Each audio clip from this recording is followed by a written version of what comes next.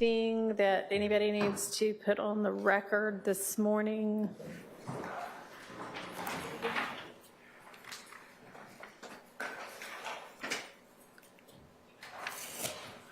Oh, thought we had everybody. Are they just out in the? I haven't seen them. We haven't seen them? Okay. Can somebody give them a call or a text? I know where it is. Okay. Mr. Atkins, you know whether we have Sergeant Gaither? I mean, I know we're a few minutes before 9 still. My understanding is she would be here by now. Okay. I'll check to confirm. I'm sure she will be.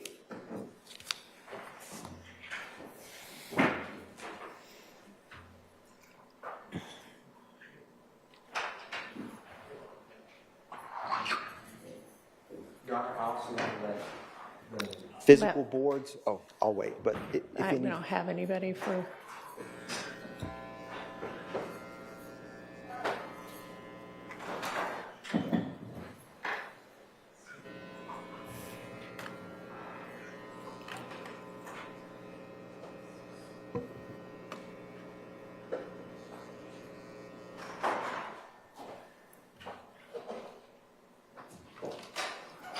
All right.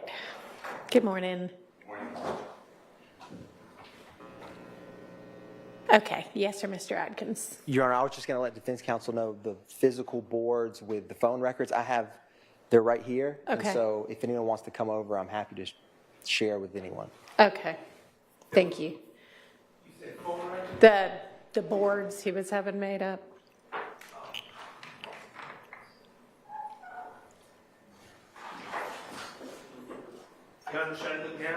Yeah, now's good. We have a few minutes before we have the jury ready anyway.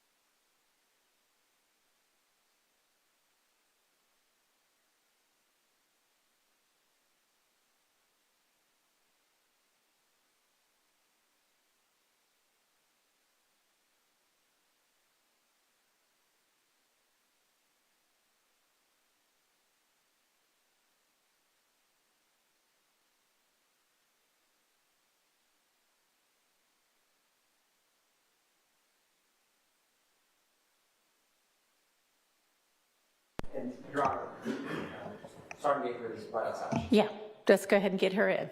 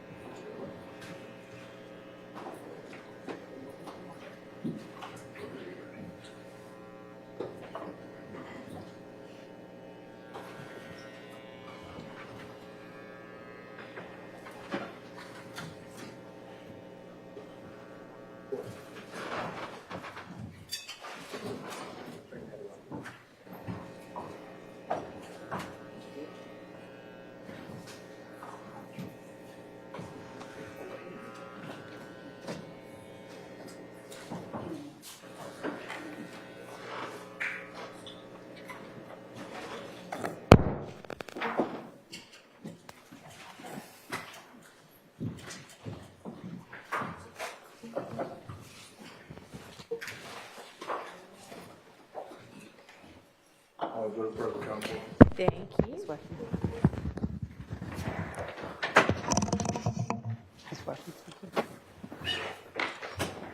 All right, Ms. Ladd, you can proceed.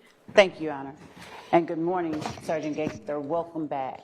Good morning. Yesterday, the state was showing you some photographs and asked if you recognize them.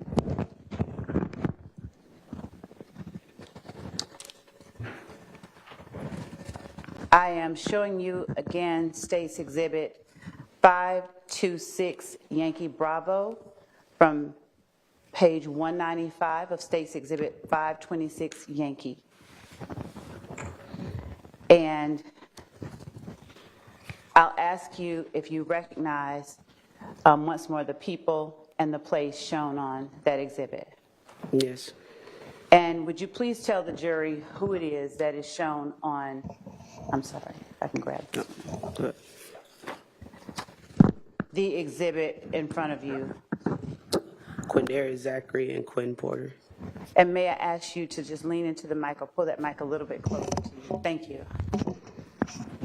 Go ahead. Quindarius Zachary and Quinn Porter.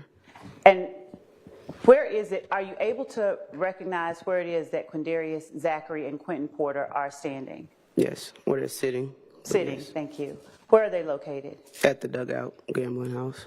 Your Honor, the state tenders State's Exhibit 526 Yankee Bravo as evidence. Thank you. Would you please tell the jury, you can hang on to it as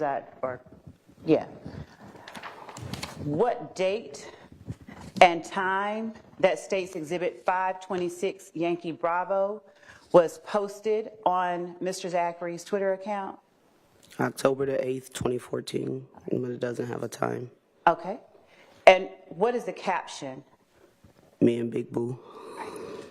Now, is this Quentin Porter, thank you, the same Quentin Porter that you referenced earlier as Big Boo?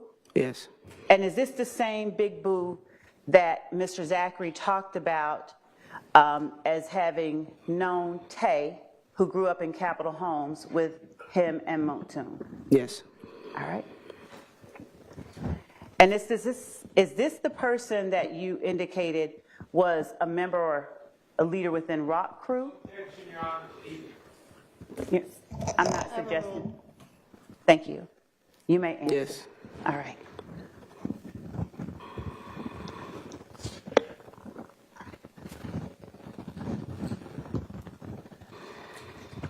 Do you recall during the interview where you spoke with Mr.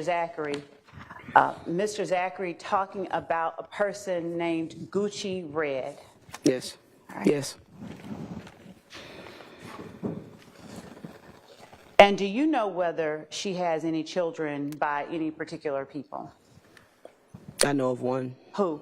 Mr. Williams.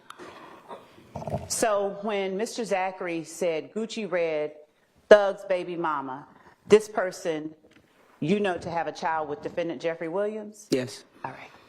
I'm going to show you what has been marked as State's Exhibit 526 Yankee Charlie, page 181, Your Honor, for the record of 526 Yankee.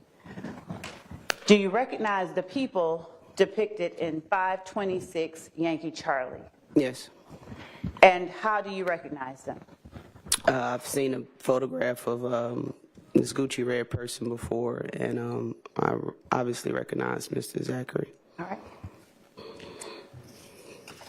The state tenders State's Exhibit 526 Yankee Charlie as evidence. Admitted. Would you read for the jury the date that Mr. Zachary posted the photo of himself and Gucci Red to his Twitter account at rock Lil D, underscore Lil D? October the 20th, 2014. All right. Now, with respect to Mr. Zachary's Twitter name, does he spell it ROC underscore Little D, or does he spell it a different way? The C is replaced with a 5. Within your expertise as a gang expert, does that 5 have any significance to you? For members of blood gangs, the number 5 represents their gang. They will normally replace if it's a letter C with a 5 or X out the C due to their rivals being the Crips. Okay. Do they ever X out the C and replace it with the letter B as in Bravo? Yes, they do. Okay.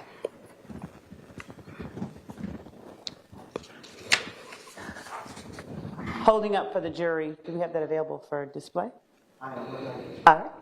Holding up for the jury, State's Exhibit 526, Yankee Charlie, Mr. Zachary and Gucci Red.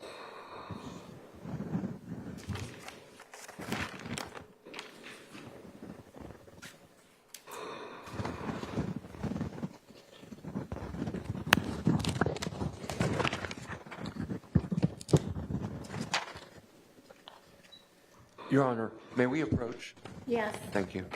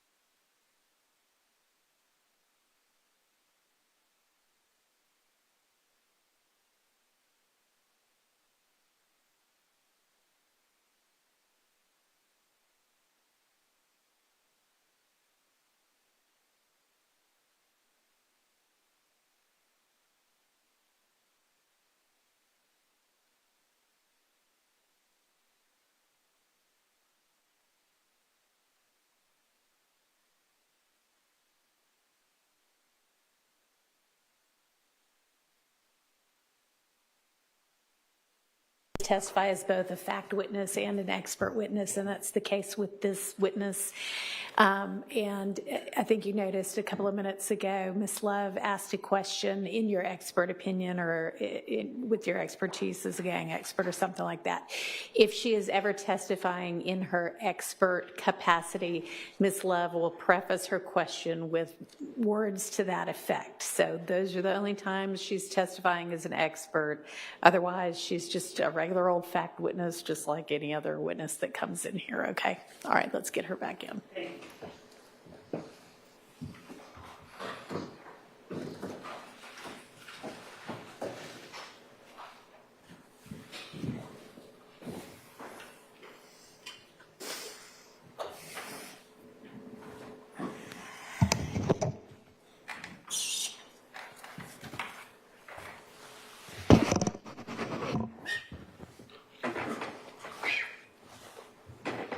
Go ahead.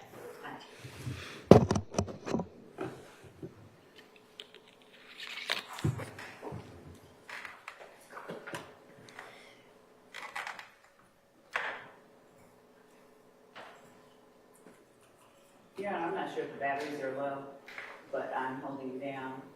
We're having a little trouble getting it on or. Well, this battery sure doesn't last long.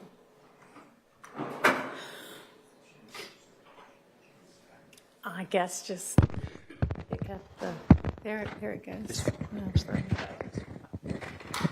Thank you.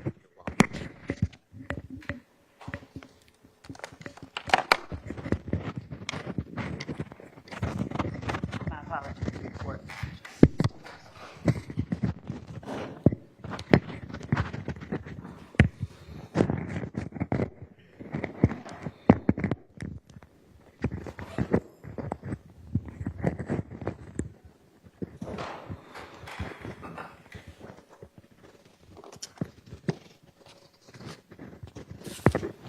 Sergeant Gaither, I'm now showing you what has been marked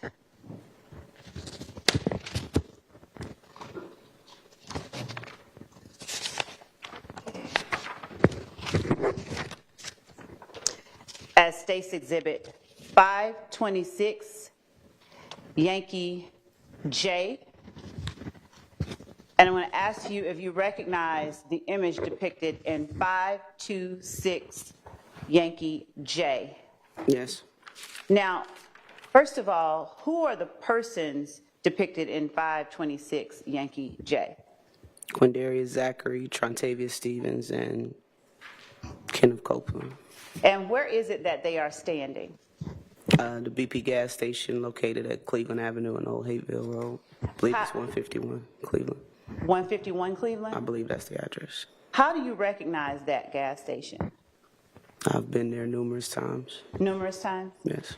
And what is the date of the posting of those three persons in front of 151 Cleveland Avenue, the BP at Old Hateville, you said, in Cleveland Avenue? Yes. December the 2nd, 2014. All right. And the caption, what does it say? My N-words, Free Slug and Woody. All right.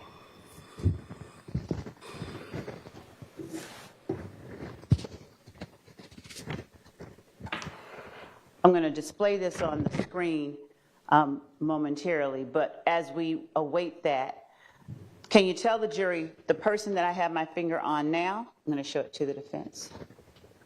Quindarius Zachary. Okay. And the person in the middle? Trontavia Stevens. And the person on the end? Kenneth Copeland. And the gas station that you talked about? That's the BP. All right.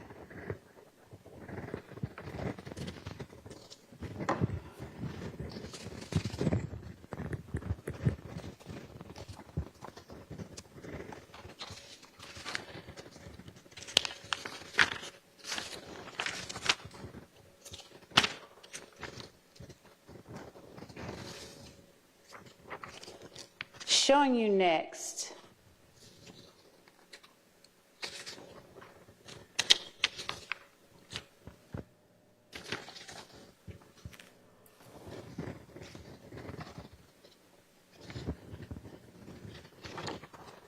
what has been marked as State's Exhibit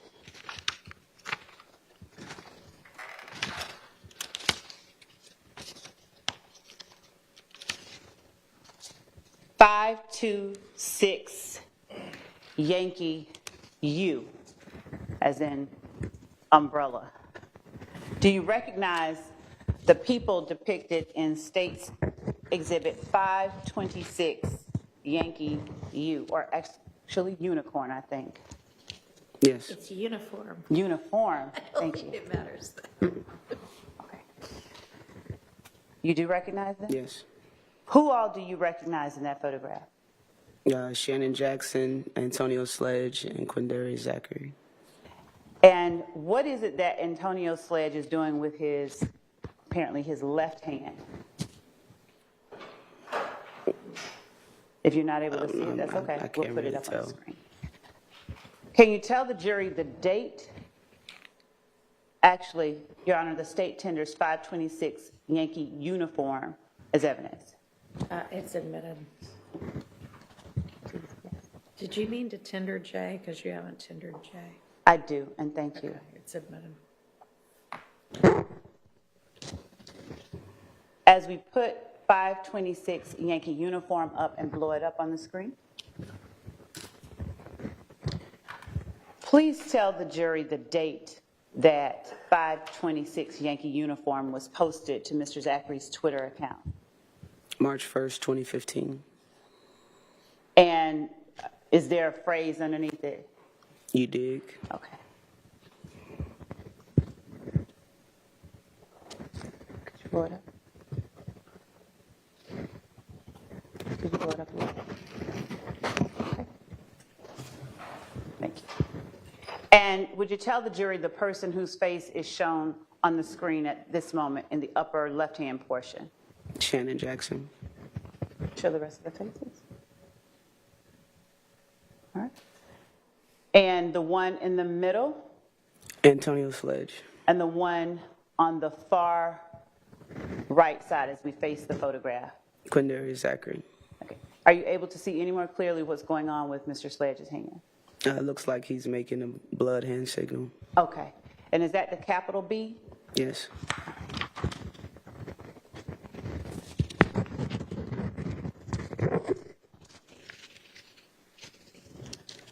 I'm now going to show you what has been marked as State's Exhibit 526 Yankee Tango, and ask you if you recognize the persons depicted in 526 Yankee Tango, which is page 117 of State's Exhibit 526 Yankee. Yes. Is that an accurate depiction of the persons in 526 Yankee Tango? Yes. State tenders 526 Yankee Tango as evidence. Admitted.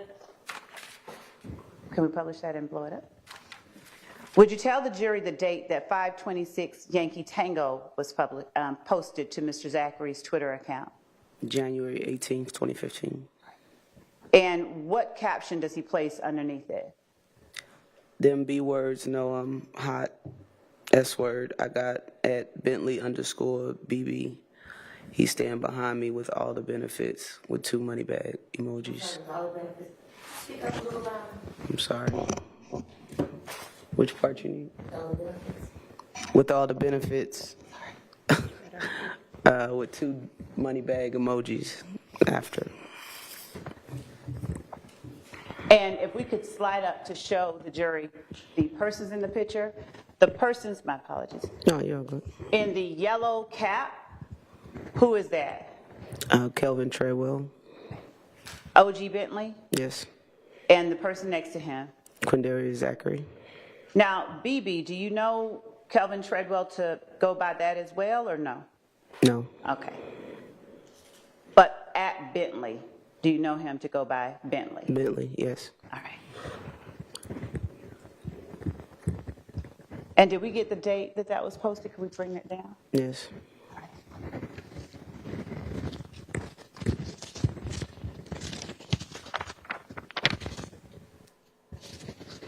Showing you now what has been labeled as State's Exhibit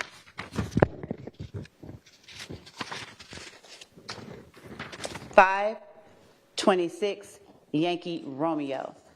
And I'm asking you if you recognize the person depicted in 526 Yankee Romeo. Yes. Who is the person, or how do you recognize the person depicted in 526 Yankee Romeo? I arrested him. Okay. Is that an accurate depiction of the person depicted in 526 Yankee Romeo? Yes. The state tenders 526 Yankee Romeo as evidence. Could we publish? Permission to publish. Yeah.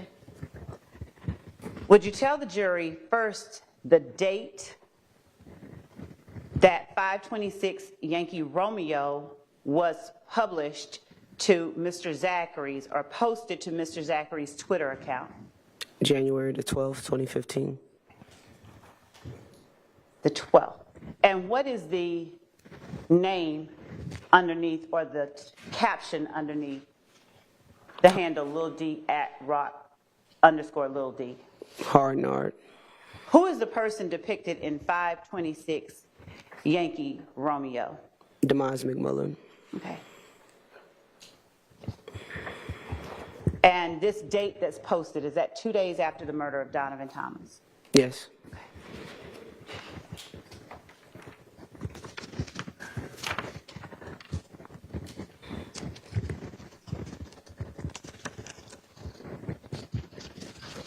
During your interview with Quindarius Zachary, did he, or do you recall him discussing Demise McMullen and where he was in the days after the murder of Donovan Thomas? Yes.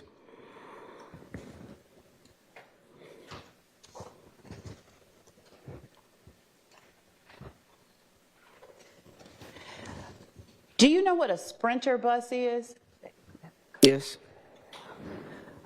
Would you describe or explain to the jury what a Sprinter bus is? It's basically a high-end van style vehicle. Normally has larger seats, television screens. Just it's a van, but it's created to be more of a comfortable ride than like an actual minivan. That's about the easiest way I can explain it.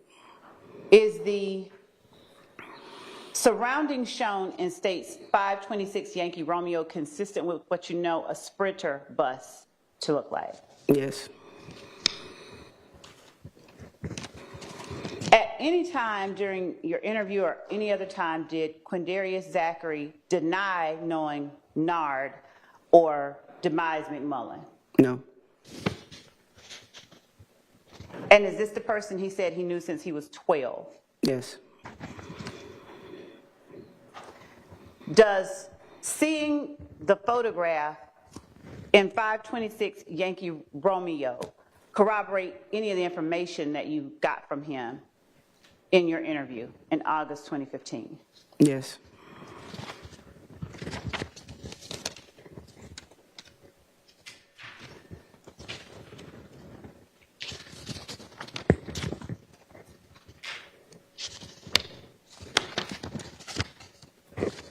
Showing you what has been marked as State's Exhibit 526 Yankee Hilo.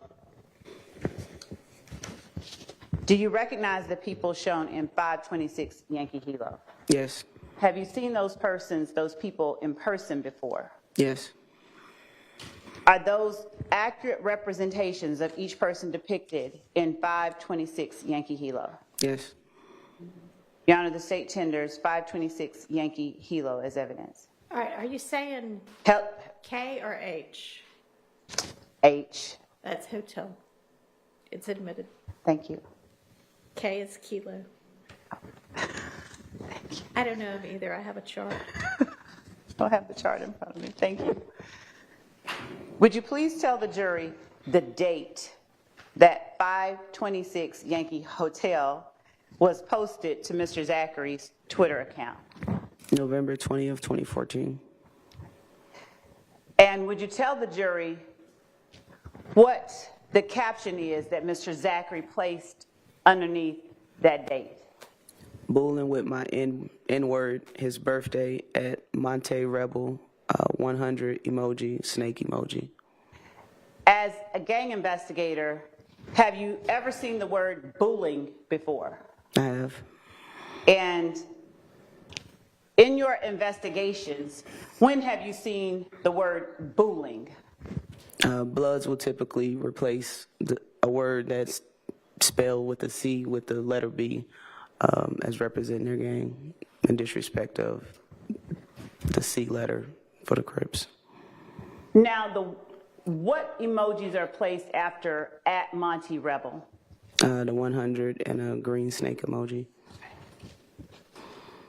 And if we would scroll up to the photographs, would you tell the jury, as we hover over the zoomed in photograph of the person on my left, who the person is to my left on the screen as we look at the picture, the marker over the person to my left, the person that the marker is over now? Diamante Kendricks. And the person to his left and my right, who is that? Quindarius Zachary. Does this person, to your knowledge, have a nickname that he answers to as well? Which one? I'm sorry, the person to my left, Diamante Kendrick. Yeah, Gotti. Y-A-K-G-O-T-T-I? Yes, ma'am. Okay. Thank you.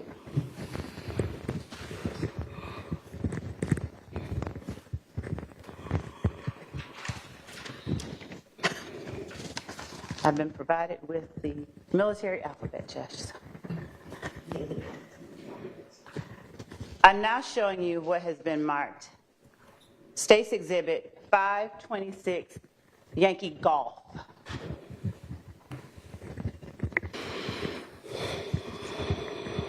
Do you recognize the people depicted in 526 Yankee Golf? Yes. Is that an accurate depiction of those persons? Yes. State tenders 526 Yankee Golf as evidence. Permission to publish. Would you please tell the jury what date 526 Yankee Golf was posted to Mr. Zachary's Twitter account? November 1st, 2014. And what is the caption underneath the date of the post? 3 green snake emojis with the red heart. YSL, the number 3 emoji, the number 0 emoji with the word deep. All right. And as a gang investigator looking at this, how do you read it as the number 3 emoji, the number 3 emoji, and then deep, or as something else? I saw it as something else. And what did you see it as? This represents the gang 30 Deep because it's a member of 30 Deep within the picture. All right. 3 snakes, red heart, YSL 30 Deep?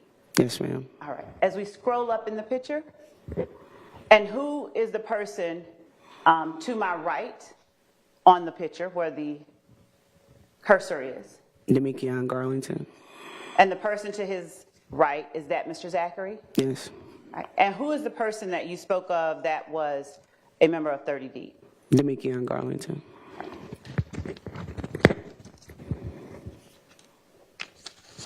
Does Demikion Garlington have a nickname that he answers to? Little D.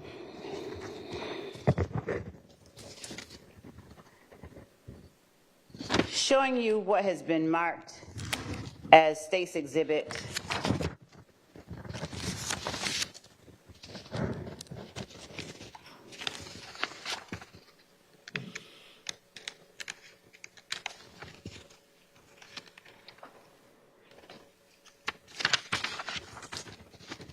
524 Yankee Papa. Do you recognize the people shown in 526 Yankee Papa? Yes. Are those accurate depictions of the person in 526 Yankee Papa? Yes. State tenders 526 Yankee Papa as evidence. Permission to publish? Zooming in on the date, would you please tell the jury the date that Mr. Zachary posted 526 Yankee Papa to his Twitter account? January 3rd, 2015. And who are the people depicted in States 526 Yankee Papa? Shannon Jackson and Quindarius Zachary. And is that Mr. Jackson to my left Yes. and Mr. Zachary to his left, to Mr. Jackson's left? Yes.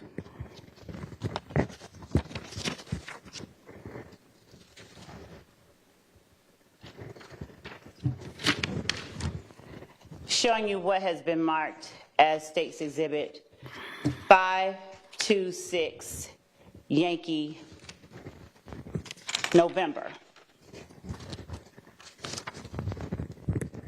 Do you recognize the persons shown in 526 Yankee November? Yes. Is that an accurate depiction of the people depicted in 526 Yankee November? Yes. State tenders 526 Yankee November as evidence. It's admitted. Permission to publish, Your Honor? I'm assuming it's granted. Go ahead and publish. May we publish, Your Honor? Yes. Sorry.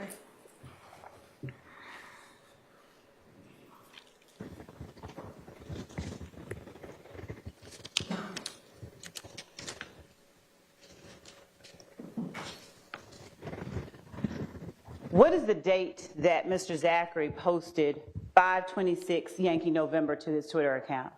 January 1st, 2015.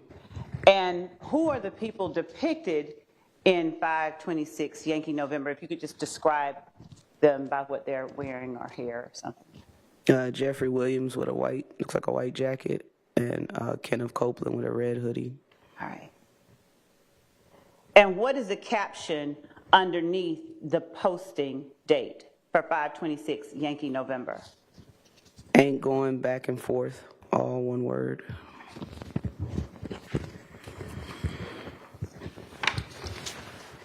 Is the person in 526 Yankee November next to Kenneth Copeland the same person you understood Mr. Zachary to be referring to when he said thug Yes. throughout his interview? Yes.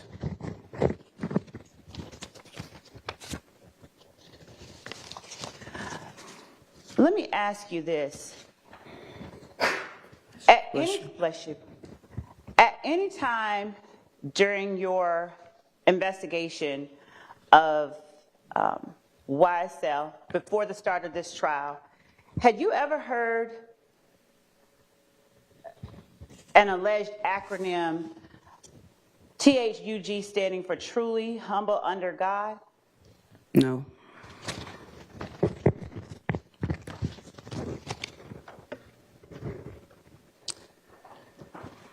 I'm going to show you what has already been admitted as State's Exhibit 2, Juliet, and State's Exhibit 3, Juliet.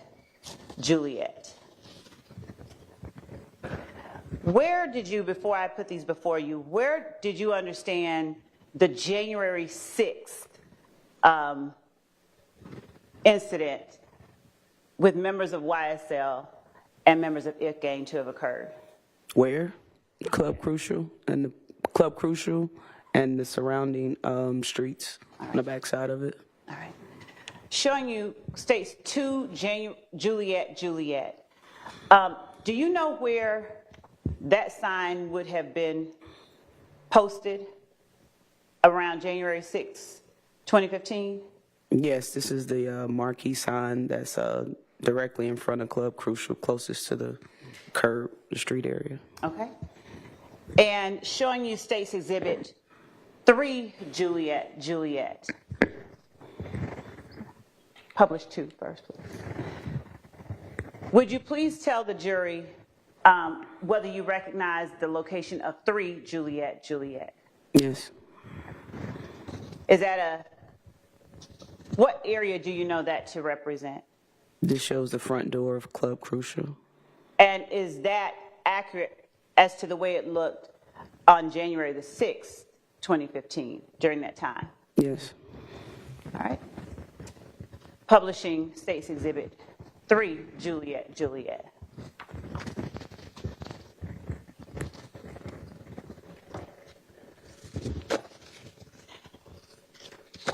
Prior to learning of the incident on January 6th,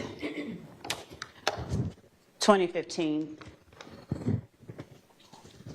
after you began this investigation, did you go out to that scene or know that there was any kind of shooting at Club Crucial on January the 6th, 2015? No, I didn't know when it occurred that it actually had happened. And did you have any knowledge that Diamante Kendrick had gotten arrested up from this club at that time? Not at the time, no. Did you learn about it later? Yes. And did you discuss that incident in your interview with Mr. Zachary? I believe so. Who was it that, or what was it that Mr. Zachary indicated started that whole incident with the shooting? I believe he stated Mr. Copeland was jumped in the club. Mr. Zachary was inside with Mr. Williams. Several people after the fight exited the club. Another fight happened with Bloody J, where Bloody J was hit in the face. Mr. Zachary stated that he stayed inside with Mr. Williams while everyone else went outside and got their guns to basically escort Mr. Williams out. After they exited the club, members of 30 Deep YSL began to shoot at vehicles with Mr. Shell Kel, which is Kelvin Watts, and other members of If Gang as they were leaving the parking lot area. Did the information you learned about the incident depicted in 3 Juliet, Juliet corroborate or help confirm for you any of the information that you got from Mr. Zachary during your interview? Yes. Without saying what was said by anybody, had you gotten from anyone else in any other interviews the details that Mr. Zachary gave you? I'll withdraw that question.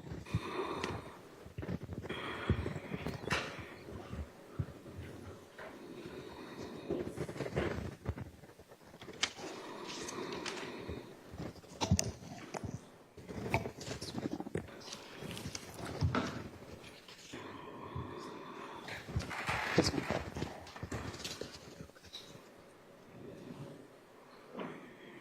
We didn't publish. Okay. And putting up on the screen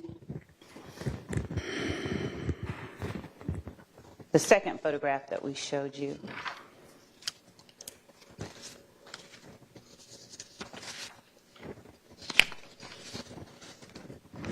Go ahead. Yeah. Yes, 526 Yankee Charlie. Would you tell the jury who it is that they're looking at when you look at 526 Yankee Charlie? Quindarius Zachary and Gucci Red. All right.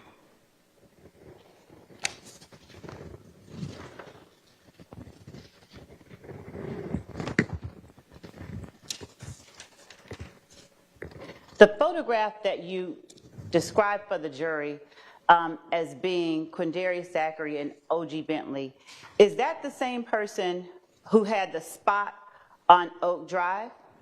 Yes.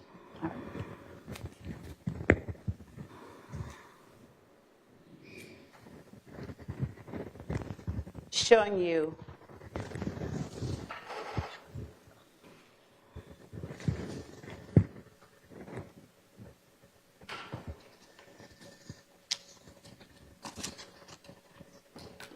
X-ray. State's Exhibit 526, Yankee X-ray. Do you recognize the people depicted in 526 Yankee X-ray? Yes. Are those accurate depictions of the people depicted in 526 Yankee X-ray? Yes. State tenders 526 Yankee X-ray. It's admitted. Permission to publish. You may. Thank you.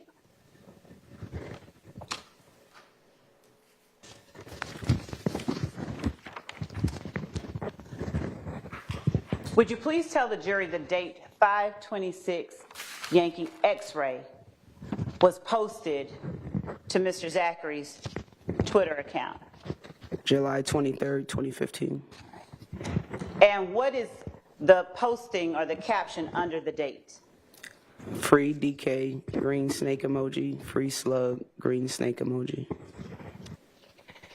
And as we go down to the persons or the people in 526 Yankee X-ray, would you tell the jury who it is that is shown in that exhibit?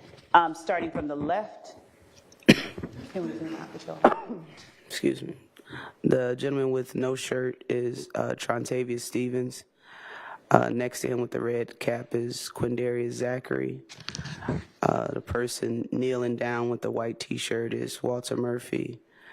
And the person with the red shirt, I believe that's Quindarius' brother, Tay. Okay. I'm not sure of his first name.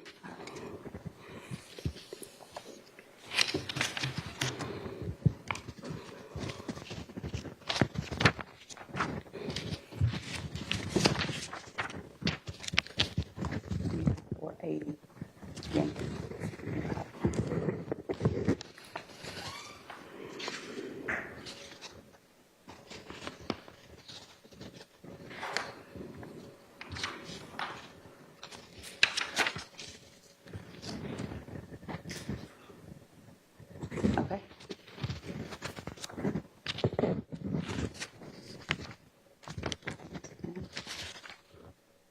You got it?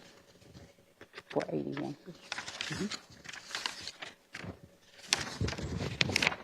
When you talked to Quindarius Zachary and you showed him a phone number in the interview that you had, do you recall off the top of your head which phone number it was that you showed him that he said, that's not my number? The exact phone number, no. Would showing you a copy of the warrant a warrant that you issued with respect to Quindarius Zachary's phone number, refresh your recollection? Sure. Your Honor, I'm approaching the witness with State's Exhibit 506 Yankee. All right. Would you look at that and tell me if it refreshes your memory? Yes. Would you tell the jury what number it was that you got from Quindarius Zachary's mother the day that you executed the search warrant at his home? Area code 404-901-5726. Did you do anything with that number in order to corroborate or disprove anything that Mr. Zachary told you during the interview on August the 5th? Or had you done anything with that number? Yes, I had already received cell phone records from the cell phone provider for that particular phone number. Okay. And did you, without getting into what you found, did you have the means to roughly plot out the location of that phone number during the incident at Adele Andrew Drive? Yes. All right. And were you able to corroborate or disprove, for your purposes, any of the information that Mr. Zachary gave you on August 5th, 2015, based on those? Yes. There's no foundation for what was plotted. It's never been discussed with this witness. I'm objecting, and also the jury to determine what is corroborating or not the facts. Your Honor, may I respond? Mr. Zachary gave several different statements, including one that he wasn't there. So we need to know, for that question to be answered, we need to know what version of events Mr. Zachary gave that day is being compared to the phone record. May I respond to Mr. Thank you. With respect to Mr. Steele's Objection, Your Honor. We've not asked any particular underlying questions about the phone records, but there have been continued questions placed upon or made by the defense regarding corroboration. So I'm asking generally, did she make any effort to corroborate the information that she obtained from Mr. Zachary? And then I'm going to ask if she challenged any of it. All right, and I think that question was specific to the August 5th, 2015 statement. Interview, the yes. way you asked it, so Yes. overruled. And as it relates to Mr. Shart's objection, if I need to clarify if that's the objection, and I need to, and the court tells me to. I mean, you asked about it specific to any, you said any, and to that statement, so overruled. Okay, thank you. So did those phone records corroborate any information that you obtained from Mr. Zachary during your August 5th, 2015 interview? Yes. Now, I'm going to talk about challenging Mr. Zachary during that interview. Do you remember Mr. Zachary when you first came in, or asking Mr. Zachary, what you want to talk to me about? Yes. And do you remember what his response was, generally? Yes. And how would you describe what his response was? He wanted me to tell him what information I already had. He wanted me to start the interview. Okay. And after you told him, no, that's not how this works, you got to tell me what you want. What was his first bit of information that he gave you about that incident at Adele Drive on April 28, 2015? Did he deny being there? Yes, he stated he wasn't there. Okay. Now, did you initially say, I know that's not true, or did you talk to him for a while? No, I talked to him for a minute. I wanted to lock him into a statement. Why did you talk to him for a minute after getting information that he wasn't there? Did you believe that he actually wasn't there? No, I already knew that he was there. Okay. So why did you let him talk to you after telling you something that you believed to be false? Why did you let him give you more information? At that point, I knew I could disprove what he was saying. I like to give people the opportunity to just say whatever it is they want to say, and once I confront them with facts or information that I already know, more than likely it kind of persuades them to just tell the truth. Okay. Now, at some point, did you do what you would consider confronting Mr. Zachary with facts or challenging what he had just told you? Yes. And at that point, is that where you said, I can just get up and leave? Yes. All right.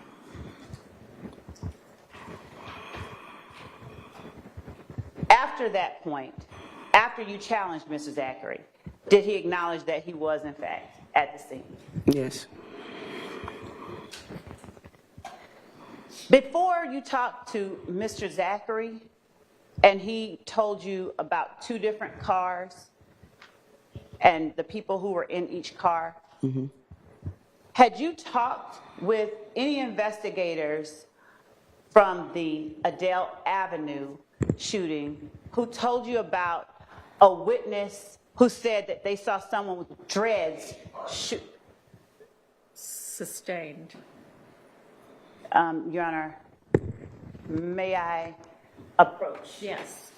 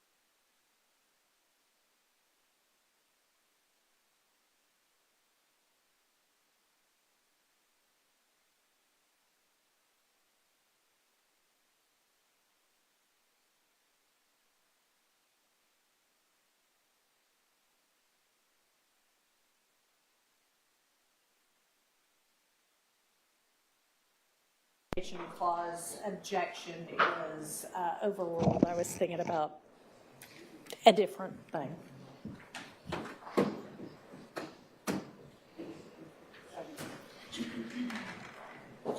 We can get the witness back.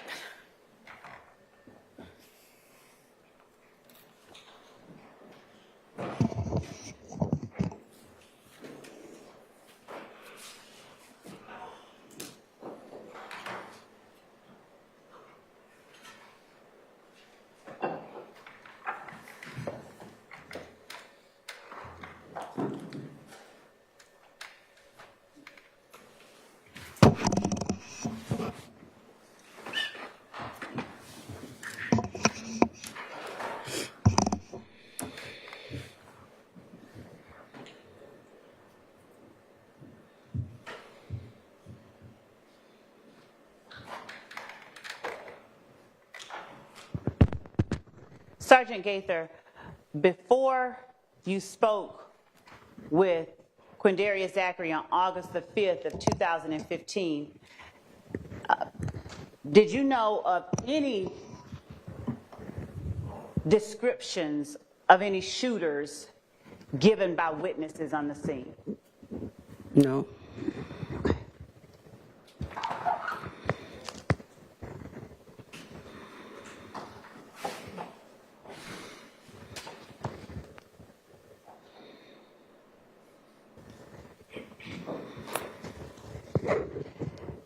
When Mr. Zachary talked about a deer gun or a deer rifle, what did you understand him to be describing?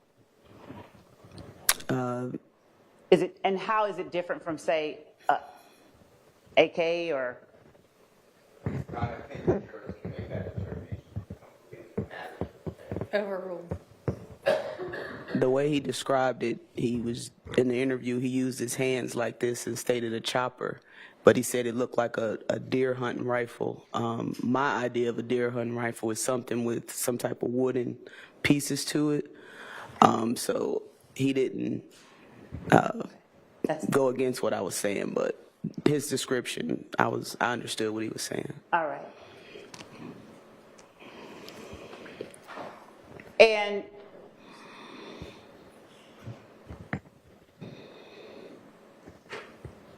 as you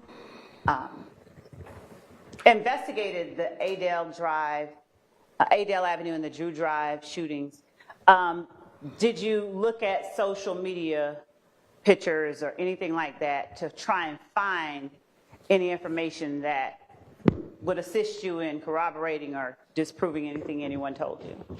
I did. Now, had you seen anything that looked anything like what you had in your mind as a deer rifle was in the hands of any particular persons during your review? I did. Now, who was it that you saw with a deer rifle, or what you believed was a deer rifle during your review of the social media? I saw a social media page with Tredon, Trevante Turner, and Ali Caldwell were sitting on the front porch of a house, and I can't remember exactly which one, but one of them were holding a large assault rifle that had a wooden stock and a wooden barrel piece, almost the same color as his desk. It looked like a deer hunting rifle, but it was an AK-47. Okay. Now, did you ever, is it fair to say you never saw that, or Mr. Zachary, Mr. Sledge, Mr. Garlington, or Mr. Stillwell with any photos with what you thought was a deer rifle or a deer hunting rifle? I didn't.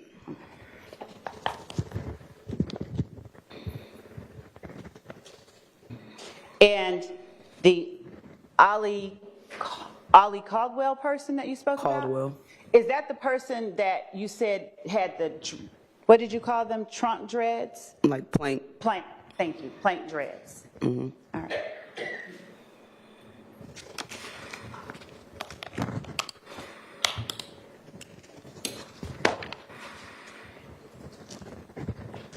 When you asked Mr. Zachary about Hill Street shootings. Had you taken part or helped in that investigation at all? I did. Who all, without saying what anyone said, who all did you talk to during the course of that investigation? Police or suspects or anyone? Let's start with police or witnesses. Okay. Spoke with Mr. Kenneth Copeland in regards to that, and Mr. Zachary. Investigator Dennis was, I don't want to say the lead, he was my partner, but he was specifically assigned to work that particular case, so he was the lead on that. Let me ask you this. Did Kenneth Copeland tell you that he participated in or that he shot at Hill Street where Lucci's mom lived? No.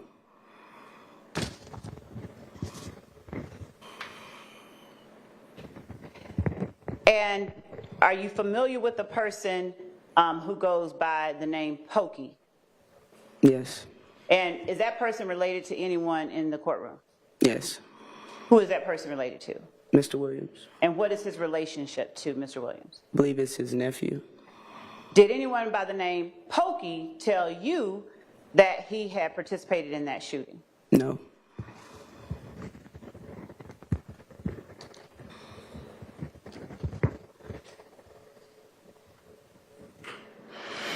Did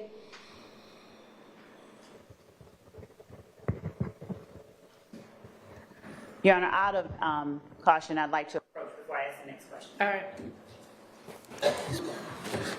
And Your Honor, I don't think You can stay.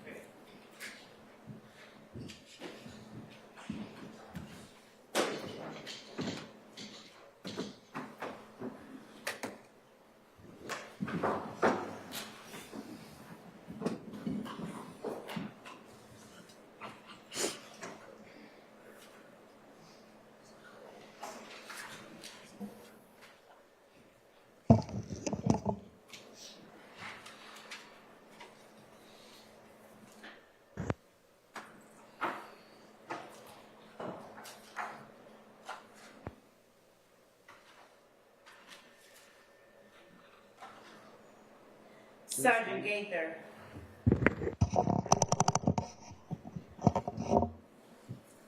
Do you recall during the time that you and Detective Dennis spoke with Quindarius Zachary, talking to him about the day Lucci's mother's house was shot, or one of the shootings at Lucci's mother's house? Yes. Before you spoke with Quindarius Zachary on August the 5th, 2015, did you have information, any other information, that Shannon had a 223 on that day before you spoke to Mr. Zachary? No.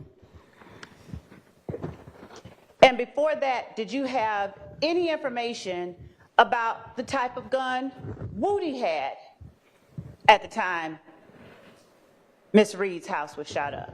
No. And before you spoke to Mr. Zachary, did you have any other information about Pokey being involved in Lucci's mother's shooting? No.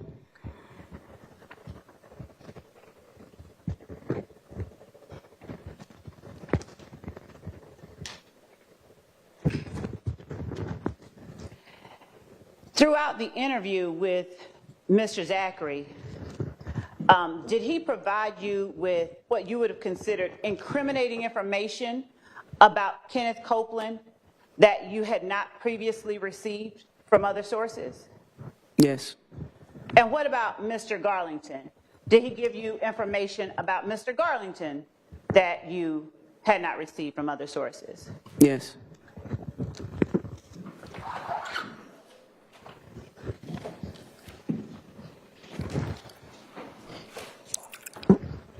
Did he provide you with information regarding the January 10th, 2015 murder of Donovan Thomas and what happened before and after that you had not received from other sources? Yes.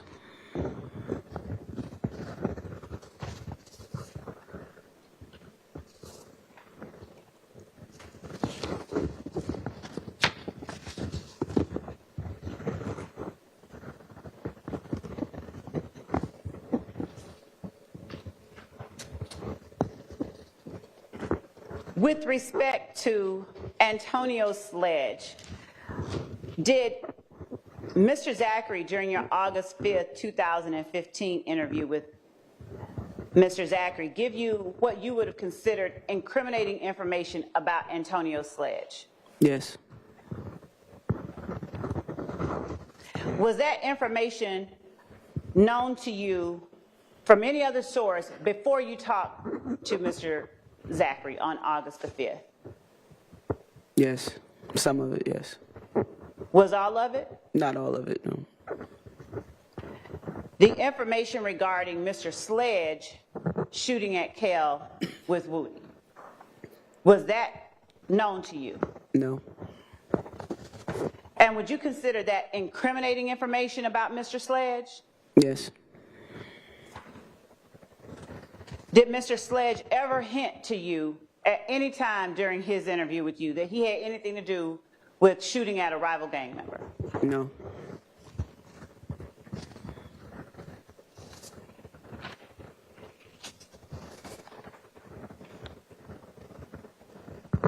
Did the information that Mr. Zachary gave you about Tay being a person that you knew to be affiliated with MDC, did I get that right or did I get Yes. that wrong? Did that cause you in any way to question or challenge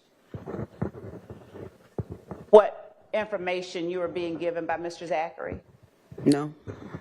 Why not when MDC is a different group from YSL?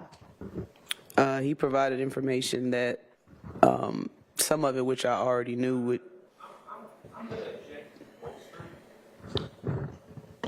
Your Honor, the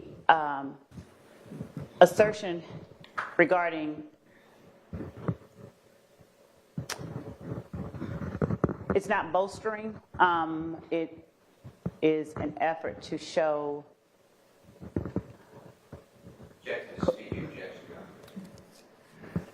I'm going to sustain and you can rephrase. Okay.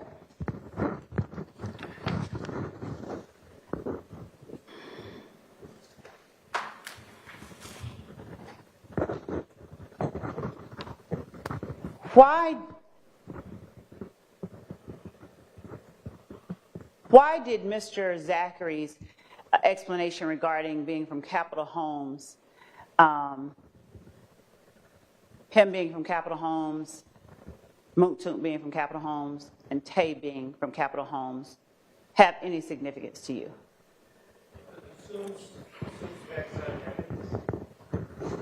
Sustained. You- She said, or he said, assumes facts not in evidence. During the interview, do you recall Mr. Zachary talking about himself being from Capital Homes, Mooktook being from Capital Homes, and a third person that belongs to another group being from Capital Homes? Yes. What was that third person? Tay.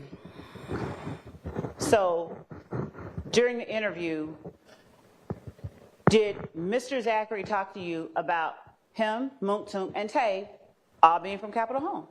He did. Did that information have any significance to you? It did. What significance? I showed a prior relationship. Between, Those three individuals. okay, despite the fact that Tay was MDC and Mr. Zachary and Mr. Sledge were YSL? Yes. Sustained. I'll withdraw it. Thank you. I'll withdraw it. Why was the fact that those three people had a prior association of any interest in your investigation? It showed their continued alliance, even though they were from different gangs and lived on different sides of town. Presently, it showed their prior relationship from their roots, which was Capital Homes. Did that information in any way help you corroborate or disprove the information you were getting from Mr. Zachary? It made me believe him more. Corroborated. Sustained. So not talking about what you believed, Okay. did Hang on that, just a second. Move to strike. That'll be stricken. Please disregard that last answer.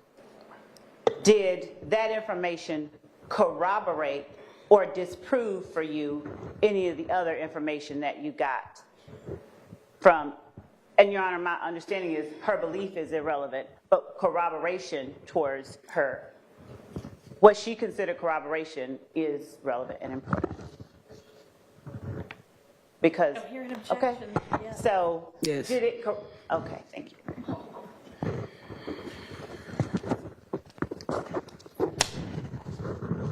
Okay, 151, please.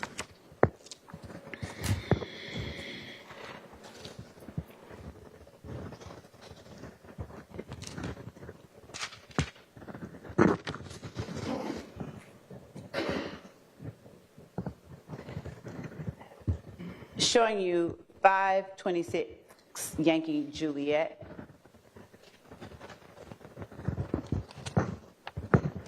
Or publishing for the jury.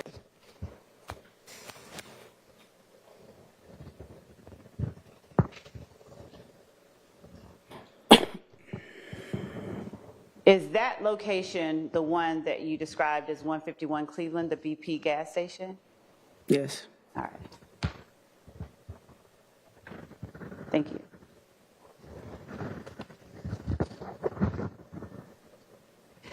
Now, did you go down to any rental agencies yourself to try and locate any rental vehicles that Mr. Zachary talked about Defendant Williams having during the time of Donovan Thomas's murder? For You that, yourself? not for the murder, no. Was that something that Detective Thorpe was primarily responsible for, or was that? Yes, that was his case. He was a primary.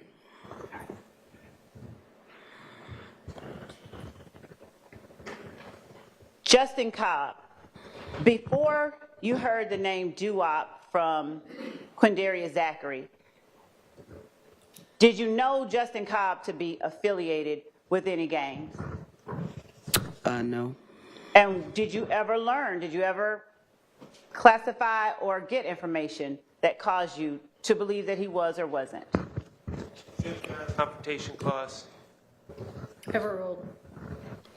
I don't recall. I don't believe so. Okay. Was Quindarius Zachary the first person that you learned of the name Justin Cobb from? Yes.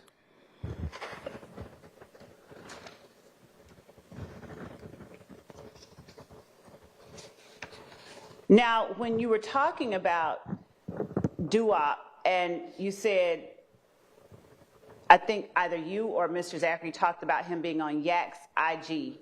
Do you remember saying one of the people in the room motioning, or Mr. Zachary actually motioning about height?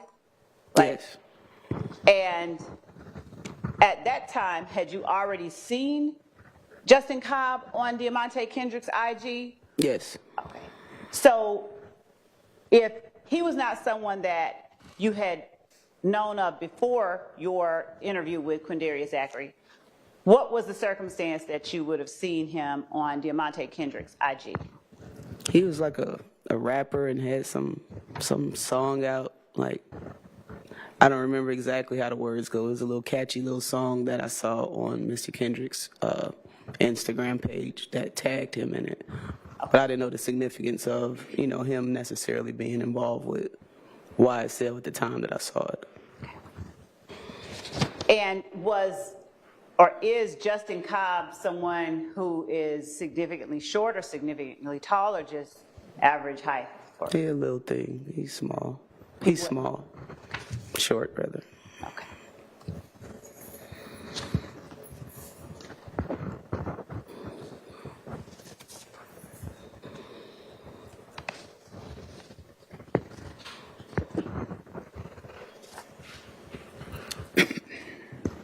Before talking with Mr. Zachary, did you have information from any other source that Nard was concerned that Woody might fold and tell that Nard, Shannon Yak, and Doo-Wop had killed Donovan Thomas?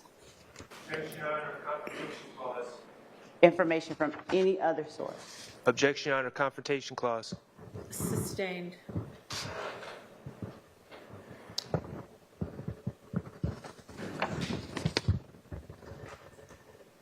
Your Honor,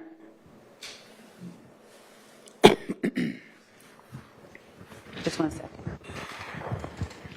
Hold on. Right.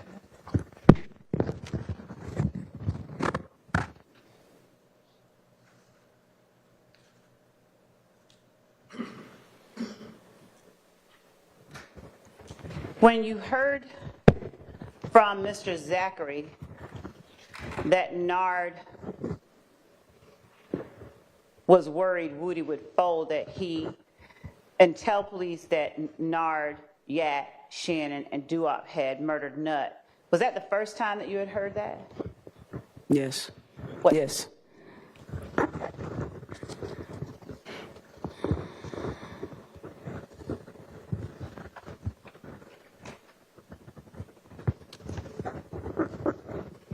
And when you heard from Mr. Zachary that Thug asked the members of YSL responsible for killing Nut, why'd y'all kill Nut? I'm objecting that is a misrepresentation. Sustained. Okay. Let me play for you.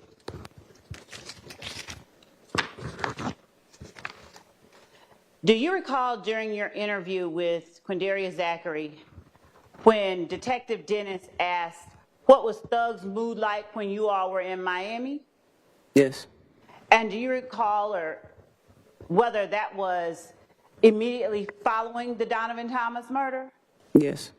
And do you recall whether Mr. Zachary said Thug was calm? He was normal. Or normal? Thank you. He was normal. All right. And do you recall whether Detective Dennis asked, he didn't care, he didn't give a fuck? Do you recall that? Yes. Okay. And did Detective Dennis ask that question? Yes. And did Quindaria Zachary follow that up with sort of an explanation? He did. Would you tell the jury what that explanation was for why he said Thug was normal? He stated because Nut gave the whoop or the green light for members of YSL, so he was just like, whatever, after that. And when you say Nut gave the green light, when he talked to you about Nut giving the green light, did he also tell you or state that Thug asked, why did y'all kill Nut? Yes, he did. And was that the response Mr. Zachary told you was given to Defendant Williams while they were in Miami? Yes. And did Mr. Zachary tell you that Thug seemed then satisfied with why they killed Nut? I'm objecting best evidence. Sustained.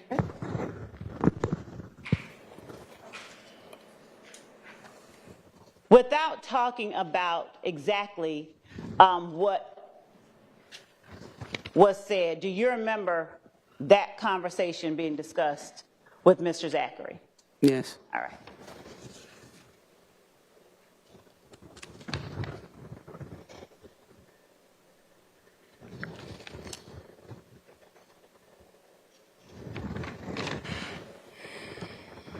When Detective Thorpe came into the room, did you already know that, or his former, or whether he had a relationship with Mr. Zachary in any other capacity? No, I knew that Investigator Thorpe had worked at Crawford Long Middle School for years, but I didn't know that they actually knew each other. Okay.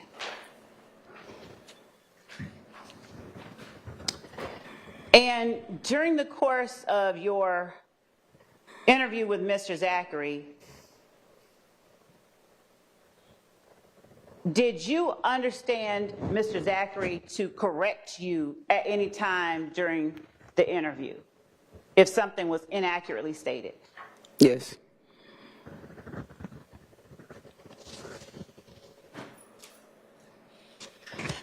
Other than changing his account of his whereabouts on April 28, 2015, as it related to the Adele Drive shooting, did Mr. Zachary give you changing accounts of anything else during the course of your interview?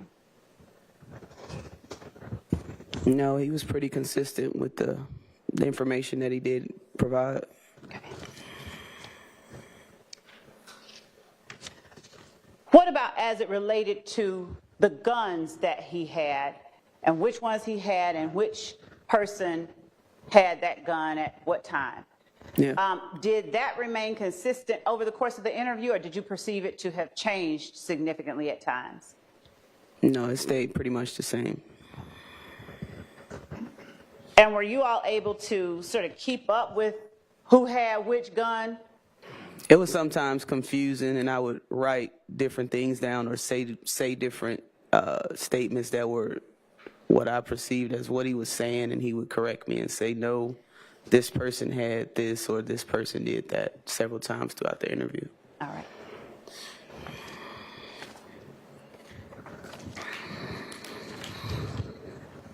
After you talked to Mr. Zachary on August the 5th of 2015, did you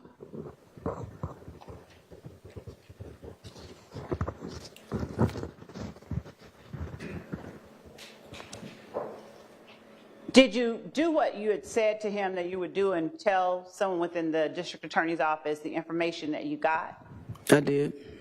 Now, did you have anything to do with any charges federally that were brought against Mr. Zachary? Did you take out any federal warrants? No, I didn't. The proffer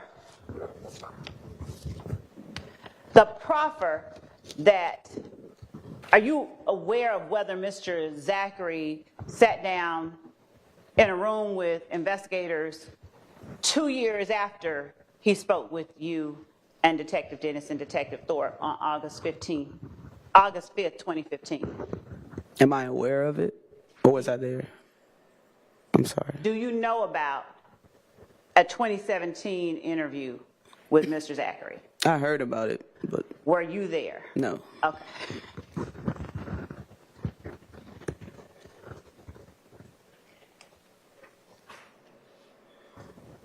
And between August 5th, 2015 and 2017, during the time you understood that other interview to have taken place, do you know whether or not Mr. Zachary was housed with anybody that he had talked about during the interview?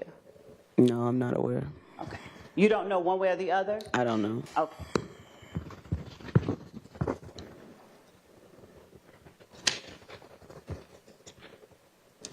Were you on scene at the compound the night that Lil Wayne's bus was shot up?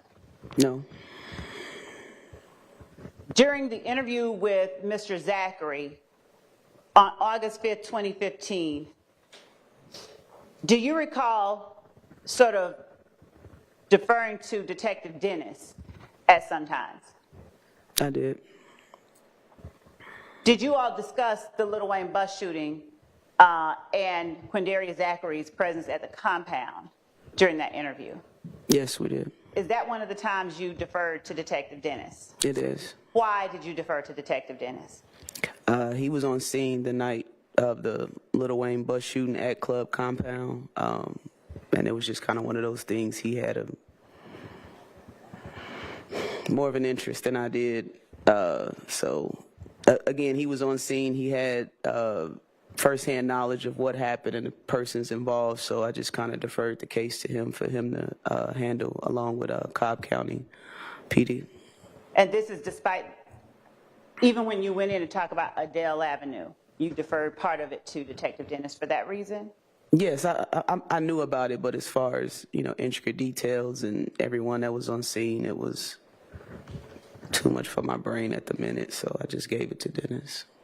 Do you remember how many cars Quindarius Zachary said that he and the group he was with were in the night of the Lil Wayne bus shooting? Yes. How many? I believe he said 10. Before he said that, did you, not speaking about anyone else, but did you have knowledge or information about a number of cars they were in? Yes. From who? I saw the video Okay. from the studio And when you talk about the video from the studio, what studio are you talking about? Vault Studios, located at 675 Metropolitan Avenue. How did you come to be looking at video from the vault on any particular time? Investigator Dennis and I went to Vault Studios and retrieved the video surveillance. Well, recorded it and had, I believe, Investigator Teague retrieve the actual video, but we saw a group of vehicles leaving Vault Studios shortly before the Little Wayne bus shooting. Your Honor, I'm going to object to best evidence rule. I can't hear you, I'm sorry. Me? I'm going to object best evidence rule if there's a video. Okay, overruled. Go ahead. I saw the video that we obtained, and it showed a group of vehicles leaving the studio before the shooting and arriving back to the studio after the shooting. Okay. Did you, before you talked to Mr. Zachary, did you in any way alert Mr. Zachary by any member of his family or any other way to the approximate number of vehicles that you saw in that video? No. Outside of the investigation that was conducted by Detective Dennis in that Little Wayne bus shooting, did you have independent information about the details Mr. Zachary gave you during that August 5th interview around this Little Wayne bus shooting? No.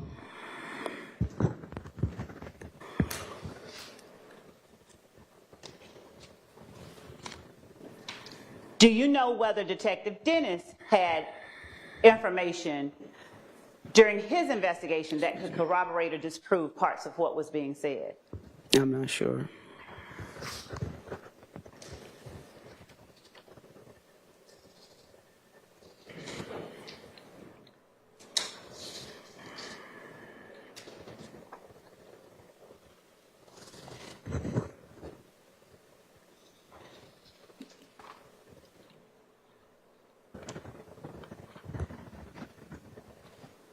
Have you ever had interviews where you're sort of forced to decide or determine whether somebody is trying to put blame here to get blame from somewhere else during your time as an investigator with the gang unit? Objection, Your Honor, relevance. Sustained. Okay. During your interview with Quindarius Zachary, did he give you any indication that his reason for talking to you was to get Shannon in trouble and get Demikian or Woody or Muntu out of trouble? Objection, Your Honor, bolstering Speculation. and speculation. Uh, Thank you. Yeah. Overruled is to speculation. Overruled is to bolster. You may answer that question. Do I need to ask it again? Are you good? No, I think I understand it. No, it didn't appear that he just wanted to get them in trouble. I took it as he wanted to try to help himself as much as he can by providing truthful information. Objection, Your Honor, bolstering. Speculation. Overruled, well, sustained is to speculation. Okay. I also have a motion, Your Honor. You have a Motion. all right. Time for our morning break anyway.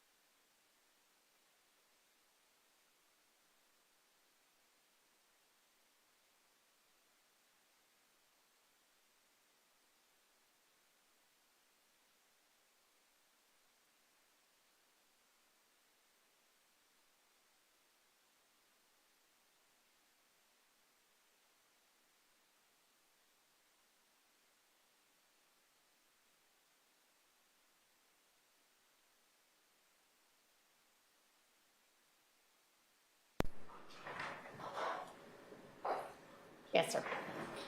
Your Honor, at this time, I'm going to move for a mistrial on behalf of Mr. Stillwell. We have, first of all, I'll point out that we've been referring to Ms. Gaither as, I believe, Sergeant, and I say that to say that she is not someone that just came off the street to testify with no understanding of how the process works.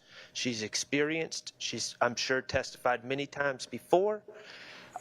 She just informed the jurors that her belief is that Mr. Zachary did not want to harm Mr. Stillwell specifically, but that's not my objection. My objection is she testified his intent was to come in and give truthful, to get himself out of trouble by giving truthful information that was absolutely improper, that was vouching for a witness, that was bolstering, and that is a basis for a mistrial.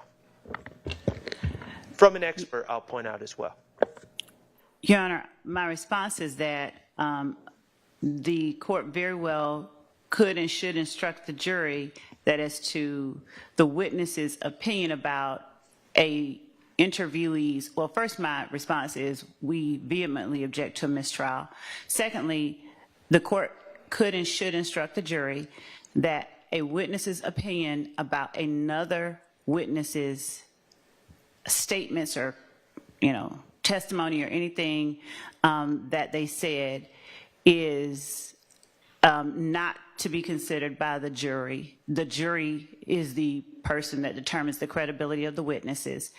And I can make certain that Sergeant Gaither knows when I'm asking regarding any indication that to not talk about truthfulness, but just to give objectively what indication or whether she considered that there was an indication.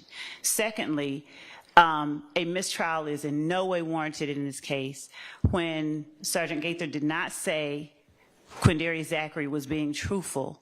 She said, I perceived, and that is why an instruction would be warranted that her opinion about his truthfulness is not to be considered by the jury. They make the determination about credibility. There is nothing about any of the exchange that just occurred that warrants or in any way justifies a mistrial. At best, an instruction is called for. I'll also point out, Your Honor, that I initially objected to the question to begin with, and I saw the danger, and the state insisted on asking that question that prompted this response. That was completely inappropriate. All right, thank you. I'm going to instruct the witness as well. So we'll go ahead and take a break. And when we get back, I'm going to have the witness in and instruct her and then give an instruction to the jury. Going to deny the motion for mistrial. And Your Honor, I'd like to renew my motion for the next question. All right, thank you. All right, we're on recess. Assume we're all joined in that. Yes. Okay, thank you.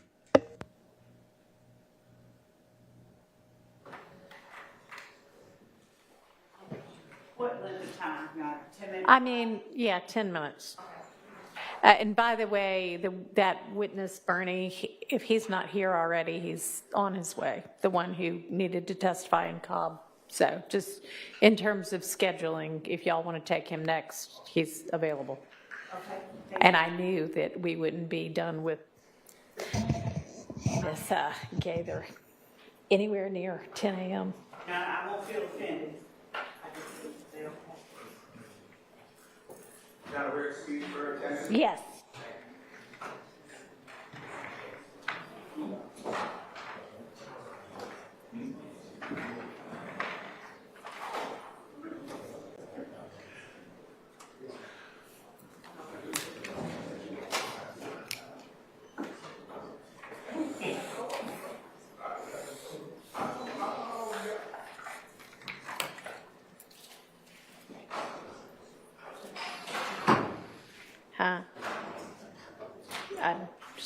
trying to draft this instruction.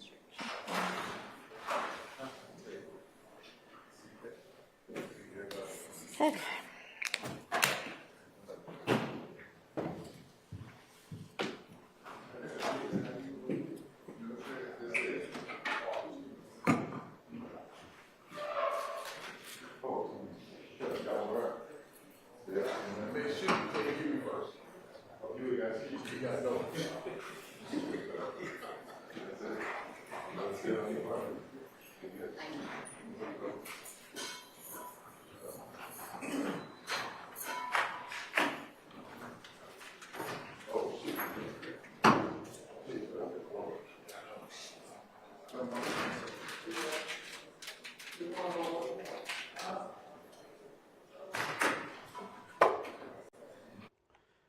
Hey everybody, thank you so much for watching our coverage of the Young Thug trial. Now I want to take a quick second and I want to tell you about this stream's awesome sponsor, Upside. So what's Upside? Upside is a free app that gets you cash back on daily essentials like gas and groceries. So when I go to pump my gas, I can use the Upside app and get cash back. Real cashback. It's money that appears in your Upside app that you can transfer straight into your bank account. So once you have the Upside app, you claim an offer for whatever you're buying on Upside. You pay as usual using a debit or credit card. You follow the steps on the app and you get paid. And as you saw me just do, you can use Upside at places like Shell, Exxon, Mobil, 7-Eleven, Taco Bell. That's just to name a few, by the way. There are so many more. So to find out how much you could earn, click the link in the description to download Upside or scan the QR code on screen and use our promo code LCLive and you'll get an extra 25 cents back on every gallon on your first tank of gas. That's promo code LCLive for an extra 25 cents back on your first gallon of gas.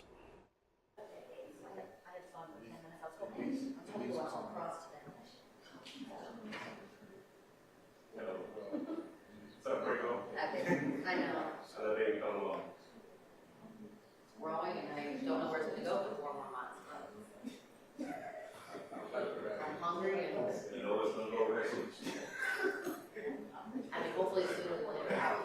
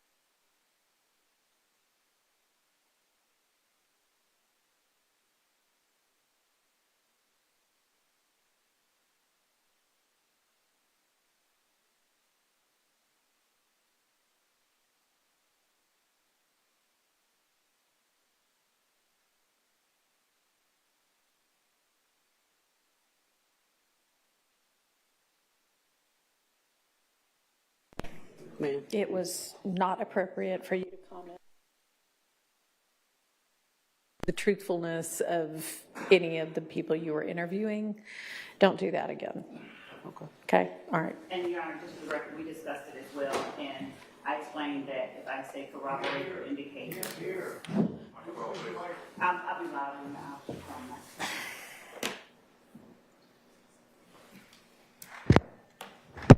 Just for the record, I did speak with Sergeant Gaither as well and explained that when I ask for indicators or corroboration, just to speak objectively of indicators or corroborators and not comment on truthfulness or believability.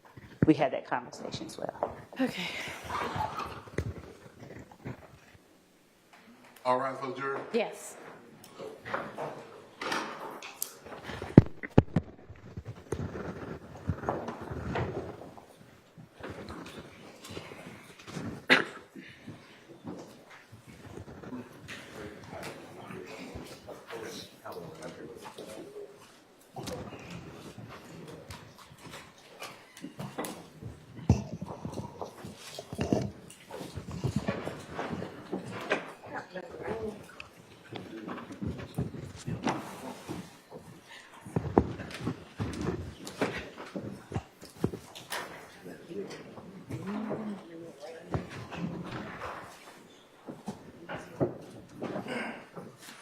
Jury President, Counsel Judge. All right, thank you. Ladies and gentlemen, I need to instruct you all that this witness's opinion, and frankly, any witness's opinion of anybody else's veracity, that is, whether they're being truthful or not, is entirely irrelevant. It's frankly inappropriate. Strike that from your minds. It is entirely up to you, the jury, to determine the credibility of any and all witnesses. Thank you. Go ahead, Ms. Love. Thank you, Your Honor. Sergeant Gaither,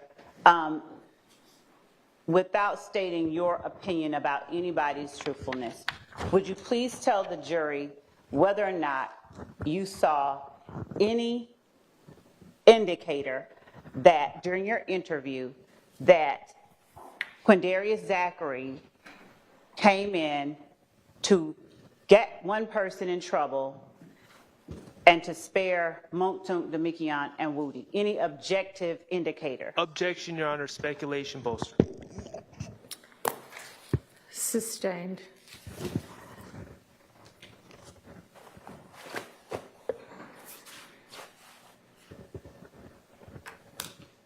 Did you consider, or did you take from Quindarius Zachary the information that he gave to you about Montunk, Demikian, Shannon,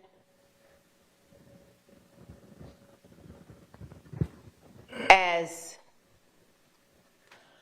incriminating, or did you understand it, or did it sort of get them out of situations that you thought they were responsible for? Objection, Your Honor. Relevance. Overrule. It was incriminating. Okay. As to all three? Yes. Okay.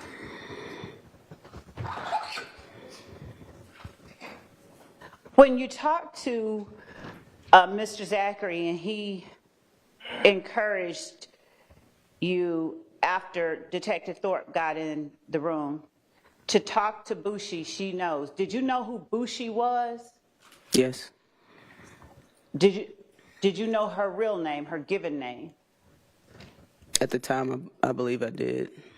Did you make any effort to go out and interview Bushi as it related to the Donovan Thomas murder? No. And why not? It seemed relevant for Investigator Thorpe to interview her, seeing that he was the lead detective on the Donovan Thomas murder. Okay. And do you know or have any information about whether anyone after Detective Thorpe may have interviewed this person? Objection, Your Honor. Relevance. Sustained. All right.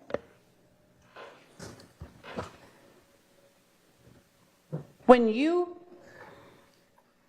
got information from Mr. Zachary about the 1428 Adele Avenue and 1903 Drew Drive shootings, what people did you take out warrants for? Do you recall? After his interview? After, okay, before or after? Who did you take out warrants for the Adele Drive shooting? Quindarius Zachary, Antonio Sledge, and Demekion Garlington.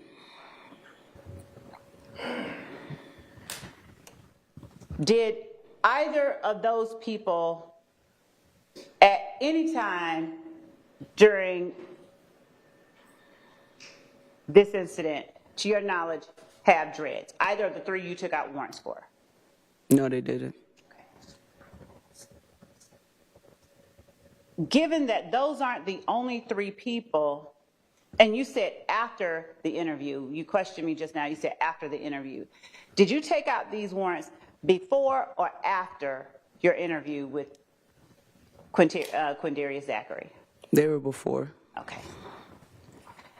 And after the interview with Quindarius Zachary, did you take out any more warrants? I didn't.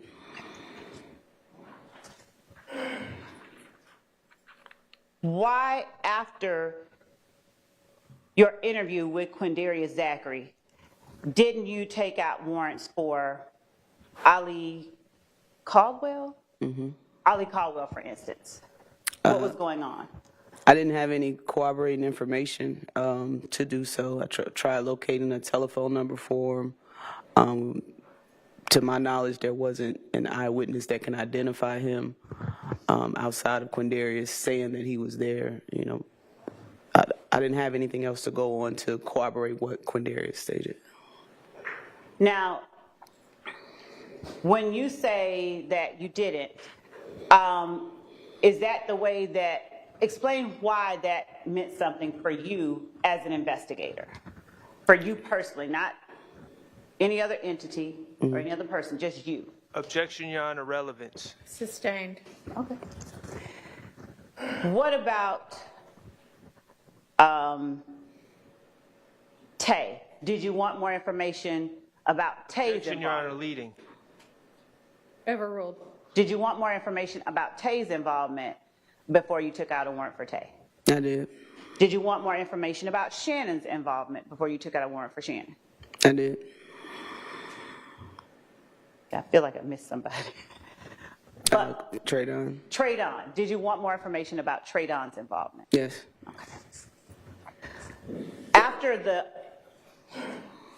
After your investigation of the Adele Drive shooting, did you cease or stop investigating the back and forth between YSL and If Gang or any other group? Did it cease? Yes, did you stop? Or did you continue looking into other incidents? No, it was definitely more incidents after. Okay. And were you responsible for, or were you assisting in investigating those incidents as well? Yes. Okay. Was 2015 in terms of gang activity? Objection, Your Honor, relevant, prejudicial and forward. Excuse me. Sustained. Thank you. I mean, I don't Bless know you. exactly what the question's going to be, but I'll say the question and the court can make the decision based on the actual question. Was the activity you saw in 2015 that you considered part of this retaliatory shooting, was that more or less activity that you saw in either 2014 or 2016? Objection, Your Honor, same objection. overruled. I'll give. Lay a foundation. Were you a gang investigator with APD in 2014? Yes. Were you a gang investigator with APD in 2016?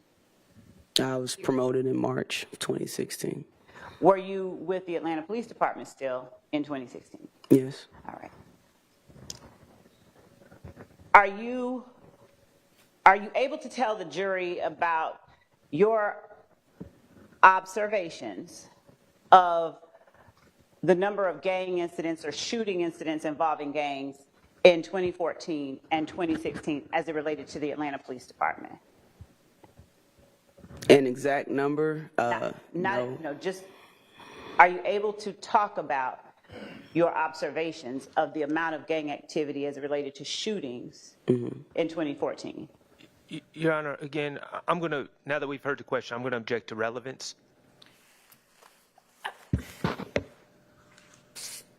Ms. Love, maybe ask a different question. Was the amount of gang activity that you investigated during the 2015 period where you were looking at YSL and If Gang, was that a usual number of gang-related shootings for you as an investigator? Objection, Your Honor. Relevance, it's the same question.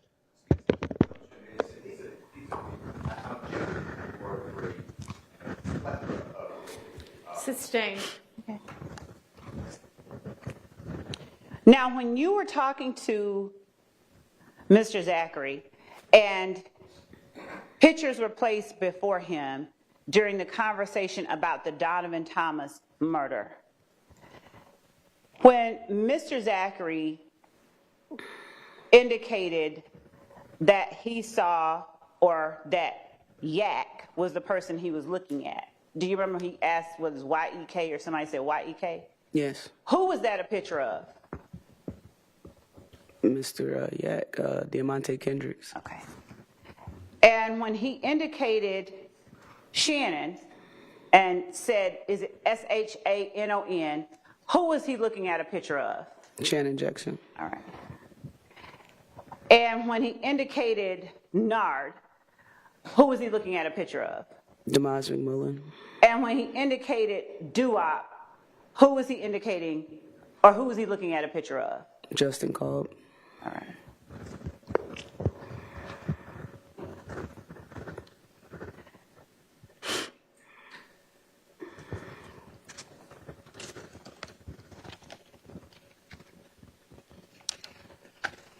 When you spoke about wanting to, when you spoke about the Browns Mill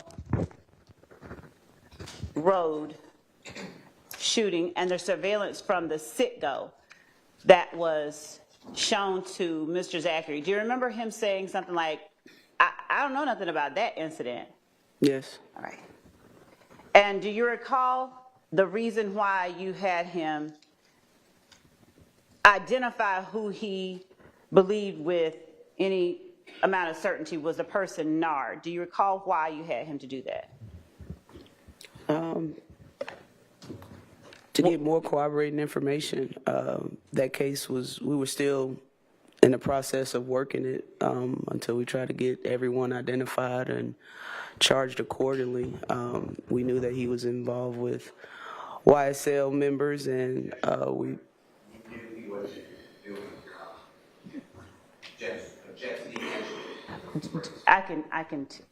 No. Did you have information, or were you working on leads as it related to a Nard? Yes. The Browns Mill Road shooting? Yes. All right. And I think I asked you whether you knew who Nard was at the time that Mr. Zachary signed that piece of paper showing Nard. Correct. And am I correct that at the time you hadn't yet identified him, or you had and were still trying to confirm? I believe I had his name. We were trying to confirm if he was the person in the surveillance video. Okay.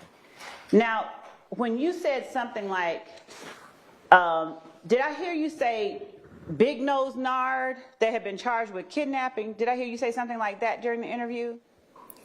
I believe Quindarius said that. Okay. And did you have information that Demise McMullen had been arrested for kidnapping? Yes. Did you pull that report, that incident report? Yes. And did you also, during your investigation, obtain a phone number for Demise McMullen or Nard? Yes. And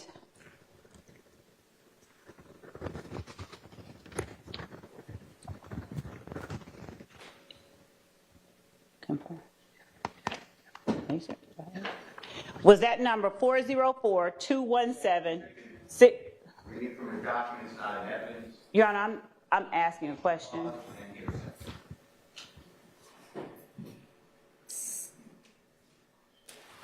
Sustained. Do you recall the number that you obtained for Demise McMullen? Not off the top of my head, no. Would seeing, first of all, did you keep a file for that case? The kidnapping case? Not the kidnapping case, but for the Browns Mill Road shooting case. I did. And did you have that file after you left the Atlanta Police Department? No. What did you do with that file? I left it with the Atlanta Police Department in a file cabinet. In a file cabinet? Yes, ma'am. Describe what that file looked like, if you can, to the jury. It's approximately, what, 7, 8 inches thick. It was reddish brown file folder, binder. Had clips in it with a bunch of paperwork. Did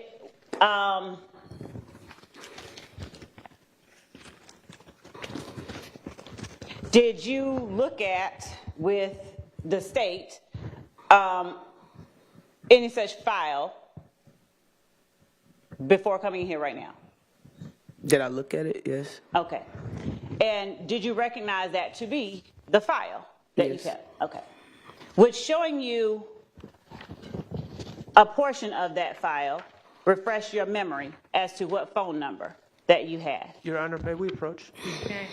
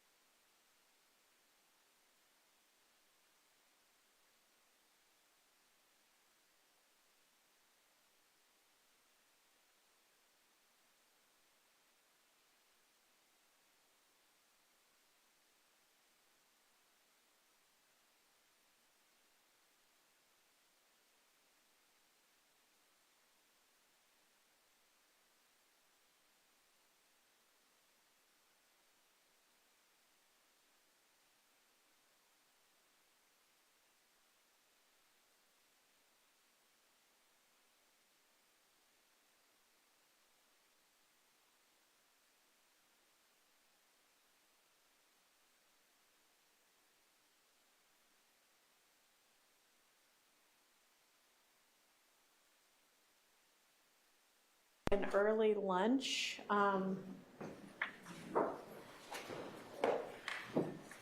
Be back at 1.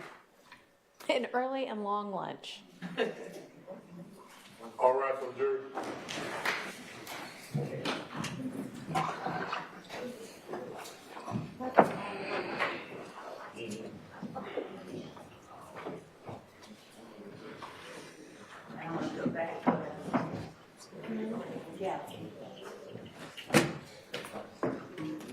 All right, if y'all want to take a look at that before the witness gets back.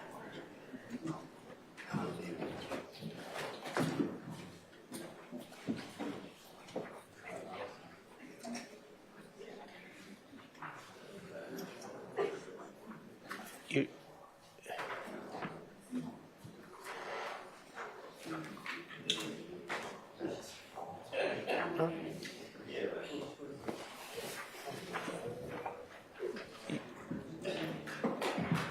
Your Honor? You're just going to put it back in the condition it was in just a minute ago and then permit them to look at it? Your Honor? Yes, sir. Before we ask Investigator Gaither any questions, I would ask the court to inquire of the state when they received this file and how they received this file, because we're completely in the blind. Okay. We went over to the Atlanta Police Department. When? Obviously, before. Is your mic, is your mic on?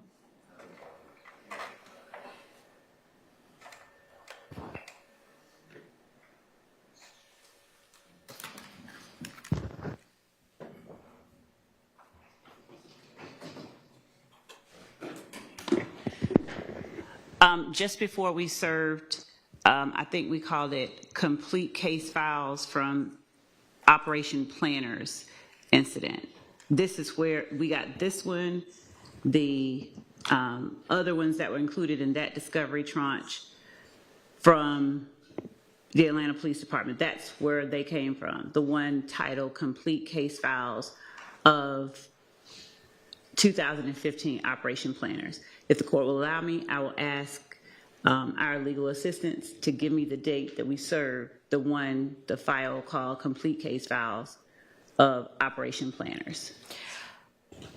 Okay, and so the contents of that file were served whenever that was? Yes. All right, what led you to suddenly ask Detective Gaither if this was her file?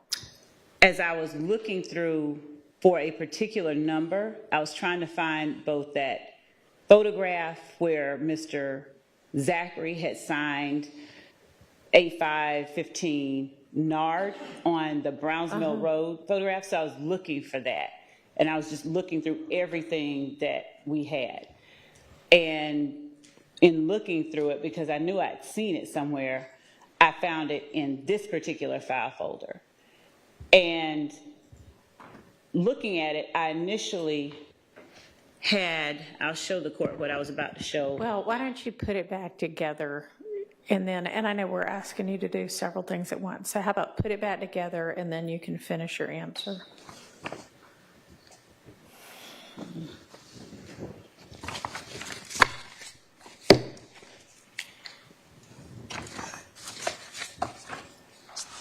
Yeah.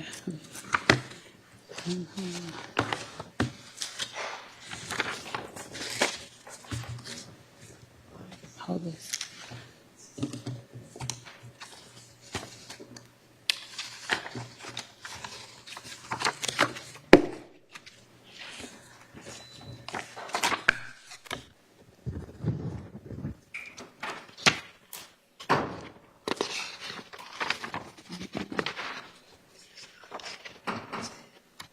Yeah,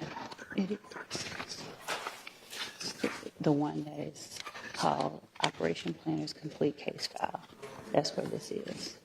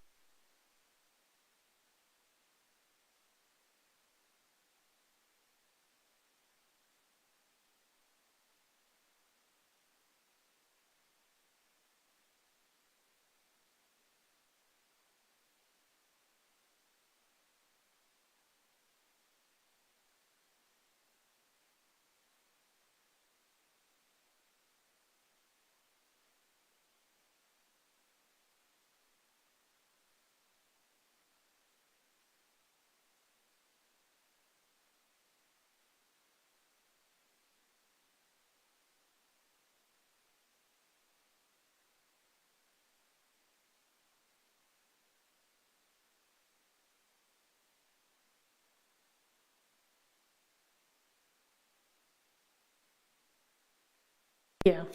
Okay, now you can finish your answer as to why this suddenly seemed like it might be Sergeant Gaither's file.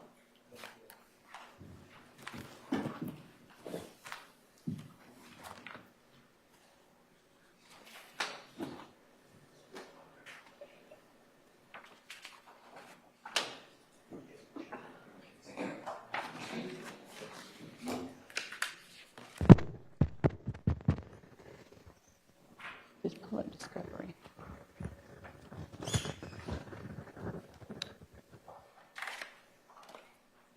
And I'm pulling up as well the discovery that has been served. Let somebody else do that. Okay, someone else is pulling up. So anyway, Your Honor, as I said, I was in trying to, when we were getting ready for Mr. Zachary, actually I think it may have been another witness, Mr. Murphy, but I remembered seeing somebody's handwriting on a picture of someone at the Browns Mill Road gas station, the Citgo. So as I was looking for that, I started looking for, I said I remember somebody's signature being on it. I don't remember if I thought it was Mr. Zachary or whomever. In either event, I found this particular, the one that we've entered as, anyway, the one that Mr. Zachary signed.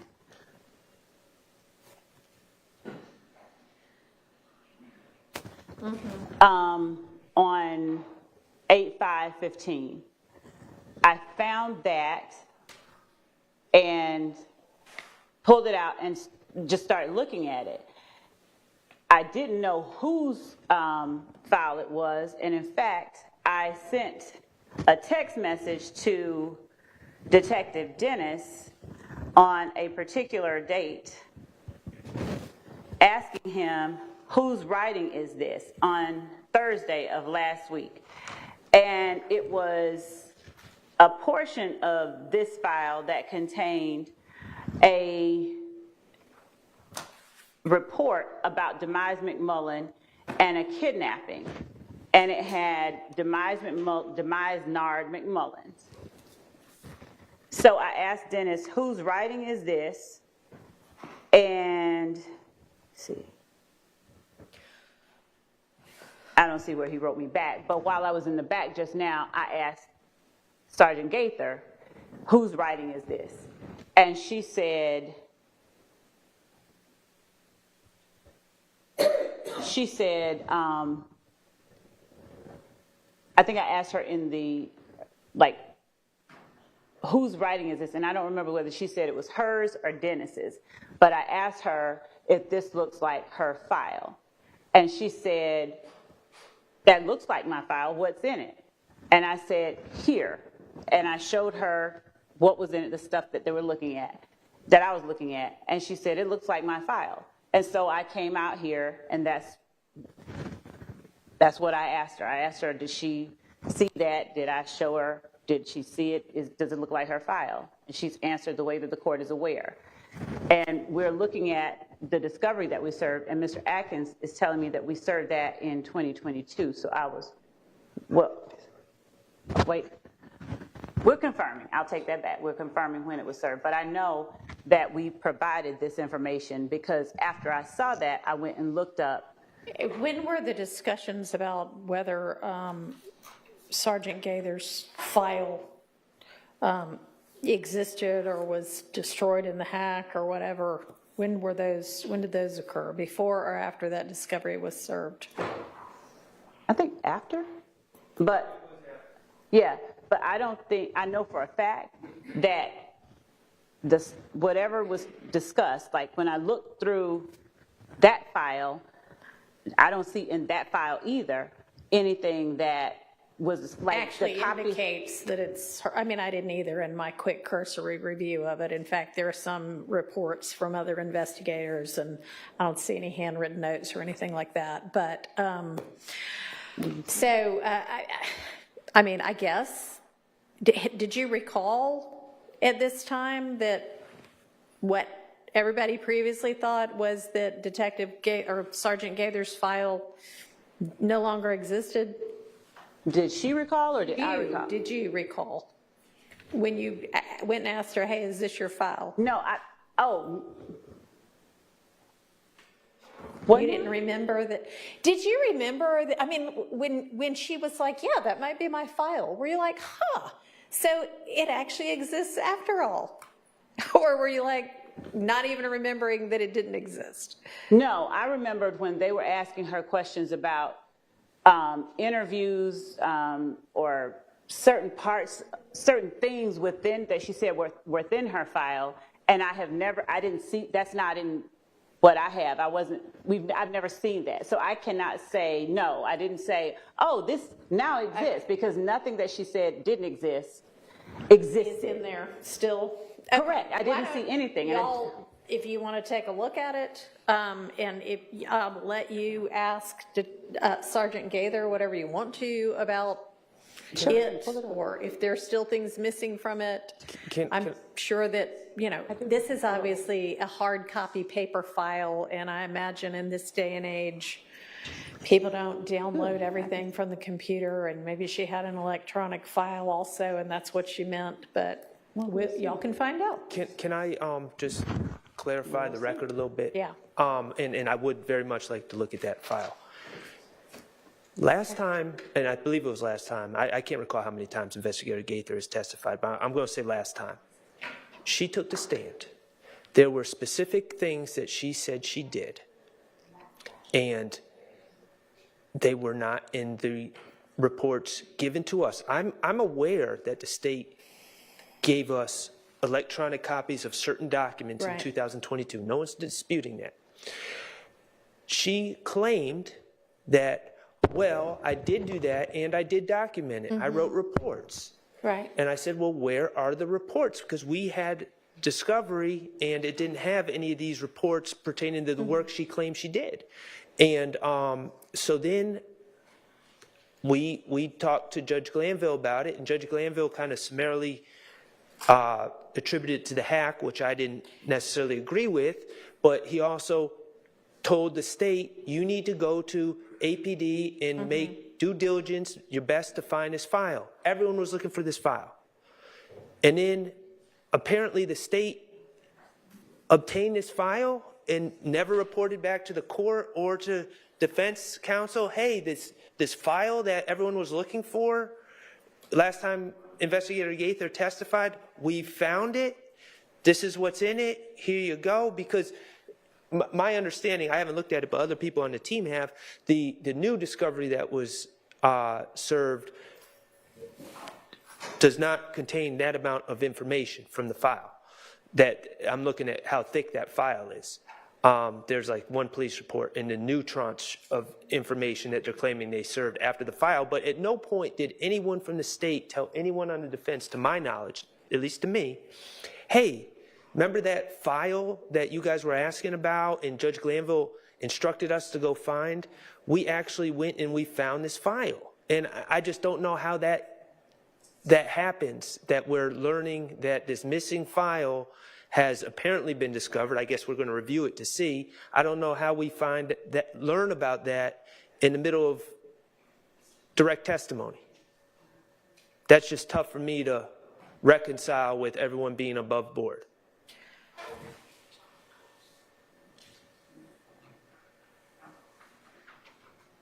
Your Honor, I'm reviewing the discovery actually that was served, discovery 1 of 3. When was this? When was this served? Got anybody from the defense that wants to go ahead and take this file and look at it, you're welcome to. And just for the record, Sir. I've been informed April 29th was when Gaither, Sergeant Lieutenant Gaither testified previously. April 29th of this year. Okay. All right. Go ahead.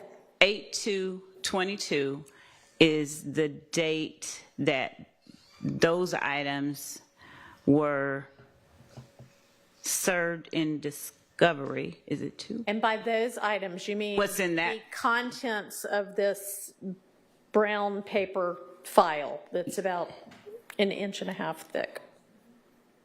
Is that what you mean? Yes, that's what I'm looking at now, and I'm looking through. Okay. This is what has been And pulled so up. it's, So, I mean, y'all can, and so I cannot speak to, I can't speak to anything regarding the stuff that was asked about that didn't exist because, one, I don't see it, I don't have it, and all right, why don't both sides either confirm if you can or otherwise whether the contents of that file, whether labeled at the time as belonging to Sergeant Gaither or not, were served back in 2022? it appears that Can I ask again for the date of service of that? it looks like we served one, the date that I just gave, we served August, what was the other one? The first one, August the, She said 8/2/22. and 7/11/22 as well. That's what I'm looking at. And can I ask one more question? Do you know where in the consolidated discovery with the hard drive? Act 30 through 36, there's 3 PDFs. It's a discovery. It's like 600 pages of PDFs. You combine them all. My spidey sense, I haven't physically looked through that today. I'm pretty positive those 3 PDFs are those documents. Because that's not a new file. That's like the same file that created that discovery back in July. Where again in the consolidated? Act 30 through 36? 30 through 36. Correct. And it should say discovery 1 through 2. And discovery 1 is July 11, 2022. That's what I think that is. So it may be that the only thing that's new is that it now maybe realized that this is actually whatever part of Detective Gaither's file still exists. It's new to us.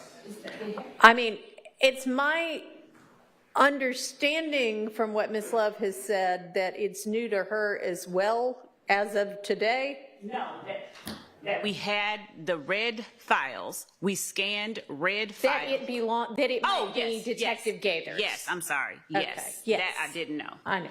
Okay.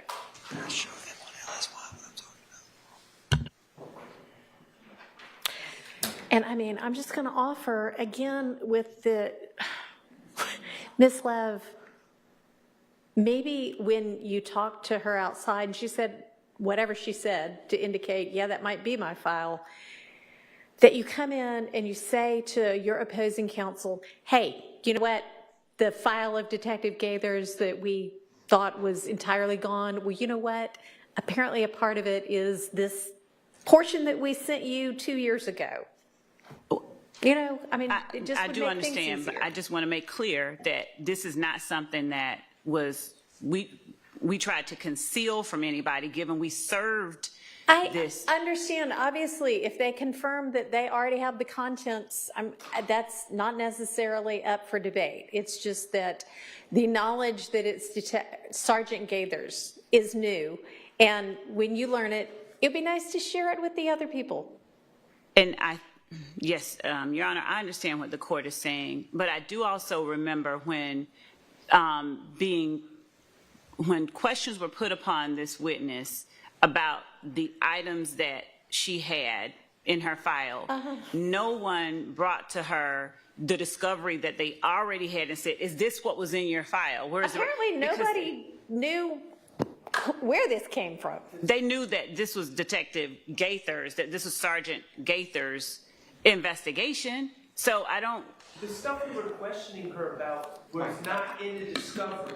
She was claiming she did work that was not provided. And okay, and it may still not exist. And we all know, I can't remember the dates of the hack, but we all know because we practice in Fulton County that there was some gigantic, what we call hack of the whole city, and APD legitimately lost a whole lot of files that were never able to be recovered. So, I mean, that's just a fact. But we have a paper file, Your Honor. I see that. And the hack does not affect paper files. I understand that. And Investigator Gaither specifically testified that she wrote reports for certain things, they were in her file, that has now been lost. Okay, Now, and so you if- can ask her when she said that, what did she mean? Because like I just said, I mean, all of us in this day and age have things we print out and things we just keep on an electronic file that only exists in the, wherever it exists, in the cloud, and we never print it. And Your Honor, I have also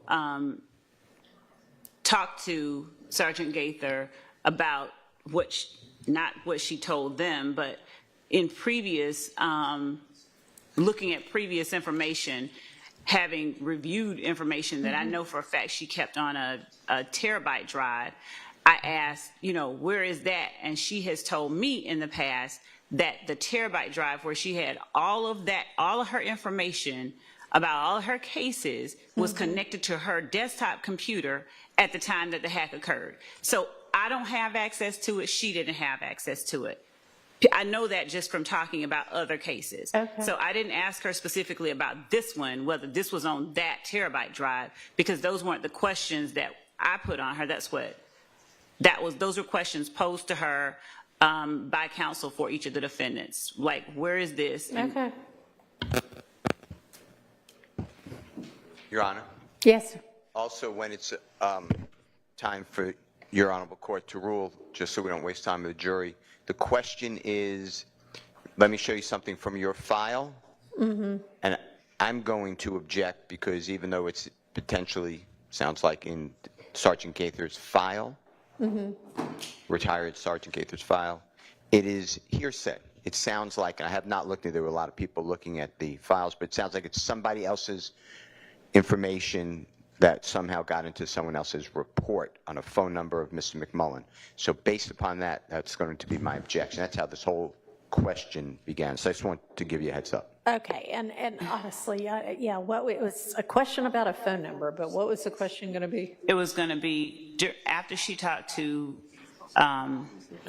Quindarius Zachary, did she attempt to locate, or did she have the kidnapping file? Right. Was she able to locate a phone number for Demise McMullen? Okay. And I still don't know whose handwriting that is on the phone number information, but it was just going to be what was the phone number. Okay, well, could you locate what is fine? What it was would be, I don't know why we have that echo all of a sudden.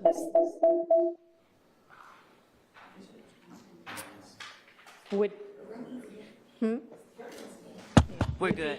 I think we had one of them. And so initially what I was asking, because the number, it has already come out, that is the number. I think on cross-examination, Mr. Steele asked Mr. Sprinkle, did he find communication between Demise McMullen and Kenneth Copeland is the best I remember? I don't remember, but he specifically asked, did you see calls between Demise McMullen and somebody else? And I came back and said, what number is it that you have for Demise McMullen? Mr. Sprinkle gave 404, that number. That he thought was it, but he wasn't certain. Yeah. No, he actually said this is the number. He didn't. Oh, okay. Yes. And so all that I was doing with Sergeant Gaither is asking her, was that, and I started to ask the number because it was already You can ask her if she found the number, but that's literally what that number was is subject to a valid hearsay objection. So you can't ask what the number was. Okay.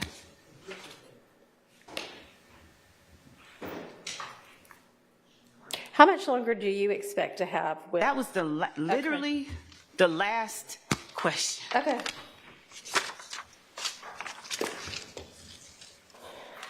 We can talk about it during the non-jury days we're going to have, but we've got to streamline this case some more. This is just going to have to figure out a faster way to get to what it is that you want from each witness. I mean, in federal court, you know, they might just say, you got an hour with this witness. And Do they limit we both will- sides to cross we will and talk state? We'll talk about the witness list next week.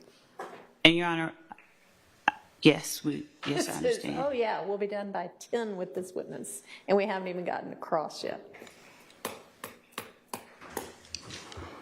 After having her all day yesterday. She was here Monday, Judge. Whenever it was.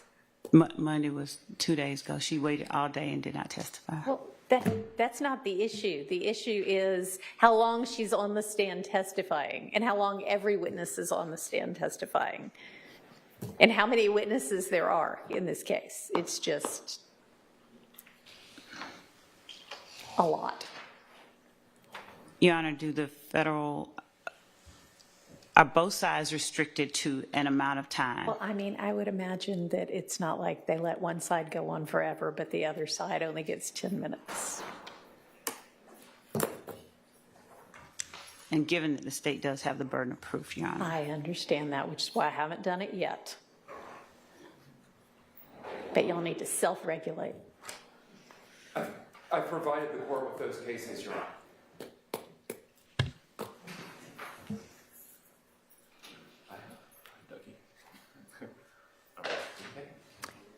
So do the attorneys want to let your clients go have lunch while y'all examine this, or do you think y'all will be done in a few minutes and you want to question Gaither, or what's our best use of time? I think we'll be done. Oh, Okay. Your Honor, also, I'm being told, I have not reviewed the transcript or anything, but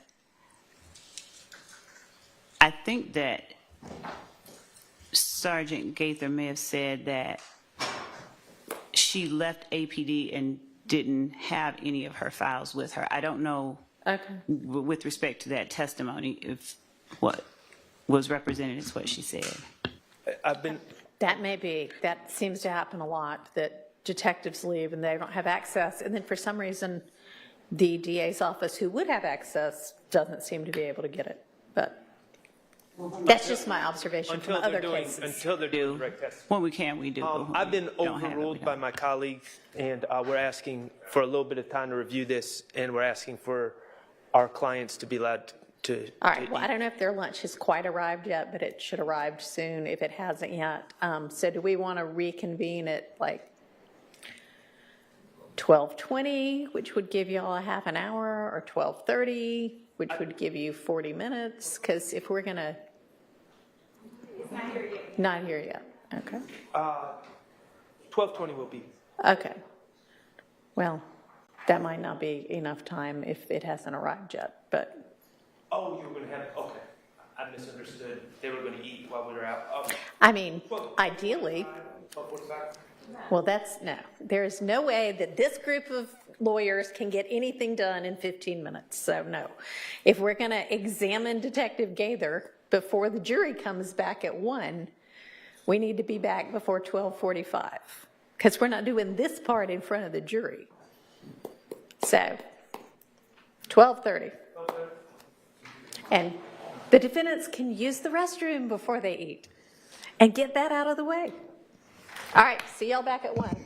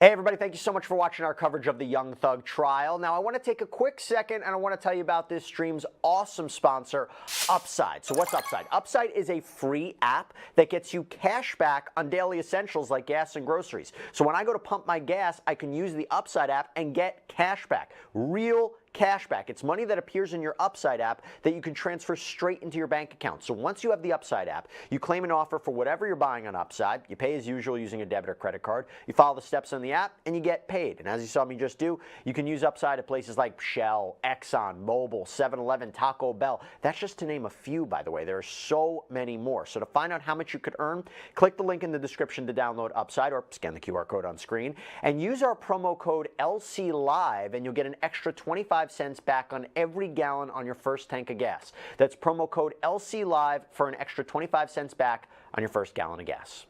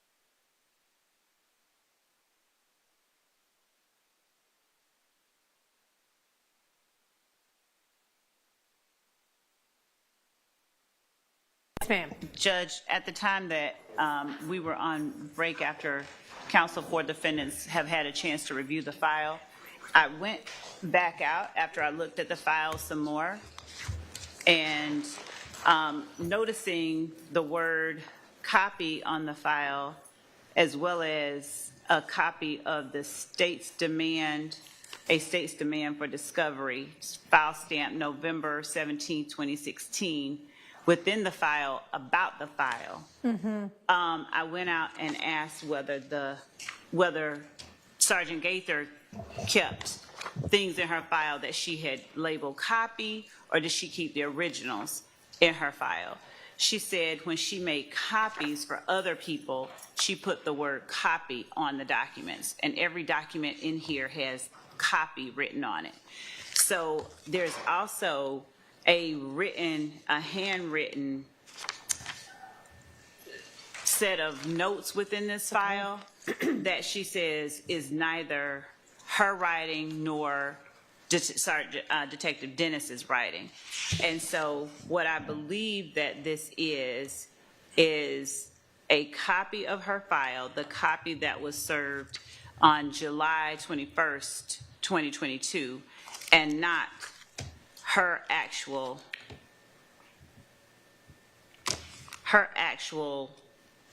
original. Even the document that I was looking at with respect to the name Nard Quindaria Zachary has the word copy written on it. So she said her original file would not have copies. It would just have the original. So this appears to be, and I would ask that anyone who wants the opportunity to ask questions, and even reviewing the video of her and Quindaria Zachary's interview, she has a file folder in front of her that when she opens it up, before she opens it up, it has something white on the front that is not present on this particular file folder. So this looks like a copy of hers. And that's I don't know what all. it looks like, but Okay. These men are all fighting for their lives.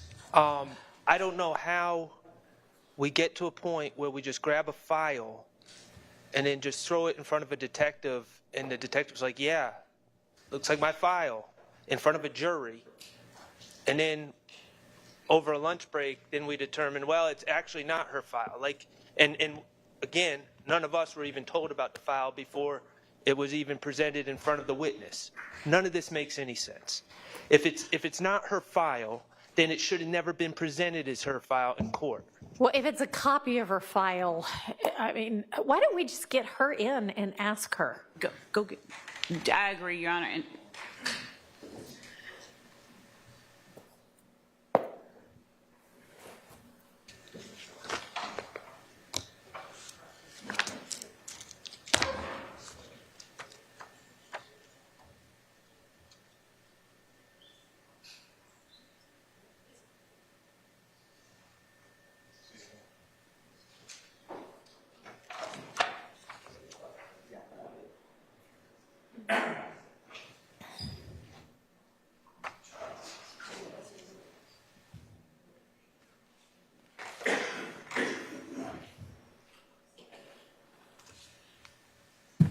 Ms. Lev, if you'll present her with that file, please.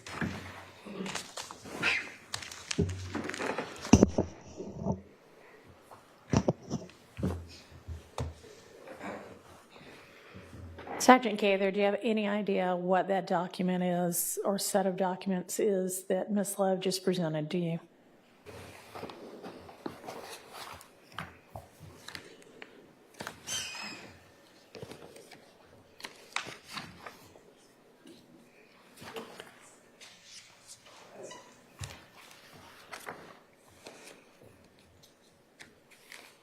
It looks like paperwork from my case with Dexter Montgomery case. Majority of these documents say copy, so I'm assuming it's a copy. Can you either speak into the mic more or speak up more, or both, please? It appears to be documents from the Dexter Montgomery case file. the majority of these documents have copy on it, so I'm assuming it's a copy of the file. A copy of the file, and why would a copy of your file have been made? Because it's still in like, folder form. Why? Yeah.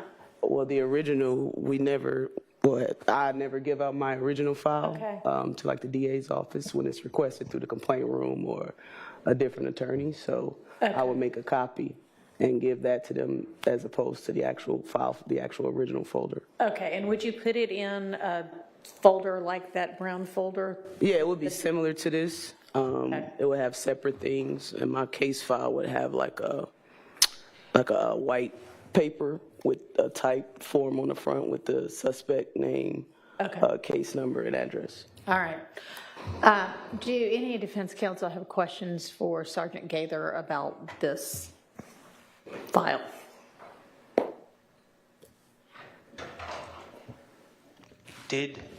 Come on up where she can hear you.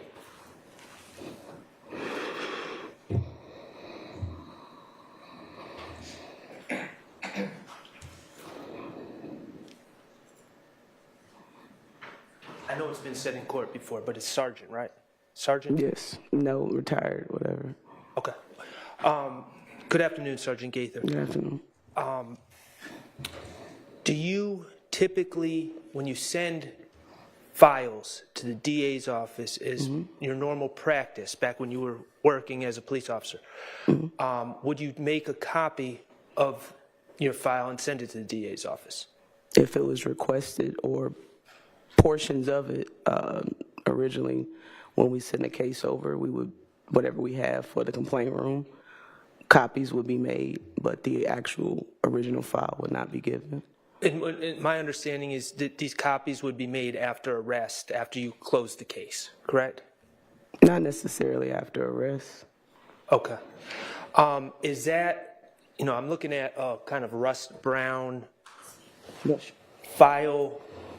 Is that the typical appearance of one of the files that you would have copied or copy and send to the DA's office? Not all the time, but I do use these file folders like this. Okay, so there's nothing about that file that indicates that's not something you sent to the DA's office? That I didn't? Yes. There's nothing about that file itself. For instance, you're not saying, I've never used that type of folder or anything like that. That's consistent with something that you would send to the DA's office. I've used it in the past. I've used manila folders. I've used envelopes. All right, and I'm going to ask, I think I know the answer, but you don't specifically remember what the appearance of the copy you made on the Dexter Montgomery case looked like? Not the actual folder, or no, not the actual folder. Okay, no. but the contents are consistent with copies that you would have made and sent to the DA's office, correct? Yes, they have copy on it with my initials and the date. Okay, that's helpful. Thank you for telling me that. Could you show me where your initials are?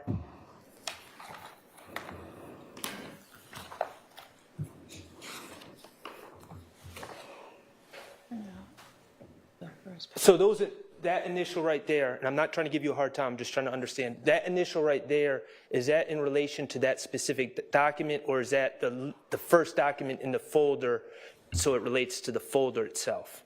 If you're talking about the actual folder, not the contents, I can't say that I initialed the folder, but the contents, if a copy was made of a particular document, Gotcha. I wrote copy with my initials and the date. Okay, gotcha. All right, thank you. Any other defense attorneys who have any questions for Sergeant Gaither about this issue? Not on behalf of Mr. Williams, Your Honor. No, Your Honor. All right. Okay. May I just ask a question? You may. to clarify?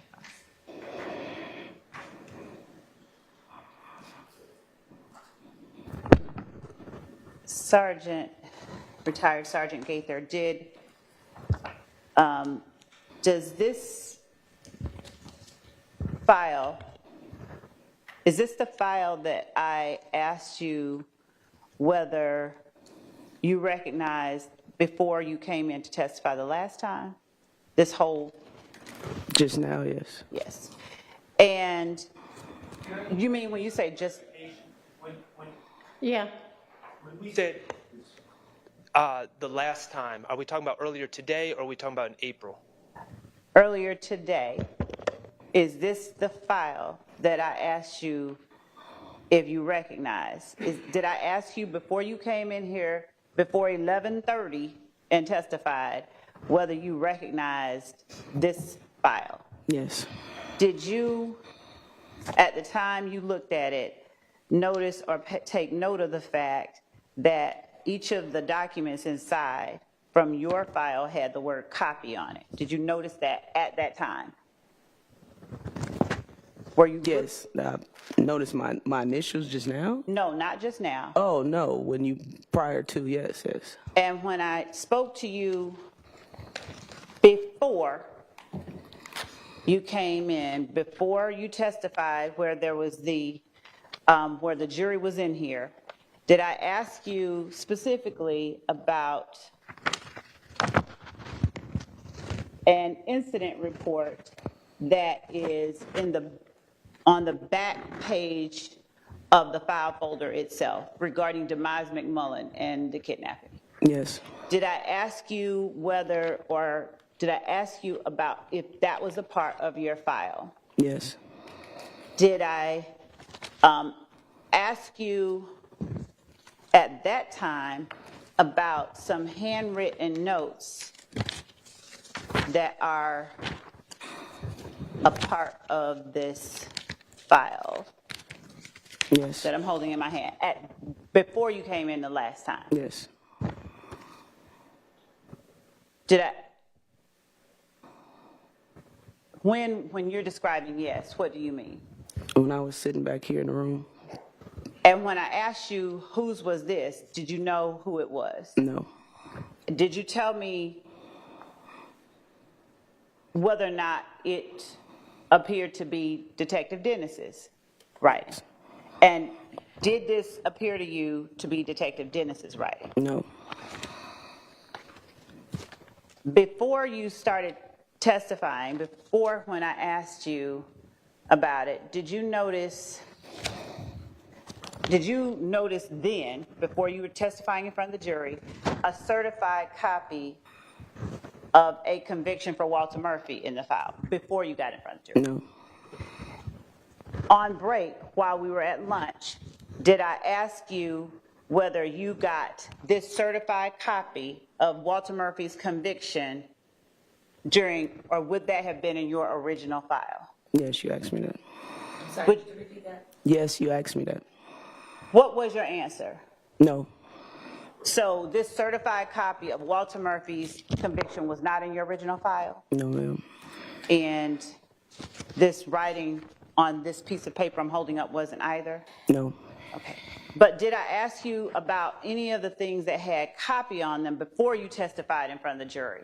Or was my question about what was in the back? What was in the back regarding Okay. McMullen? And when you looked at it, did you tell me that it looked like your file? Yes. Are the documents that have copy on them copies of things that are in your original file? Yes. Have I shown you any file pertaining to the Dexter Montgomery shooting other than the one that I'm holding now? No.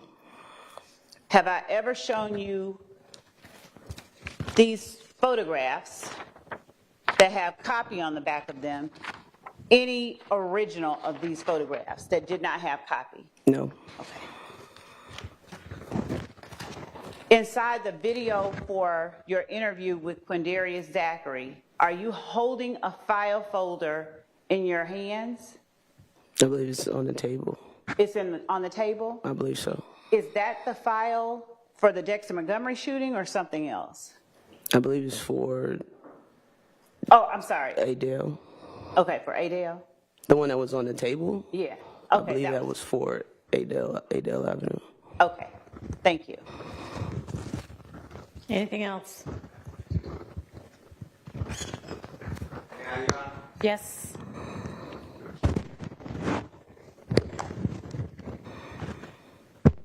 afternoon. Good afternoon. Have you looked through what everyone's calling the file, but I'm referring to the brownish colored? It's being held up right now. Have you looked through all those documents by any chance today? Not thoroughly, no, sir. All right. If the court lets you, would you just look through it and just tell us if there's anything from your file on this April 12th, I think I got the date right, April 12th, 2015 shooting, the Dexter Montgomery shooting, that is not in what Mr. Atkins is holding right now? I couldn't tell you every piece of information or document that should be in the original file. That was almost 10 years ago. I couldn't tell you either way. All right. Okay. Thank you. Thank you, Your Honor. Yes.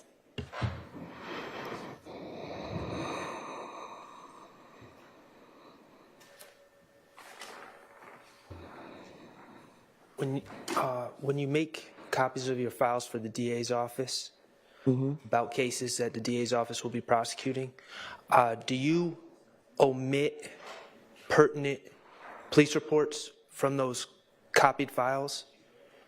Do I omit pertinent? Do you leave things out, or do you copy everything? If it's information that I have from my original file, it will go into the copy. Okay, thank you. Yes.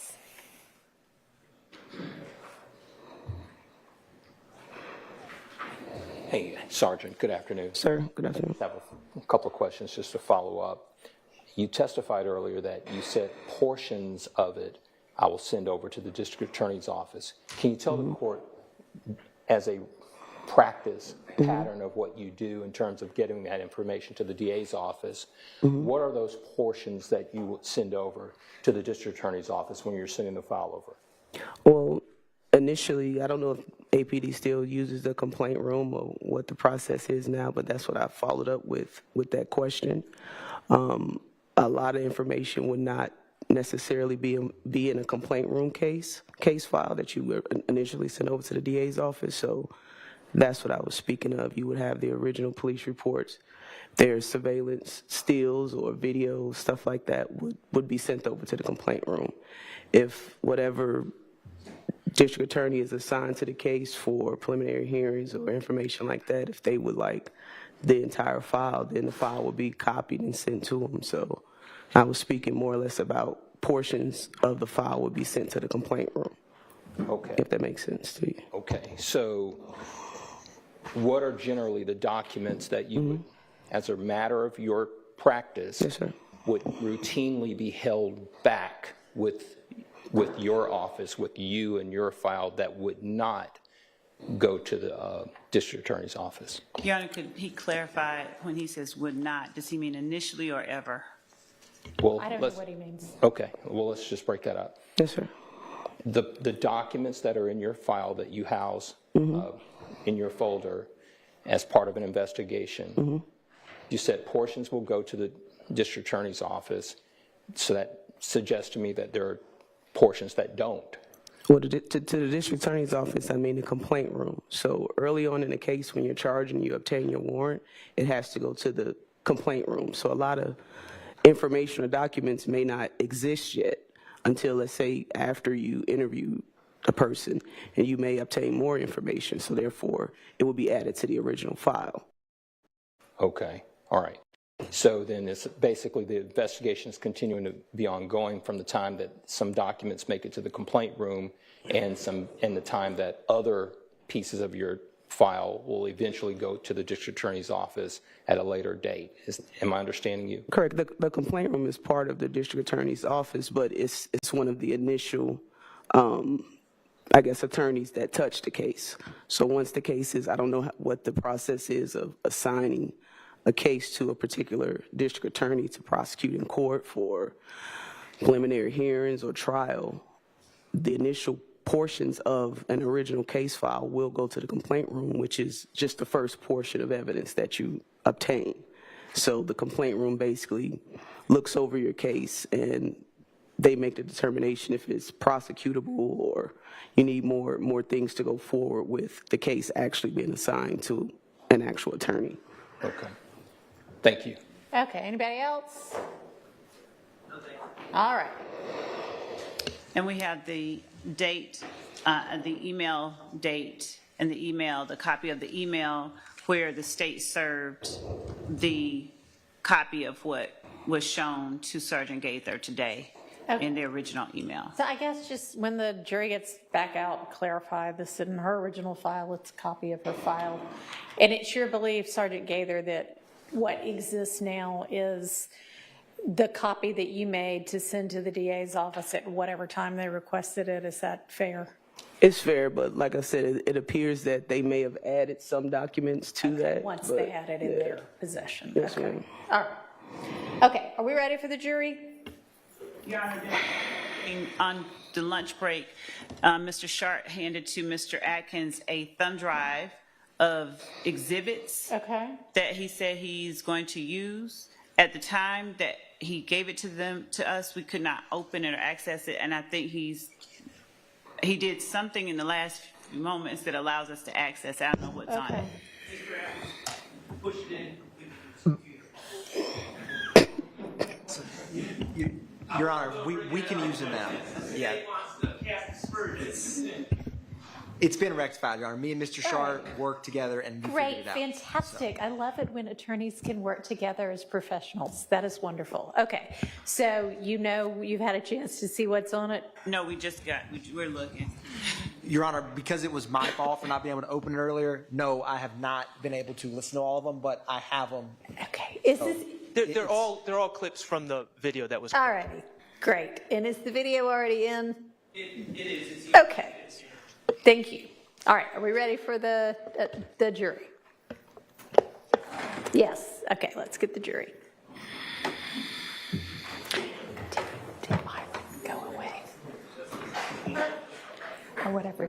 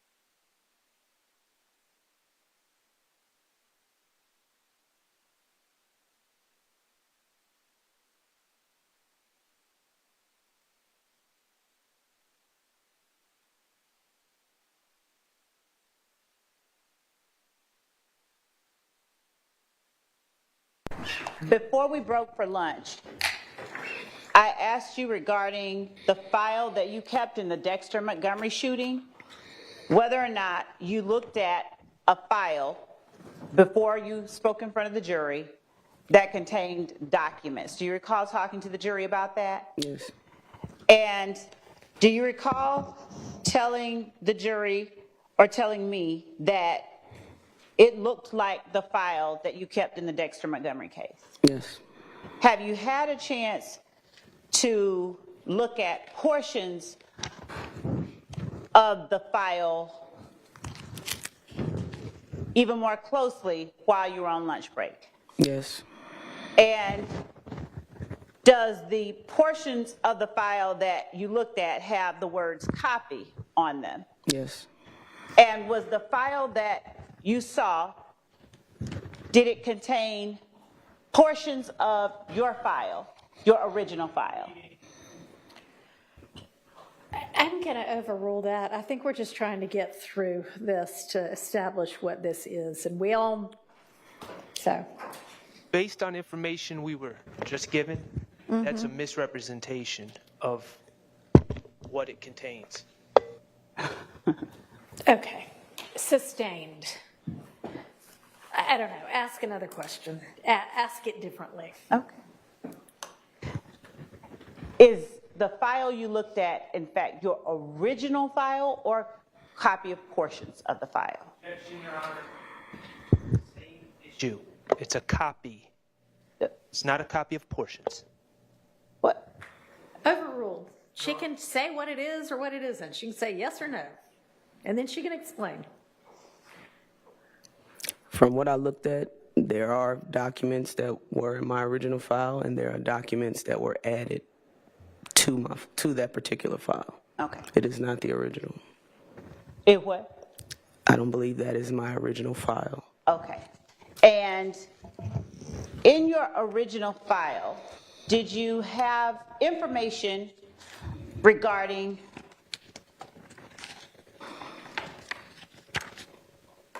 a kidnapping involving Demise McMullen? Yes. All right.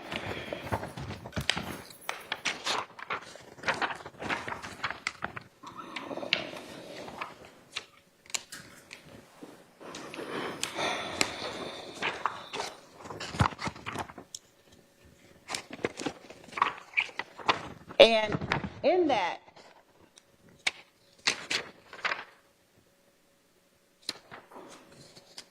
report involving the kidnapping of Demise McMullen,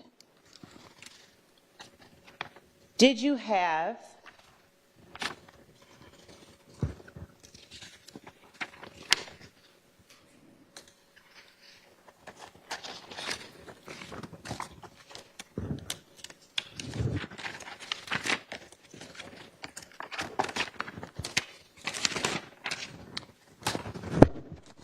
a phone number for Demise McMullen? Yes. And did you obtain, or did you have someone on your behalf obtain records for that phone number? Cell Yes. phone records? Yes. Okay.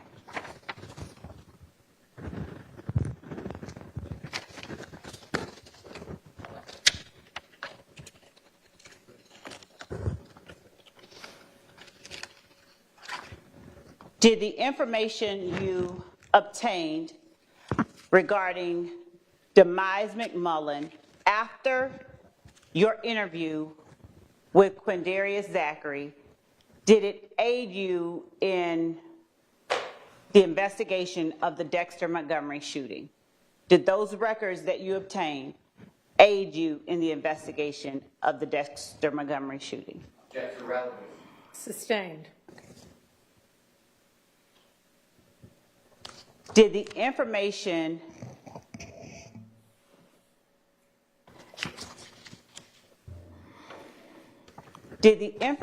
that you got from Quindarius Zachary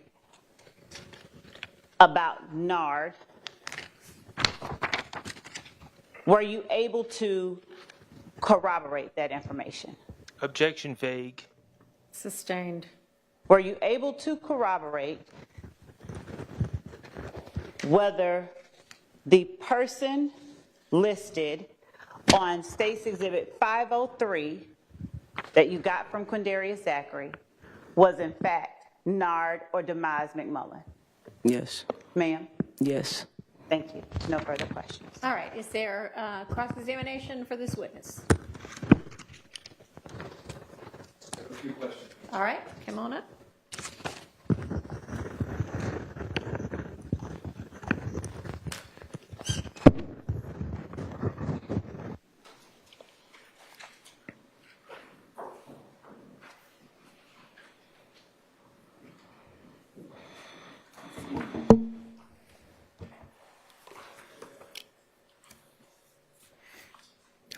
Good afternoon, Detective Gaither, or Sergeant Gaither. Good afternoon. My name is Doug Weinstein. I represent Diamante Kendrick. Yes, sir. Okay. I just want to ask you a few questions about your interview with Mr. Zachary. In that interview with Mr. Zachary, when he is asked where he got the information about the murder of Donovan Thomas, at one point Zachary says, "Yak told me," correct? Yes. Okay. And then you asked him why, presumably why, why did Yak tell Zachary that information? You recall asking him why? I do. But he didn't respond to that. He did not give you a why as to why Yak would tell Mr. Zachary that, correct? Objection, Your Honor. The video is the best evidence of that. Sustained. After he didn't tell you why, Objection assumes facts, not in evidence. it's in the video. Your Honor, Overruled. After he didn't tell you why, you didn't follow up at all, did you? Follow up with what, sir? You didn't ask him repeatedly why. You did not delve into that further. You let the conversation go a completely objection, different vague direction, and correct? compound. Sustained. After he failed to answer your question, you did not follow up, correct?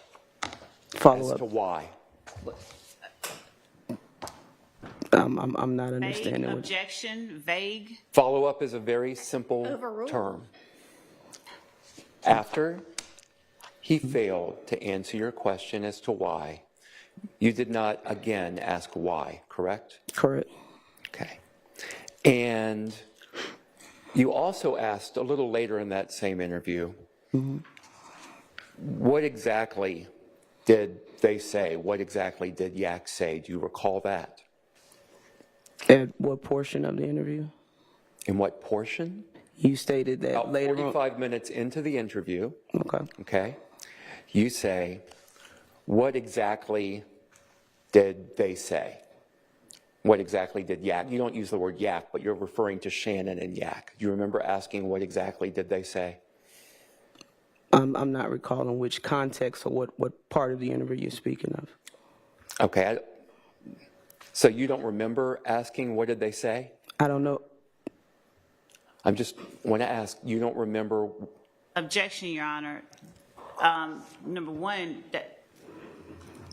that last question is harassing. It was asked and answered. And number two, if Mr. Weinstein has something to, she says she doesn't recall or know what he's talking about. I can move on. It's fine. Okay. I'll withdraw the question. Mr. Zachary never told you in that interview exactly what Yak said, correct? He did. I'm sorry? He did. He did. What did he tell you that Yak said? From the best of my recollection, he stated that Yak told him about the murder as well. But you asked what exactly did he say? Right? That's what you asked him. What did Yak say? For example, correct? I asked him, what did Yak say? Yes. Right. And you asked also, what did Shannon say? Do you recall that? I do. And do you remember Shannon's, or allegedly, Shannon's answer, what Shannon told Zachary?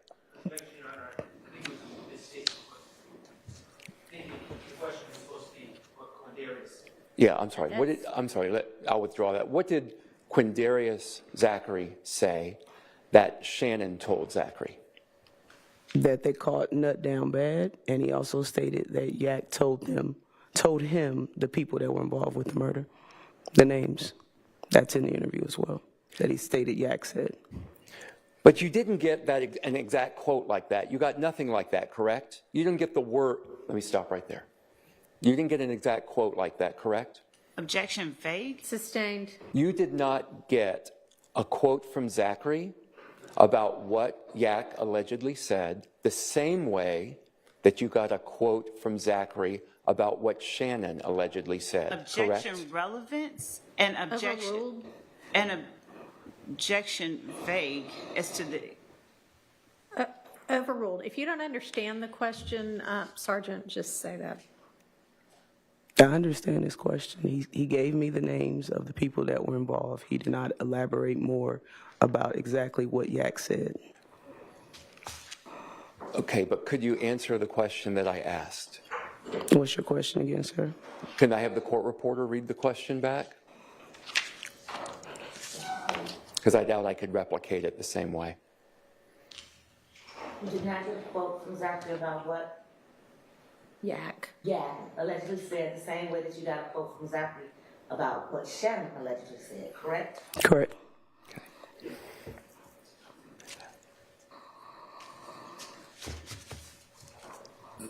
So you didn't really ask Zachary a lot of detail as to the specific information that Mr. Kendrick, Yak, allegedly said to Mr. Zachary, correct? Specifically, he stated the names that Yak told him that were involved. When you are asking Zachary about Diamante Kendrick, you didn't, for example, ask Zachary the reasons that Yak may have disclosed that information to Zachary? Objection, that would have called for speculation that she would not have been able to, that would not be admissible anyway unless it came from. You can ask the question, whether she asked the question. An objection relevance as to whether she would have asked Mr. Zachary to speculate about what is in Mr. Kendrick's mind. She asked Mr. Zachary lots of questions about reasons and motivations for people doing things. I believe Mr. Quindarius offered information about your client. Okay, but can you answer my question? What's your question again? Would the court reporter please read the question back?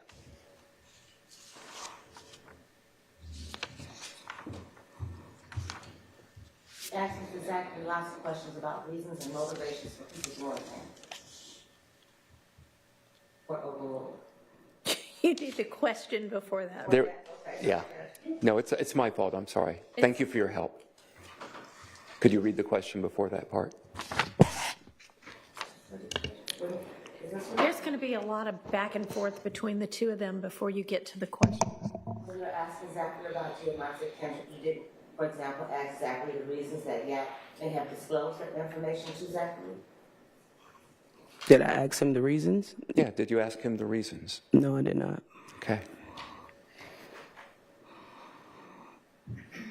So really, you didn't ask Mr. Zachary a lot of questions about the specific information that he allegedly got from Diamante Kendrick. No, that's not on the video. Sorry? No, that's not. On the video, no, I didn't.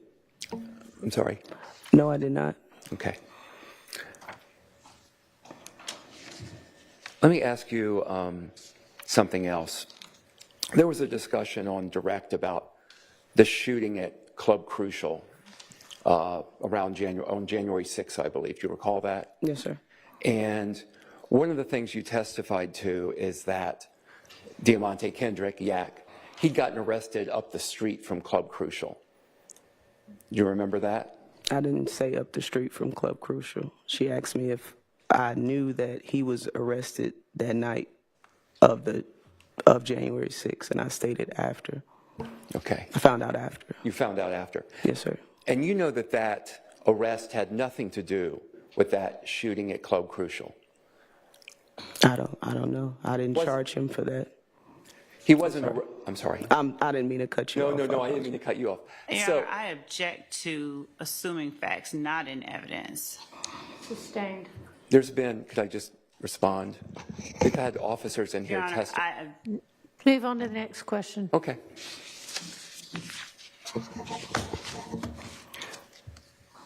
Also, earlier today, you testified when we're talking about how you corroborated information, that one of the ways you corroborated the information that Mr. Zachary gave you was because Zachary, Sledge, and Turner all were from Capitol Homes. Do you recall that? How I corroborated information? Yes. I don't believe I answered. Corroboration came from them because they were from Capitol Homes. That wouldn't make any sense, would it? Objection, Your Honor. Relevance and Overruled. That wouldn't make any sense, would it? To who? To anyone that you corroborate information because they are from Capitol Homes. Your Honor, objection. Number one, it mischaracterizes the testimony. Sustained.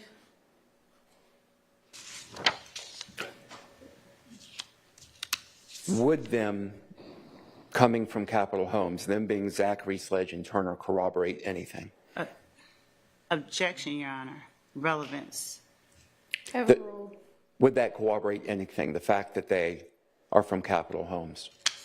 Are we talking about something specific involving this case? This was your or just- testimony. I'm sorry. This was your testimony from this morning. I'm just trying to ask you a question. Would Zachary, Sledge, and Turner coming from Capitol Homes corroborate anything? Objection. Mischaracterizes her testimony. Sustained. All right. I've got no further questions for you. Thank you. Thank you. Anybody else? Okay, coming up. Miss Winfrey, this is giving me that cash is full thing.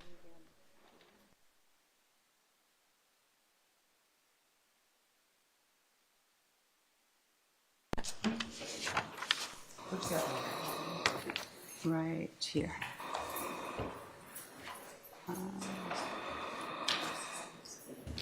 Make sure none of my stuff is in there. Certainly when we text me. And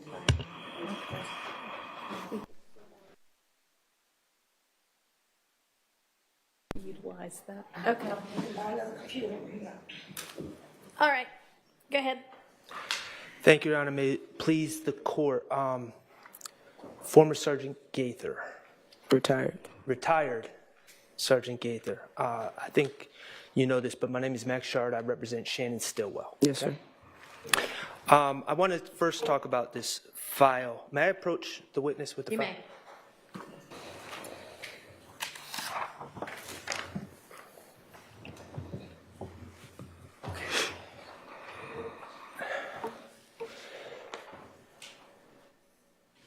Can I just refer to you as Sergeant Gaither? I know you're Sure. retired, but okay. Sure. All right, thank you.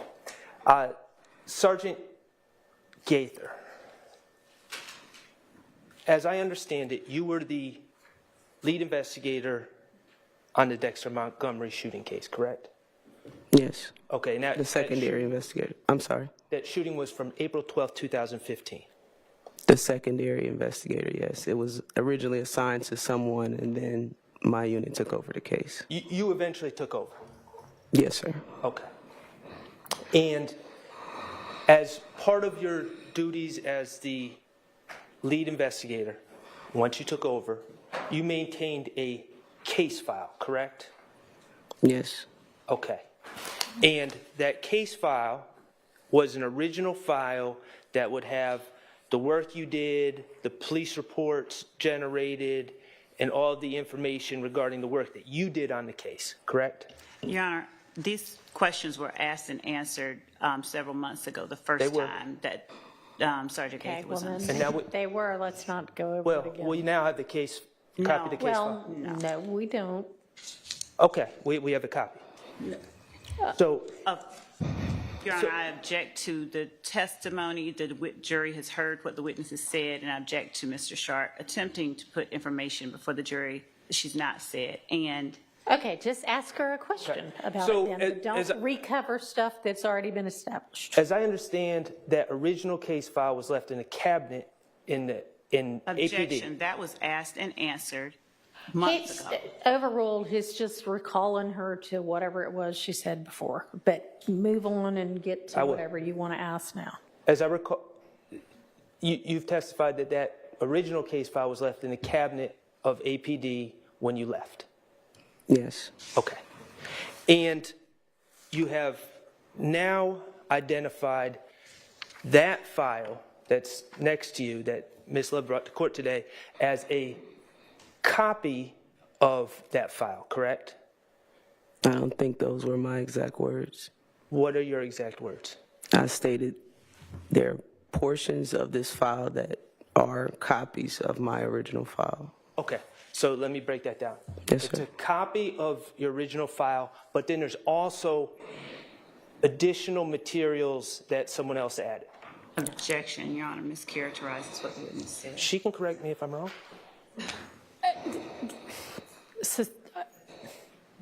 Overruled. Is that correct? That it was your original file, that's a copy of your original file, and then someone else added some other documents?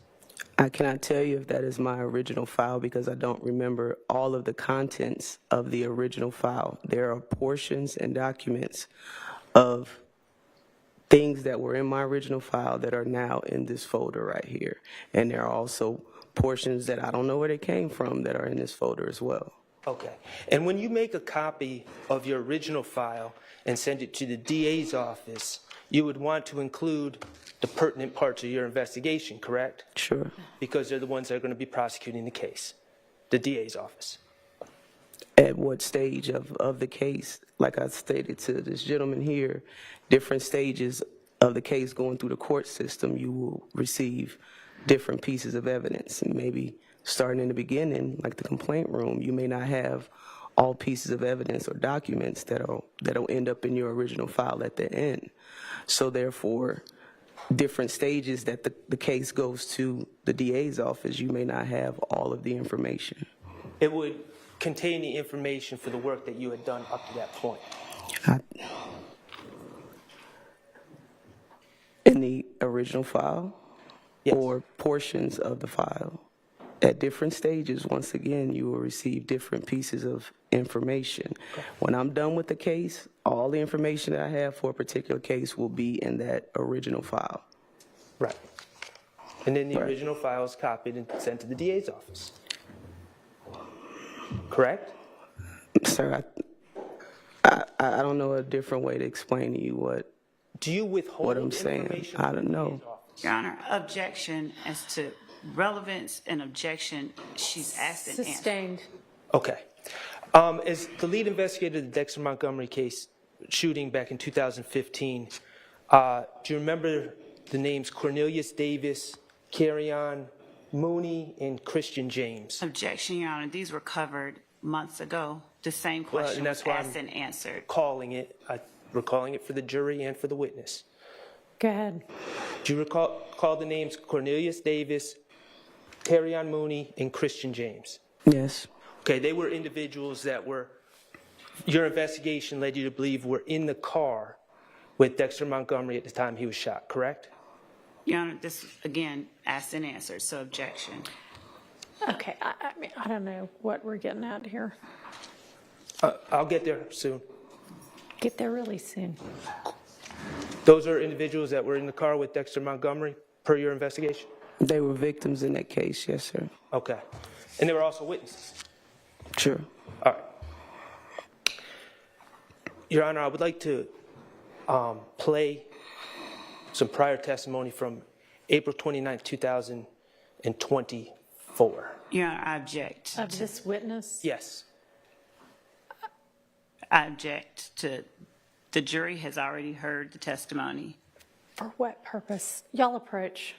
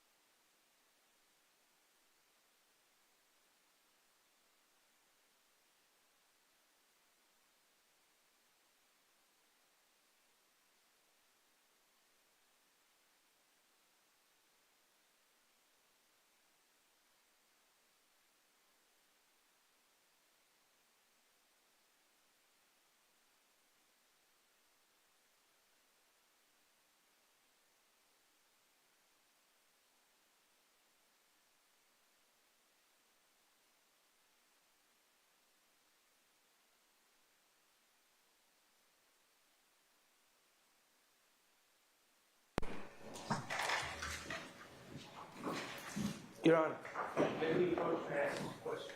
Yes.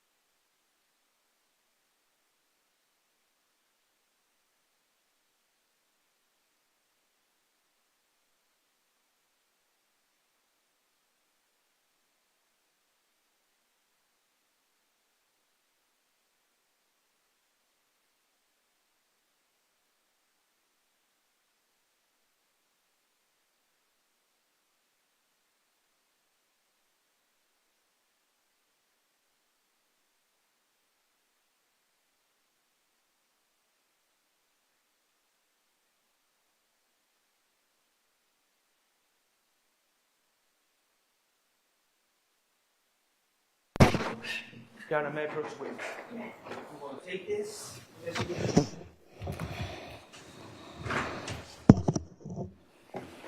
I'm not going to ask you anything else about the case file. Let's talk about August 5th, 2015.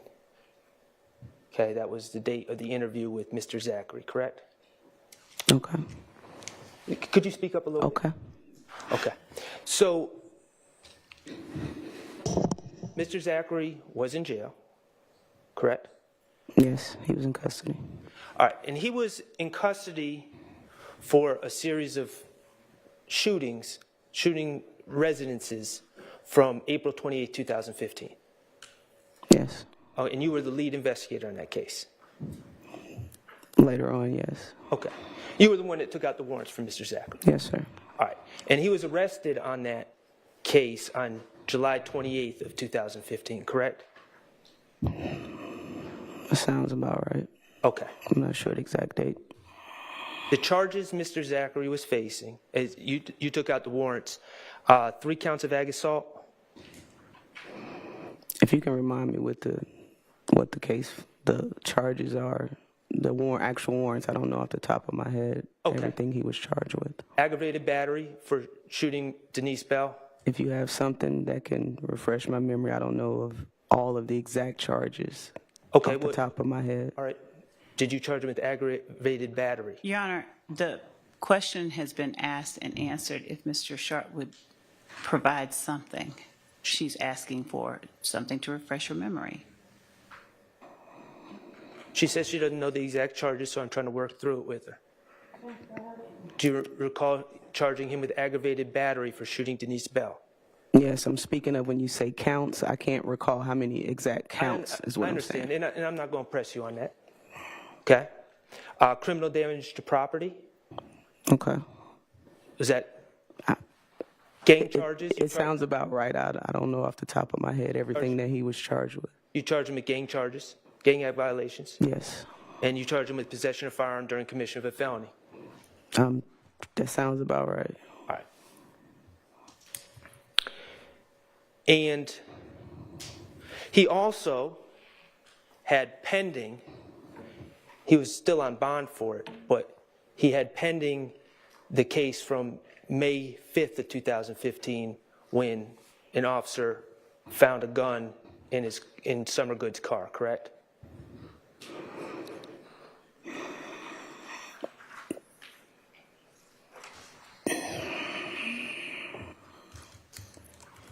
Okay. You discussed that in an interview about his bond conditions and all the rest. I'm trying to remember. Okay. It was before, so I'm sure the case wasn't dissolved by the time I talked to him in August. So. Okay, so he has this case of shooting the houses, and then he has a separate case. The gun possession, yes. Gun possession, right. And at the time on August 5th, from July 28, 2015, when he was arrested, to August 5th, he didn't have a bond, right? I don't recall. Okay. All right. You talked about calls that were made in the beginning of that. You said something to the effect, this is not a quote, your people are calling me, so, I'm here now. What do you have to say? Okay. Is that paraphrasing? Is that Sure. about right? All right. And I think you testified that you gave your number to certain people related to him. Who did you give your number to? His mother. His mother. Okay. Is that your standard practice, to give your number to people that you arrest? Yes, Or the family, I'm sorry, the family members of people you arrest? a search warrant was executed at her home. So a lot of people have my phone number. It's a common practice of mine, yes. Okay. Kenneth Copeland, did he have your number? You're aware that he had my number? Okay. Did his family members have your number? I don't think I spoke with any of his family members. What about Miss Quarterman? Did she have your number? I believe so. Okay. And that was his girlfriend at the time? Mother? His child's mother, yes. All right. Demekion Garlington, did he have your number? No. Did his family members have your number? Yes. Okay.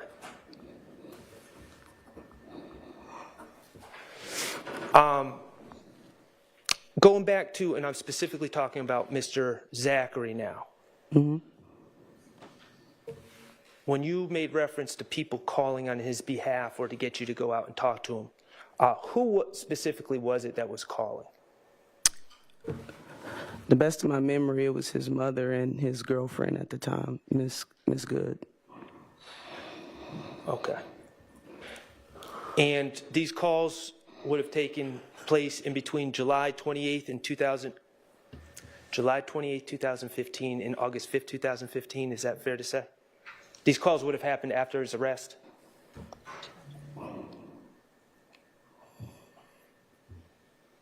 I would assume. I'm not 100% certain. But it was definitely after the search warrant was executed at his home. Do you know what date the search warrant was? I don't, not off the top of my head. How many times did his mother call you? Objection, Your Honor. Relevance and Sustained. How many times did Summer Good call you? relevance. Objection. Let me ask you, are there any reports regarding these phone conversations you had with Mr. Zachary's mother or girlfriend that you generated? No. Okay. Were these phone calls you had with Mr. Zachary's mother and girlfriend, were they recorded? I don't believe so.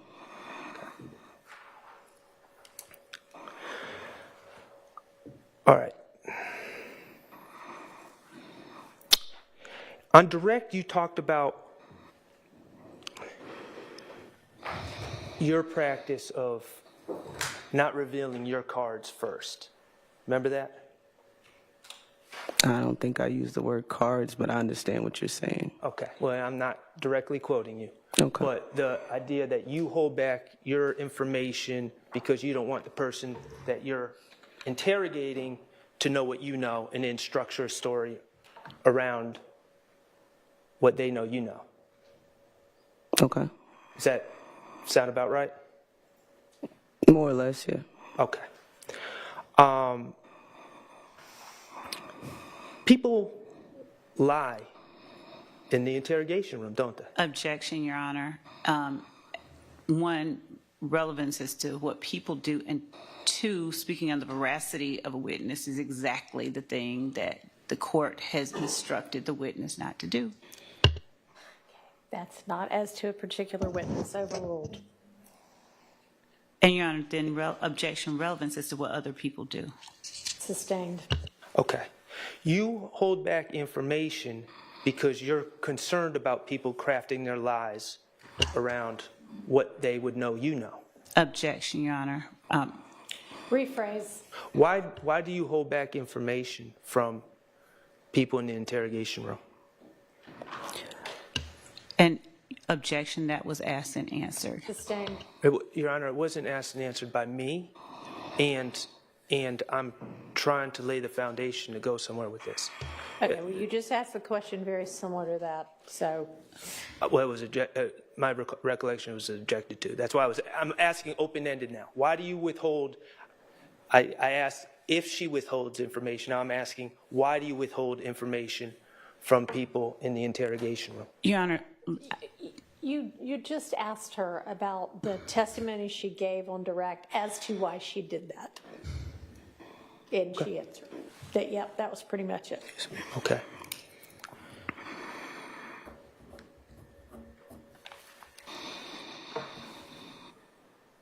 In your experience, do people in the interrogation room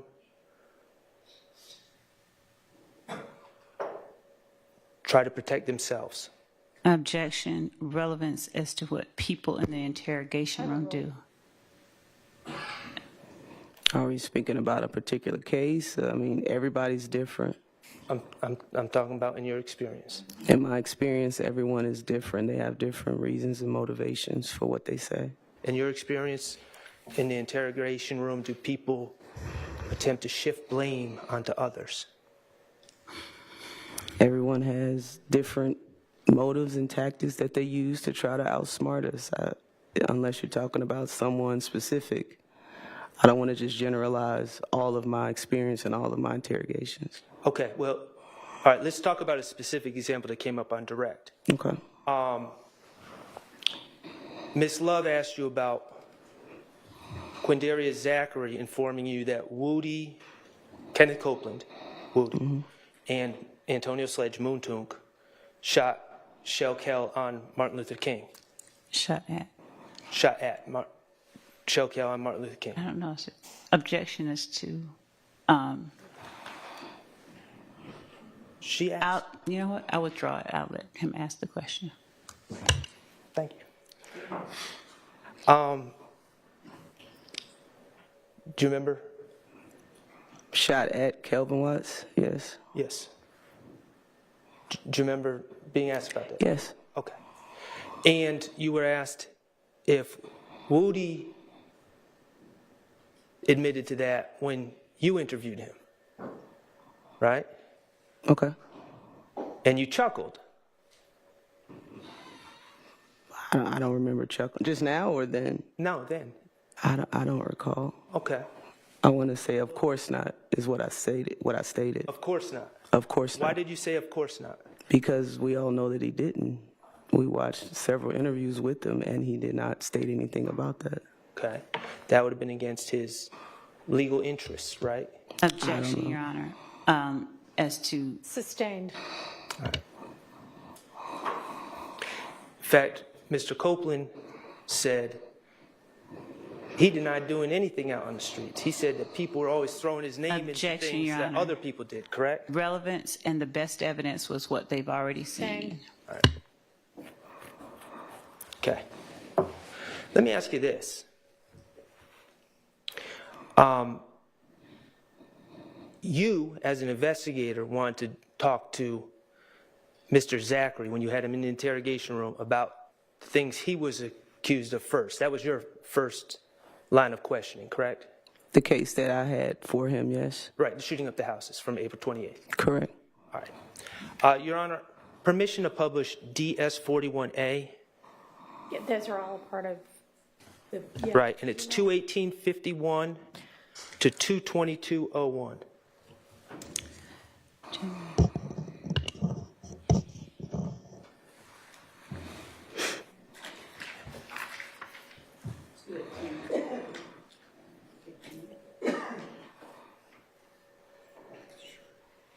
Your Honor, with respect to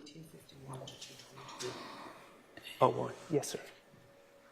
Your Honor, Yes. okay, so I would object under 403 since the jury just heard this entire interview. and asked that if there's a question, that the question be posed. But this portion of the entire interview has been played for the jury. That's true. It was very recently played. Why don't you ask questions, and then if she needs her recollection refreshed about anything, you can do that. Okay. You focused Quindarius Zachary on the April 28, 2015 incident, right? In the beginning of the interview, yes. Okay. And his first thing he said to you was, I wasn't there, correct? Yes. Okay. And he claimed to have information about the shooting, though, correct? Your Honor, this has been asked, answered, and shown. Jane, Your Honor, I have not asked this it witness. doesn't matter whether you particularly have asked. It's already been asked. By the state. I'm not trying to argue with the court, but I mean, I've been up here for 5 minutes. If we already have the answer, just move on to something that we don't have the answer to yet. Okay. Mr. Zachary told you that Demekion told him all about what happened, correct? Demekion Garlington. About what, sir? Which The April portion? 28, 2015 shooting, Sergeant Gaither. I don't believe that was exactly what he said. Your Honor, may I play the video? You may. Thank you. Can we publish 41A, Mr. Kokomo? And that is 21851 to 22201.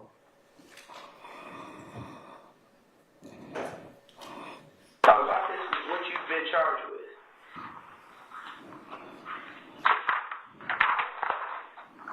What do you have to say about the case? I went there that night. You wasn't where? What did you hear about it? Where? Some came to the house waking me up to my DJ got jumped. I'm like, so? And then,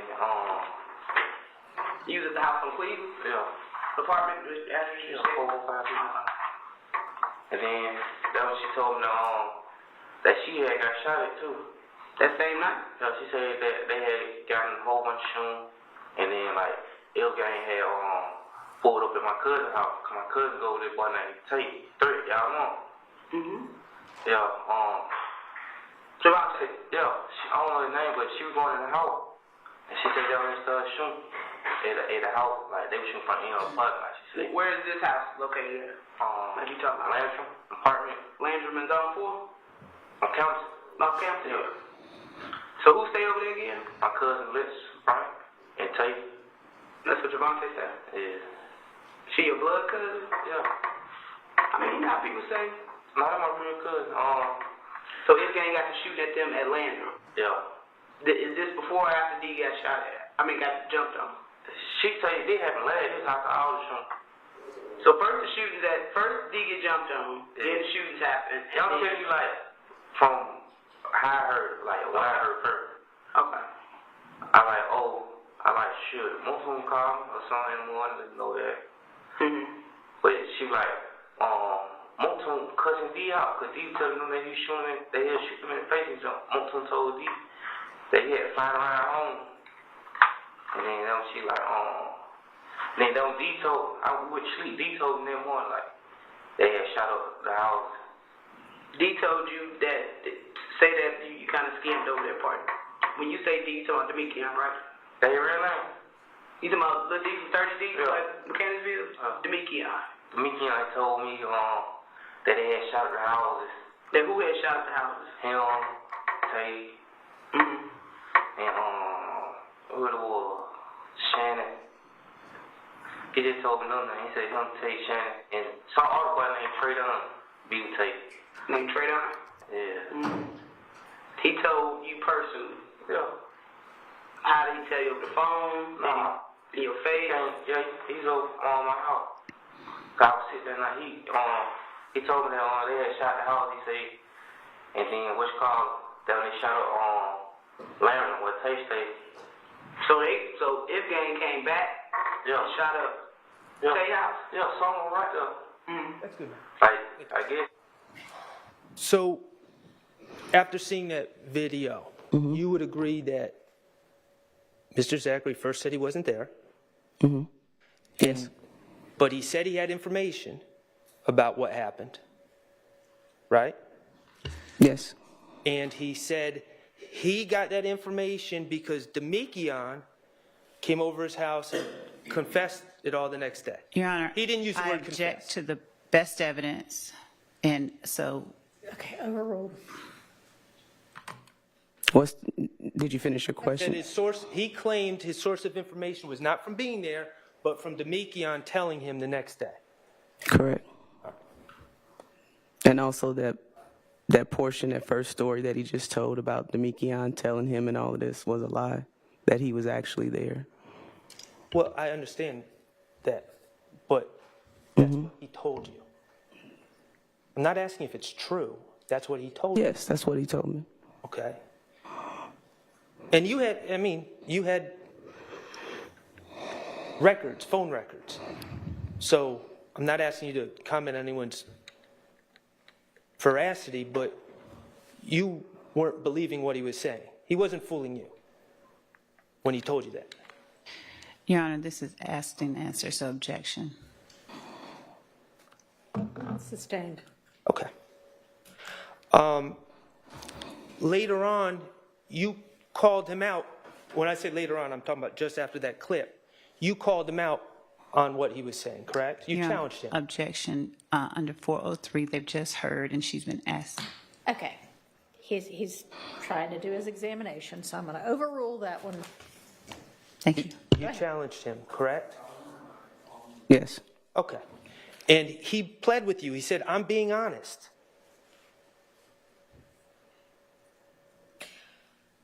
Is that a question? Let's hear it. Well, that wasn't on that clip. That wasn't on that clip.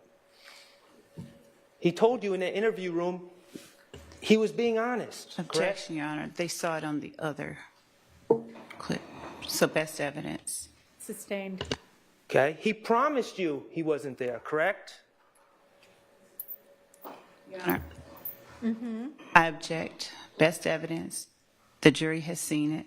They keep Asked and answered. if it's best evidence, I will gladly play the clip. Is that Your Honor, they've already seen it. This has been asked and answered. Sustained. all right? Okay.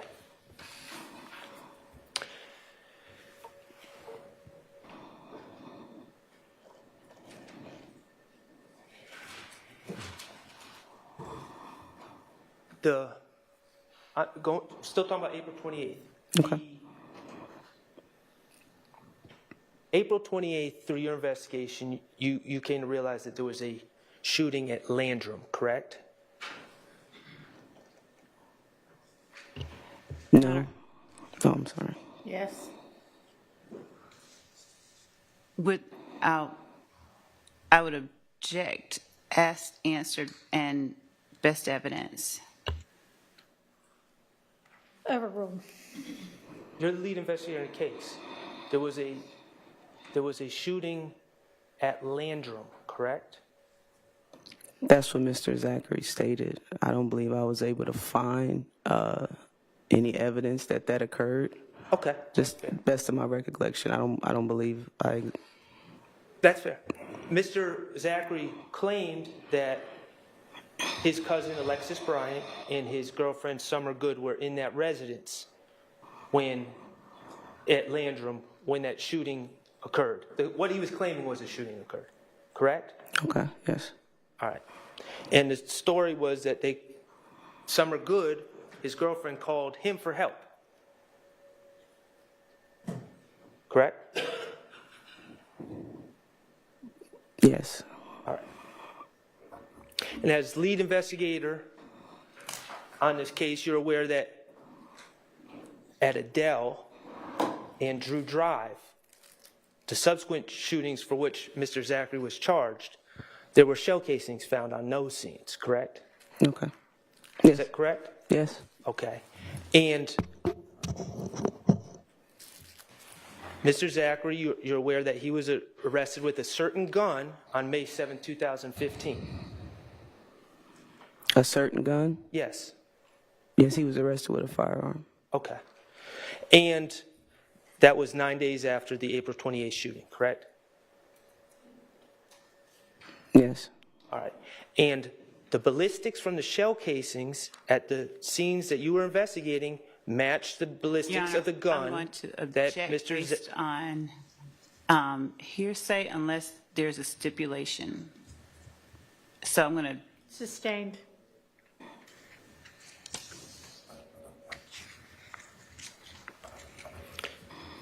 Okay. I will move on.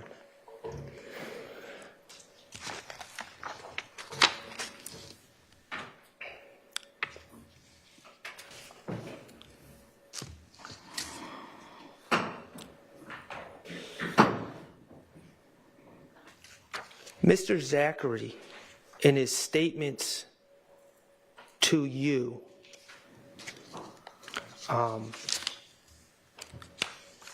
stated that he didn't shoot, right? Once he admitted he was there, he claimed he didn't shoot at anyone or any houses. Correct. He stated that Mr. Sledge never shot. That's what he stated, yes. Okay. And he named 3 shooters as my client, Shannon Stillwell, Shannon Jackson, Trevante Turner, and Ali Lee Caldwell. Or he said Lee. Correct. Okay.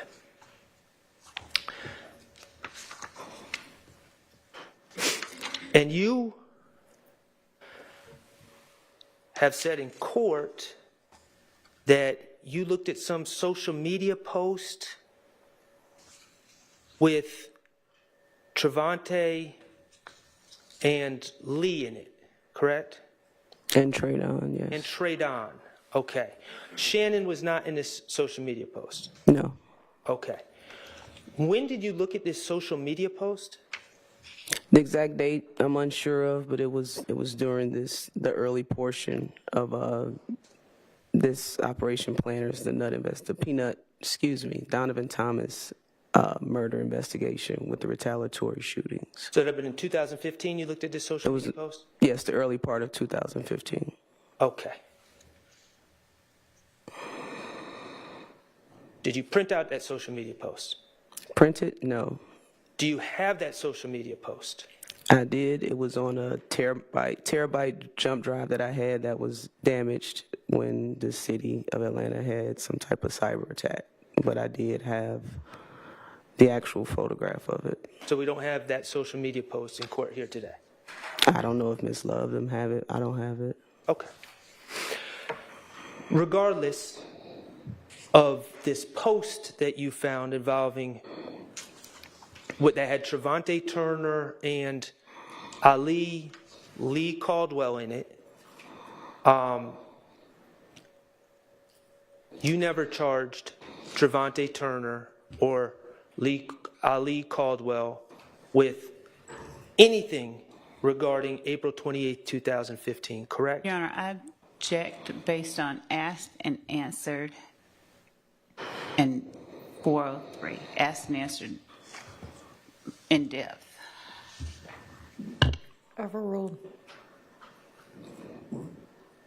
No, there was no corroborating evidence to say that they were involved. Okay. Outside of what Mr. Zachary stated. And in the 9.5 years that have passed since April 28, 2015, you never charged Shannon Stillwell with any of these incidents from April 28, 2015, did you? I've been retired since 2020.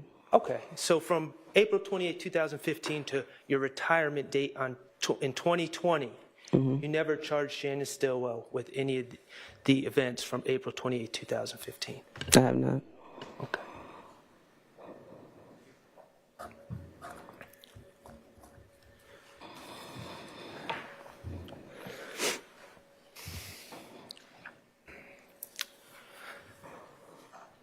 You talked to Mr. Zachary about the Lil Wayne bus shooting from 2015, correct?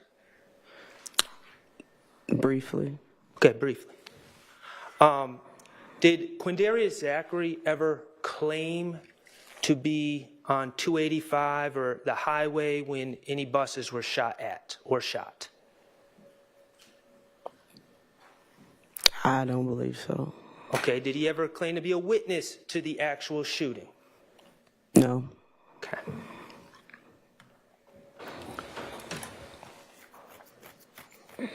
He did tell you that someone was in a Camaro with Jimmy Winfrey, but he could not identify that person, correct? Objection, Your Honor. Best evidence. I mean, they can't have it both ways, Judge. They can't stop me from playing the video and then complain when I don't play the video. Your Honor, they just saw the video, so objection is to a waste if we want to continue and expedite. If she can answer the question. What's the question again? I'm sorry. He claimed that someone was in the Camaro, the white Camaro with Jimmy Winfrey, correct? Okay, yes. But he couldn't identify that person. I don't believe he stated a name. Okay. And he claimed that at Club Compound, he saw Shannon getting into Dolly is Jeffrey's sister, correct? Okay, yes. Dolly's Ford Explorer.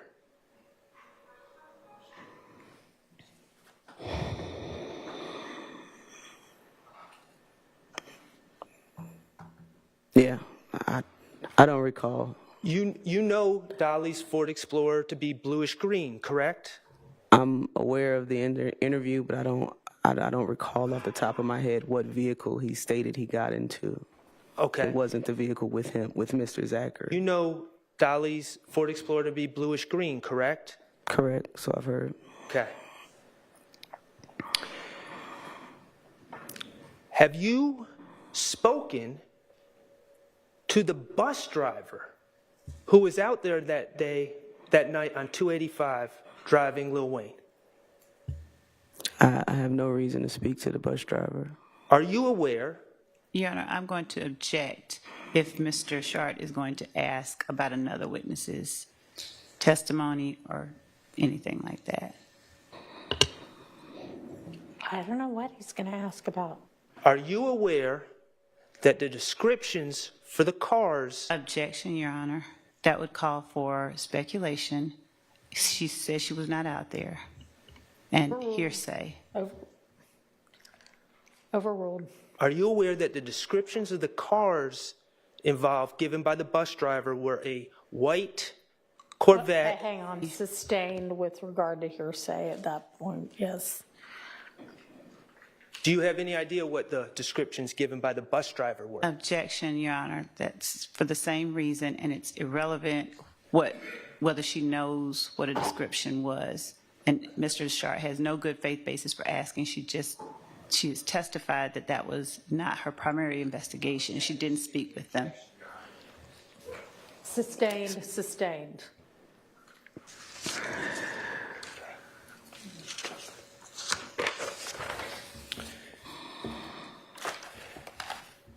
Did Quindarius Zachary ever put Shannon in a white truck the night of the Lil Wayne shooting? When I interviewed him, no. No? Okay.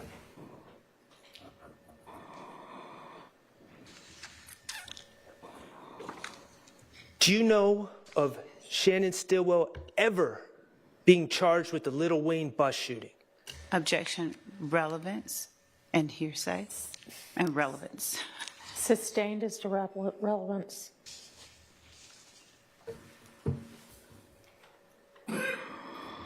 Okay.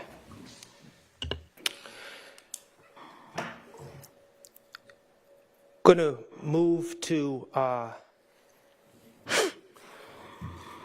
the discussion you had with Mr. Zachary about confessions allegedly given to him on the night of January 10, 2015, okay? Okay. All right. When you're investigating a crime or talking to a witness, you would agree that it's important to nail down details, correct? Okay. I mean, you can feel free to disagree. It's either yes or no. I don't know what okay means. Do I feel as though it's important to nail down Details. details? Yes. Thank you. And at the time of this interview with with Quindaria Zachary, I know you weren't the lead investigator of the Donovan Thomas case, correct? Correct. That was Detective Thorpe, but you had a working knowledge of that case. Objection, vague as to working knowledge. Overruled. Some parts of the investigation, yes. You had sat down with Kenneth Copeland multiple times, right? Correct. And all that was prior to your meeting with Mr. Zachary, correct? Correct. All right. Okay.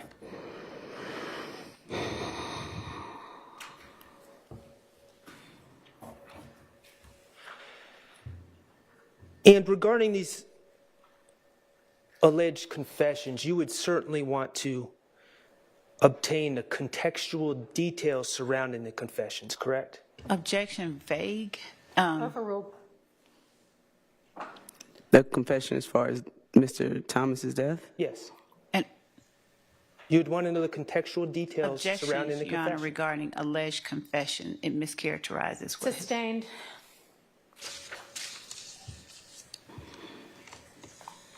As an investigator, you would want to nail down the contextual details. Objection, contextual details as to what? Vague. Overruled. If she doesn't understand, she can express that.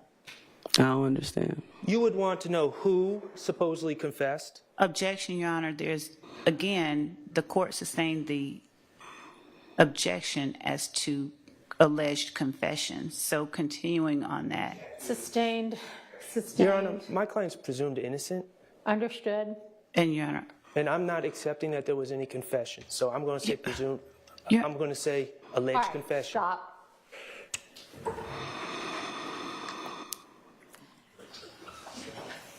I'm going to excuse y'all.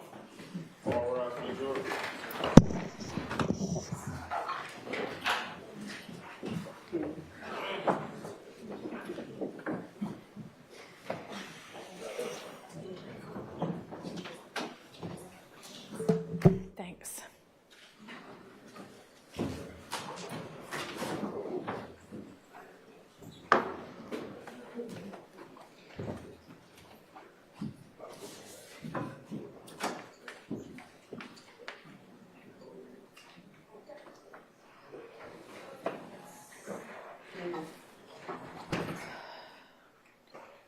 I don't think that we'll excuse you.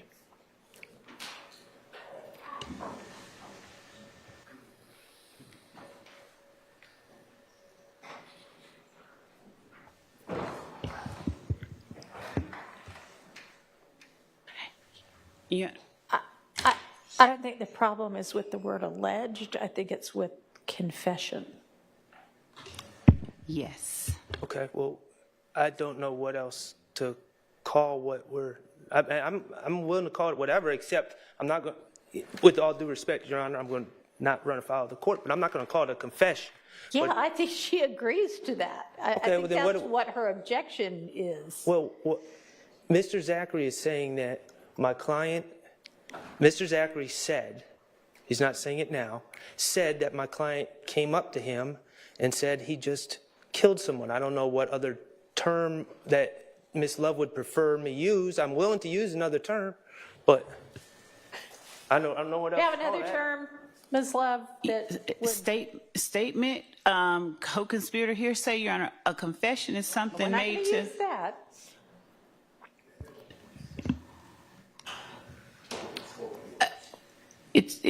He's not alleging to have said anything, to law enforcement. So. I've sustained as to the word confession. Can you use the word statement? I'm willing to do whatever Your Honor asked me to do, as long as I can say alleged. You can, well, sure, you can say that too. Okay. Let's everybody take a break. And let's hope that at some point this afternoon we get through this examination. Can you step back, Your Honor? Mm-hmm. Thank you.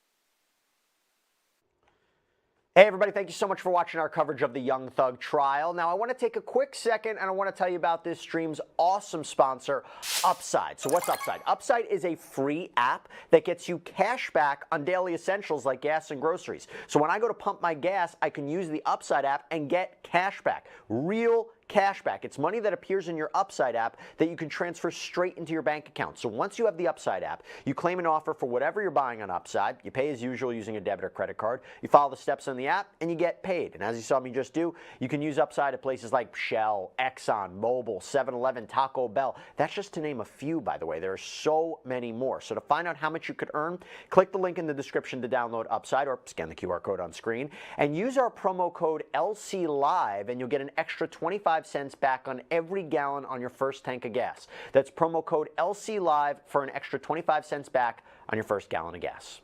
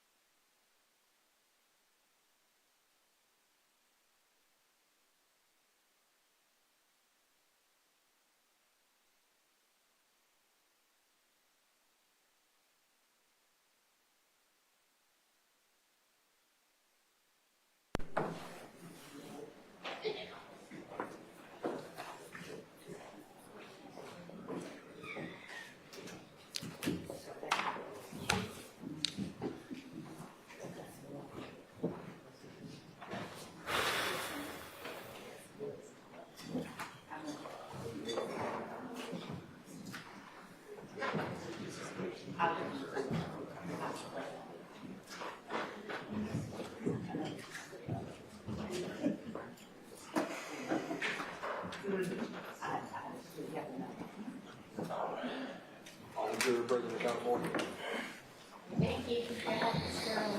Thank you, Your Honor. May it please the court. Welcome back, Investigator Gaither. So, we were talking about an investigator when someone you're interviewing is saying someone else made a statement to them or an alleged statement to them. Okay? Okay. I'm asking, as an investigator, you would want to obtain from the person you're interviewing contextual details about this statement that was supposedly given to them, correct? Yes. Okay. And those contextual details would include, obviously, who said it, right? Generally, yes. Okay. It would include when it was said, correct? If you're just generalizing something, yes, or if you're speaking about a specific... As an investigator, if someone is saying, Johnny told me this, and it's about what you're investigating, you would want to know when Johnny supposedly said this to the witness, right? Correct, but every investigation is different. So if you're speaking about context, context is not always the same in every case because every case is different. Okay, and we're going to get into specifics in a minute. Okay. You would want to know if anyone else was present for this statement to know if there's any other witnesses to the statement, correct? Generally speaking, I can't just answer that and put all of that in one box, Mr. Shard. If you speak, I'm still answering. Okay. I can't just put all of that in one box when you just say all investigations. All investigations and all confessions or interviews are not the same. As an investigator, when would you not want to know who else heard a statement? Objection, Your Honor. Relevance. Well, I was just told... Harassing. Harassing. Overruled. As an investigator, when would you not want those details? Explain to me a situation where you wouldn't want those details. There's not a situation that I would not want those details, but if we're speaking about something in context, a specific incident, all investigations are not the same. Yes, the generalized who, what, when, where, how, that's essentially what you want to obtain, but sometimes that's not always known by the person that's giving the information. Okay, but you would want to know it. That's what I just stated generally, sir. Okay. And you'd also want to know exactly what was said, as close as possible, the wording of what was said, correct? Correct. All right. Okay. So let's talk about what Quindarius Zachary said other people said to him during that interview on August 5th, 2015. Okay? Quindarius Zachary claimed that Nard, Demise McMullen, confessed to him during that interview, didn't he?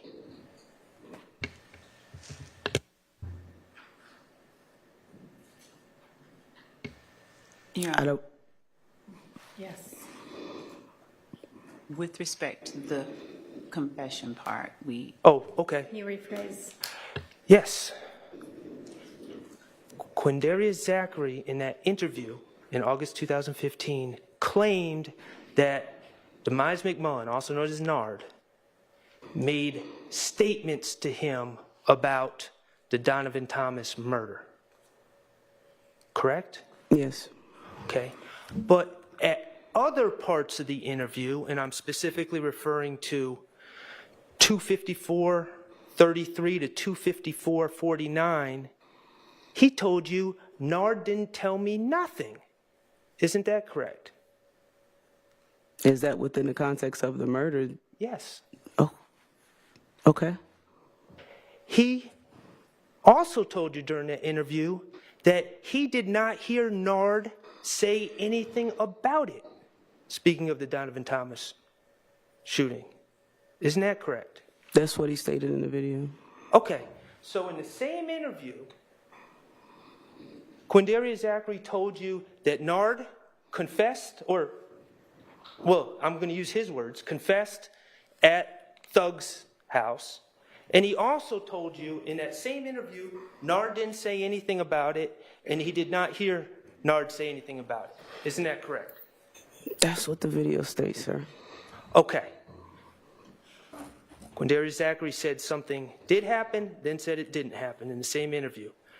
You said that Quindarius Zachary was pretty consistent. That's what you said on direct. Is that a question, or are you just stating it? That's a question. Okay. On direct, you said that Quindarius Zachary was pretty consistent. Yes. Okay. Quindarius Zachary claiming Demise McMullen said something to him, and then later on in the interview saying Demise McMullen did not say anything to him. Do you find that to be pretty consistent? In the majority of Mr. Zachary's interview, he was consistent with the statements that he made. That was good enough? From your point of view? Be pretty consistent? Vague. Sustained. Okay. Let's talk about what Mr. Zachary claimed, the statement Mr. Zachary claimed that Mr. Kendrick gave to him. You actually asked him at 2:53:26 in the interview, you asked him for contextual details. You said, exactly what did Mr. Kendrick say? Right? Yes. Okay. And you asked him that because you wanted to determine the exact words. Correct? Yes. You also wanted to ask him where this was said, when it was said, correct? Yes. Okay. And when you asked Quindarius Zachary those questions about what he was claiming Mr. Kendrick said, he never answered, did he? I'm not certain. Okay.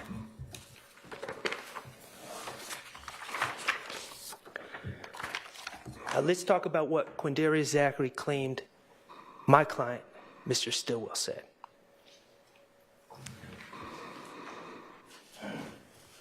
In this interview, you sought contextual details regarding what Mr. Stillwell supposedly said to Mr. Zachary, correct? Whatever you feel is contextual details. Okay, well, I want to be on the same page as you. You asked him where and when it occurred, correct? Yes. All right, and he told you at 2:51:15 in the interview that he, Mr. Zachary, and Moontoon, Mr. Sledge, had just pulled up to Thug's house, Thug's condo, correct? Yes.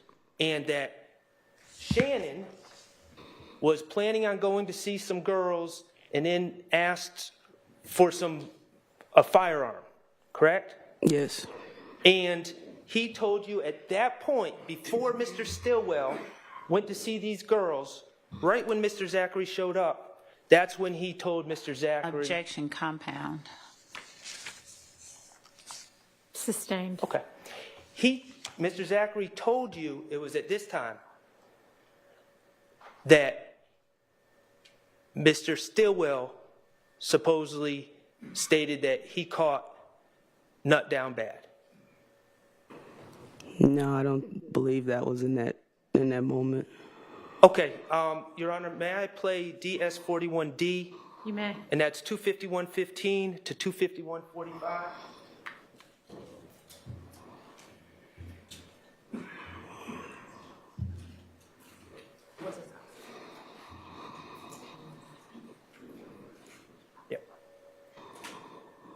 Where were you guys when Shannon was telling you this, and what day was it? Same day or day after? Same night. Shannon, I was walking through. I had just walked me and Mooks when I just pulled up at Thug house. And Shannon finna go to a girl house, and all the bullets were going out the gun. Like he like, we ain't got no gun. They see Mooks on gun.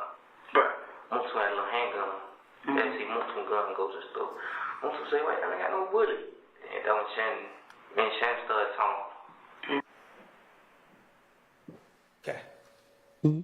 After viewing that video, would you agree that Mr. Zachary's story to you was that, and Mr. Zachary also told you that he showed up at the condo around 9 p.m., correct?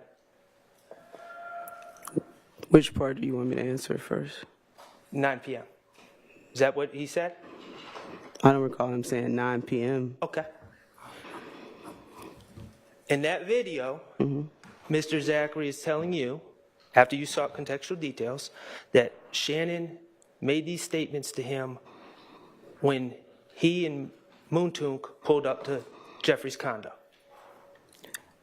And I believe in the rest of that. In context, he stated that they didn't want to say anything in front of Moontunk because Moontunk talked too much. Okay. So I don't believe it was in this moment when they saw your client walking in that he told him in front of Moontunk. Well, so what's your understanding? When do you believe it occurred?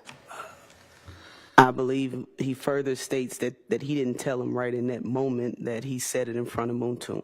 Well, I mean, you'd want the details, so if that's not when it occurred, I'm asking you, when did this alleged statement from Mr. Stillwell occur? If not then? You probably should have asked Mr. Quindarius that while he was on the stand. Okay, I did. Okay. Are you aware, you would agree that Mr. Zachary is talking about a time before Mr. Stillwell goes to see girls that night? Yes, when they saw him walking out of the condo is what he was talking about here. Are you aware that that story changed in 2017? Your Honor, I object to assuming facts not in evidence until... Sustained.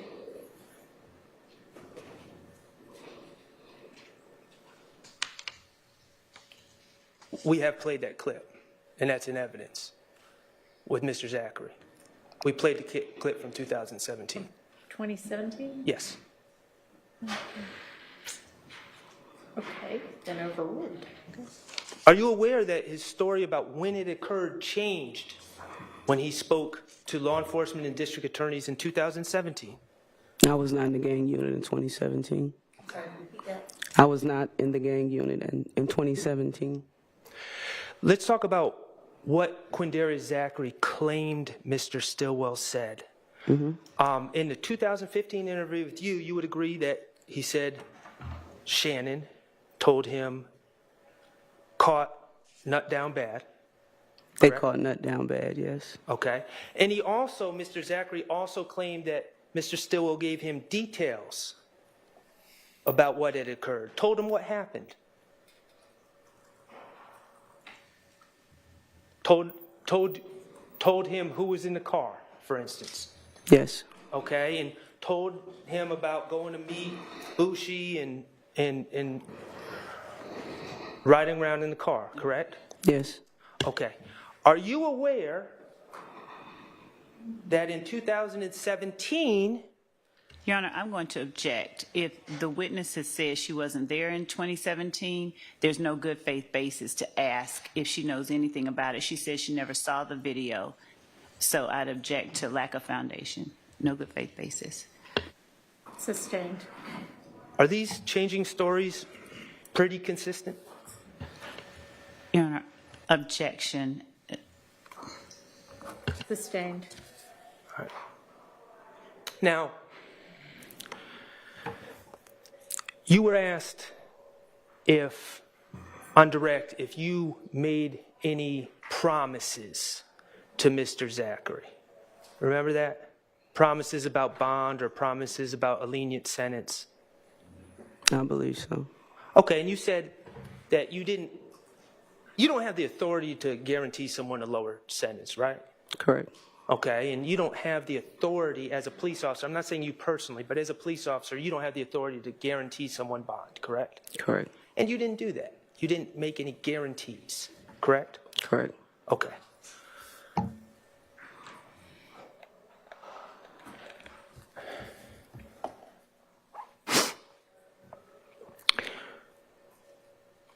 Do you recall Mr. Zachary, when he came to talk to you? Well, let me ask you this. In the calls, did you have any calls with Mr. Zachary before August 5th, 2015? Before? Yes. Like you No. said his family was calling. Did Mr. Zachary ever call you? No, I don't believe so. Okay. You say you don't believe so. No. Okay. These family members certainly expressed to you a desire for Mr. Zachary to be released, correct? To be released or for me to come talk to him, pick him up to talk to him? Both. I don't recall about a release. His family was calling, asking could I go pick him up because he wanted to speak to me. Okay.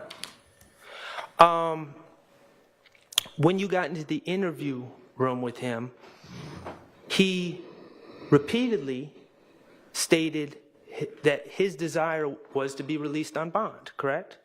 Correct. He stated he'd wear an ankle monitor, but he just needed to get out of jail.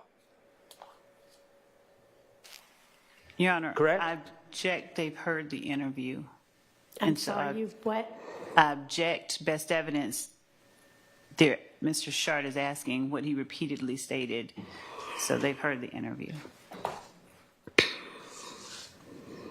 I'm not sure I understand Best that objection. evidence. Can you repeat your question? Mr. Zachary, during the interview, repeatedly stated his desire to be released on bond. And your objection is best evidence? Yes. Sustained.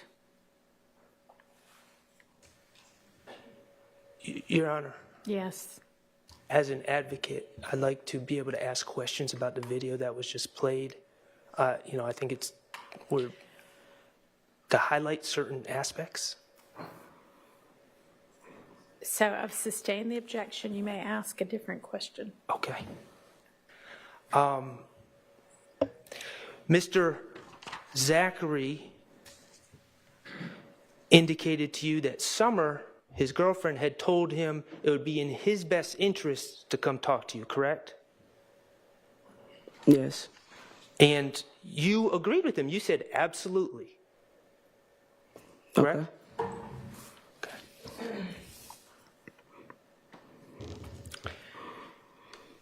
Now, when we talk about corroboration, that's something that you would do after the interview, correct?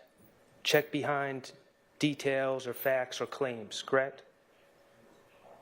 Are we talking about if someone told me something? Yes. Yes. Okay, I would that- try to attempt to. Right, but that would be something done after the interview, correct? Yes. Okay, and you weren't corroborating things in real time with Mr. Zachary, were you? In the interview room? Well, if there was a piece of evidence that I had in hand, like Investigator Dennis had a video or I had phone records, I was able to corroborate in that moment. But if you're just talking about based upon just something he said that happened, no, I was sitting in the interview room with him. Right. So you certainly weren't corroborating. I understand you had the phone records for April 28th incident, but you had those on hand during the interview, correct? The April 28th incident phone records? Yes. Okay. But regarding the Donovan Thomas case where you weren't the lead investigator, you didn't have materials to corroborate in real time his claims about that, did you?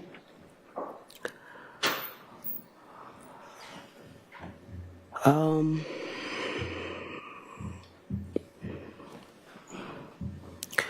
trying to remember. There were some persons that we had cell phone records of that we knew were involved in retaliatory shootings. So if we would, again, obtain probable cause or a search warrant for the cell phone records, some of the persons involved, we would go back to January to see if they were involved in any other incidents that we could corroborate. So that involved.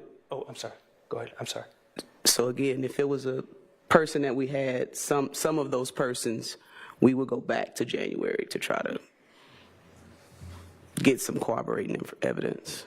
But those materials were in relation to retaliatory shootings, as you're deeming them retaliatory shootings, not the January 10th, 2015 incident. January 15th? No. you had materials, you're talking about materials you had regarding, and these are your words, retaliatory shootings. Though you didn't have documents, or what you're talking about did not involve the actual January 10, 2015 incident. It involved things that happened afterwards, correct?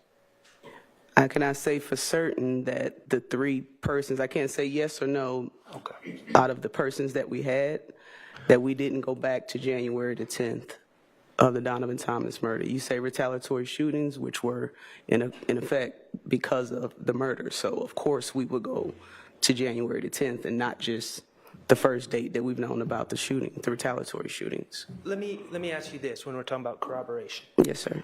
During that interview at 3:36:10, investigator Dennis tells Quindarius Zachary, "You are doing great. You're doing a great job. I can't express to you the magnitude of what you're saying." Correct? Yes. Okay. And at 3:36:57, during that interview,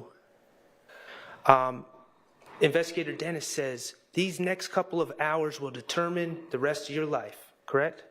Yes. And then, of course, Mr. Zachary asks, "Can you release me on house arrest?" Right? Okay, yes. And during that interview, on August 5th, 2015, you told Mr. Zachary, "I'm going to get on the phone with the DA ASAP. You have my word." Correct? Yes. Okay. I have no further questions. Okay. Are there other defense attorneys who have questions for this witness? All right.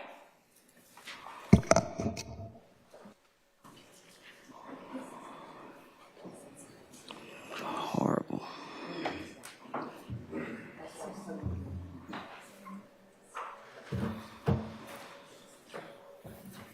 Can you give us just a second? Of course.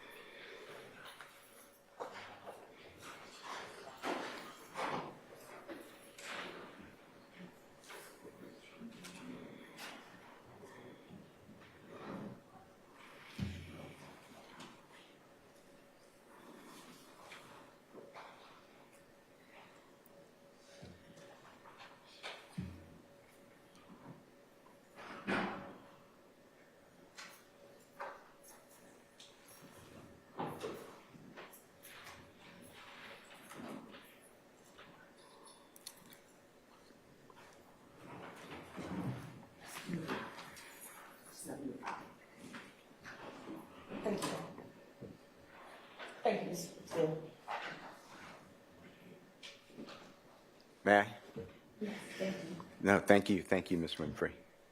I'd like to ask you your background And if I'm getting too far afield, just say it's beyond your knowledge, okay? When you were doing policing and you'd obtain surveillance video images from, let's say, a business or a house, okay? I want you to focus on that. I heard you say today that you did that for the vault, the studio vault, when you watched the 10 cars go. You know what I'm talking about? I didn't say I did it. I said investigator Dennis did. Okay, you didn't see you didn't view the... I viewed it, yes. Okay. Now, in 2015, that's the date I'm focused on, were there different types of memorializing or capturing of the images whereby some business can hold the data or the images for 30 days, some would hold them for a year, some 15 days? Would it just depend on the particular product that they used? I'm not aware of any, I don't have any technological background or things to obtain video to know how long a particular system holds information. Okay. How about this? From your experience, though, could you get a video, let's say that you were investigating something that happened a month ago? Would you go to the scene where there may be a video camera and see whether it holds the 30 days or more? Have you been able to capture that type of distance, that type of time? I've investigated cases where sometimes it holds it for 30 days, sometimes 3 days, sometimes a year. It's all dependent on that particular system or if we're talking about a specific investigation. And when the system, we're talking about hold the images, at some point, because of storage, and if you don't know, just say I don't know, the storage, sometimes some images fall off. It's too old to keep on the storage. Is that your experience? I'm not an expert in technological video expert extraction, so I can't answer that. Let's not talk, just from your experience, is there a date where it just can't hold? The people tell you, well, you find out it's too old, the data won't hold. That's what I'm asking you. Objection, foundation. I'm asking her experiences. Overruled. If you ask me if video has been overwritten, is that what? Sure. Basically what you asked me? Yes, I've heard of that, yes. I think so. Okay. Have you ever dealt with a system that after, let's say, I'm using an example, 2 weeks, all the data is overwritten? Objection, vague and relevance as to a system. Overruled. When you mean dealt with a system, what do you mean? When you're investigating, or your own system, but have experience that all the data is gone 2 weeks from that day, it's all gone, then it just starts brand new? Or is it more of a rolling system? I'm not sure what you asked me. Let me ask a better way. I'm just using dates, okay? January 1, 2015, I'll use 15. There's a business, McDonald's. Okay. It holds the image, I'm making all this up, holds the image for 2 weeks, January 14th, 2015, okay? Okay. Have you ever had experience where on the midnight going into January 15th, 2015, everything for the last 2 weeks, in my example, from January 1st forward to January 14th at 11:59:59, is wiped out and we start anew? Or is it that certain parts of the system and they keep rolling over? It just makes room and you keep adding the days, if you know. I've been told on occasions, a system like I just stated, if it's longer than their saving period or cloud period, it'll overwrite itself. It won't save it. I've been told that, if that's what you, Okay. if I'm answering your questions. Okay, no, that's fine. All right. Let's go back to the surveillance I just asked you about McDonald's. You and Detective Dennis interview Kenneth Copeland, and I'm just focused on the last time, or one of the last times, June 10th, 2015. Okay? Okay. I know Detective Thorpe is there, and ATF agents, but from that interview, you and Detective Dennis go down to McDonald's to inquire about their surveillance. You remember that? Yes, sir. All right. And you got the number and the name of the person who, and you gave it to Detective Thorpe, the homicide detective on this case, to follow up. Yes, sir. Were you ever told by Detective Thorpe that he had already gone to the McDonald's on or about the 11th or 12th of January 2015 to look at that video? Objection, that calls for hearsay and relevance as to whether or not Detective Thorpe ever told her that. They're working the He case. testified, right? Yes. Overruled. I was not told. Okay.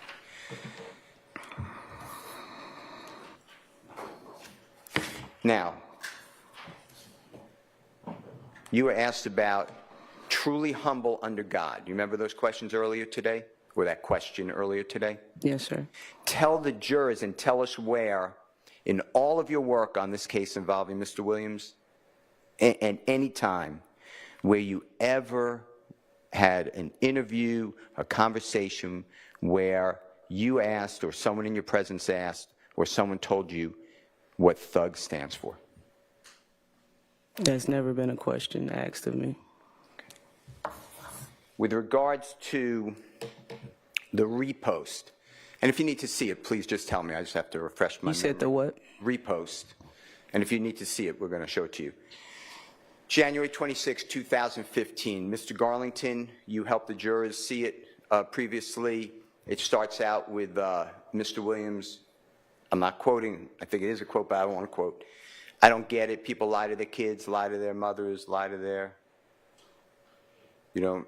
Okay. Do you have the number that is?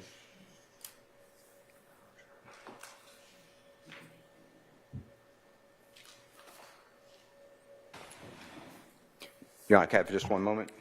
Yeah. Thank you.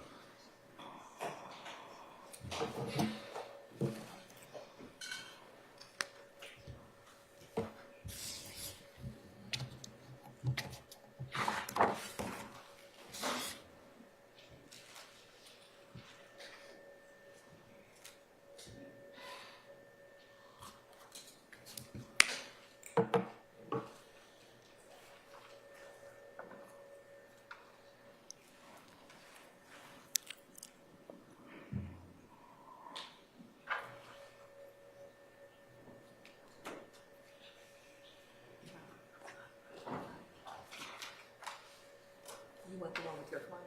That deputy? The one with Mr. Williams or one with Mr. Smith? It's Mr. Garlington. I'm going to, the state is helping me out, Ms. Hilton's helping me out. Can I ask other questions in the meantime? Okay. Well, they're helping me out, so we'll come Yes, right sir. back to that. Okay. Do you remember being shown State's Exhibit number 526YY, if you could help me out, Mr. Atkins? And with the court's permission, this is already in evidence.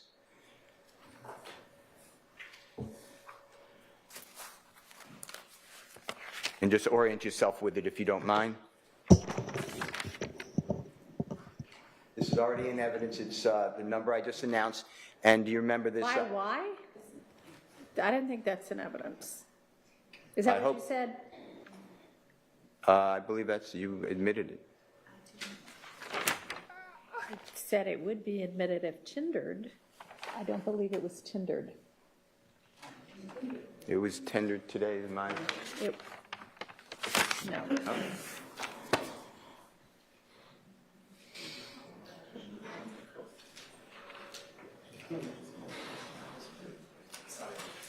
Okay, I'm moving on. All right.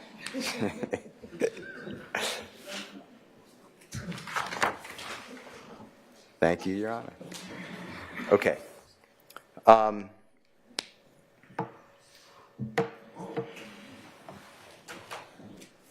This, it's been called several things, gang war, beef. You testified earlier, and please correct me. I do not look into transcript. This started from your investigation approximately fall 2014. Is that fair to say? Yes. All right.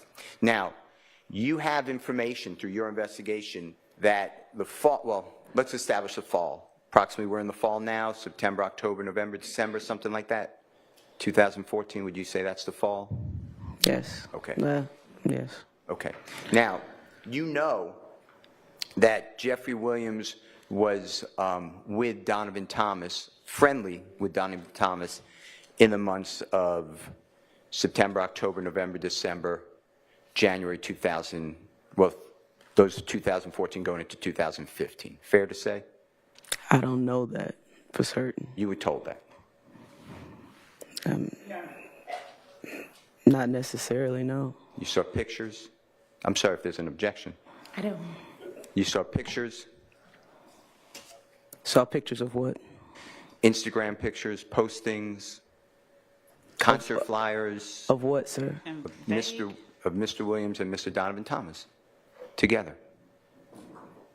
During those times of October, November? Fall 2014, September, October, November, December, going into beginning of January. I don't recall. Your Honor, that was really compound, so. Overruled. I don't recall seeing any pictures during that time. You mean posted? Sure. I'm asking. Social media.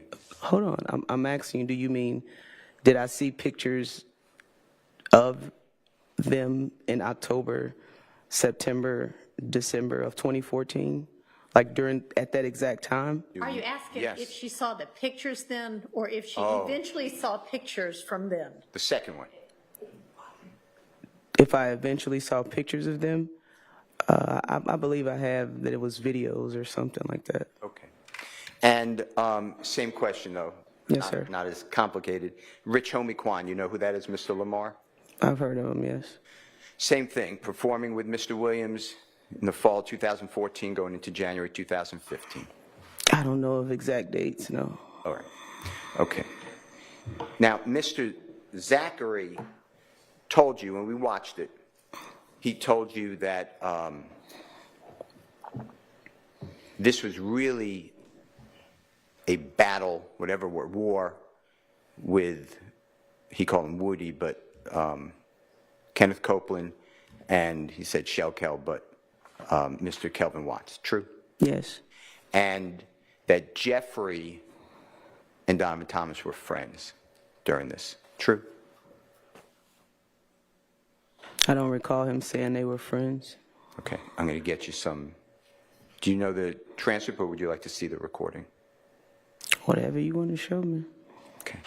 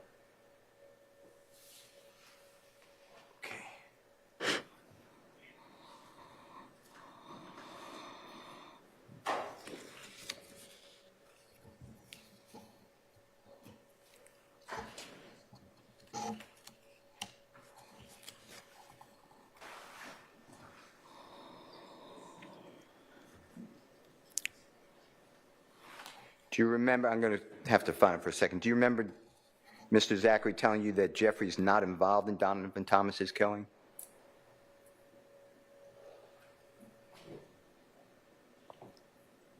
I believe he stated he didn't know that it happened until after it happened. Did he tell you, do you remember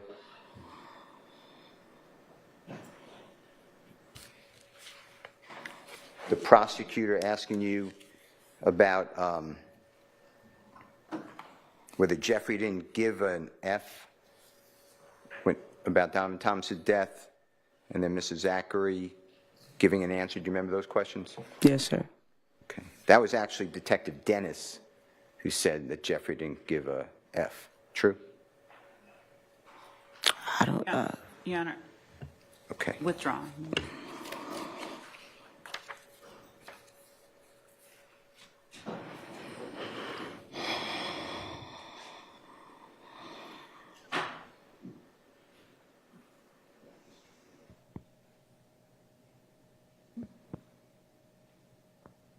Your Honor, can I play Jeffery Williams 263D, as in David, and it's from a clip from the August 5, 2015 video.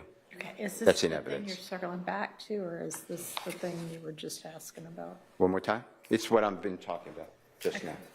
And that's Right. State's There- Exhibit 531Y. And that's with regard to the question that's on the floor that I don't think got answered? Right, I think that Okay. the Detective Gaither said, I don't remember. Okay, I don't know. can, yes, you may. I can hear You could just listen to this first. Yeah.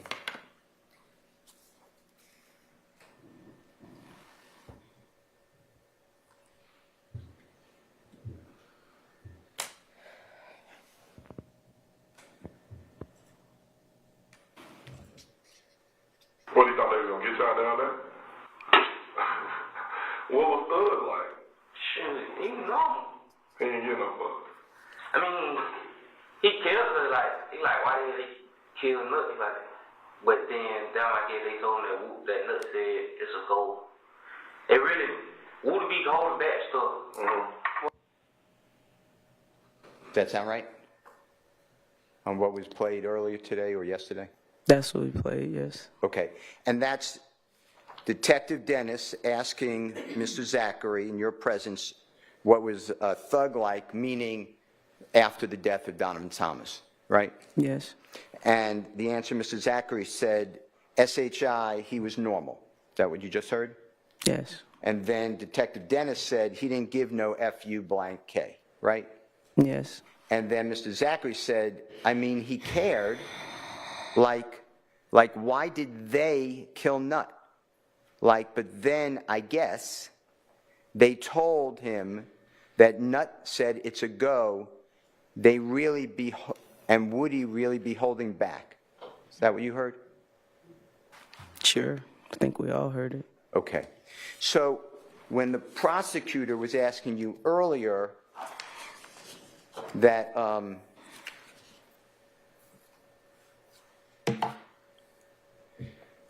Jeffery Williams was, this is my word, insensitive. That's not what Mr. Zachary said, right? I object to the mischaracterization of anything that. All right, well, the questions aren't evidence anyway, and he said it was his word, so overruled. That he was insensitive, I don't recall hearing that. And it said that, I guess,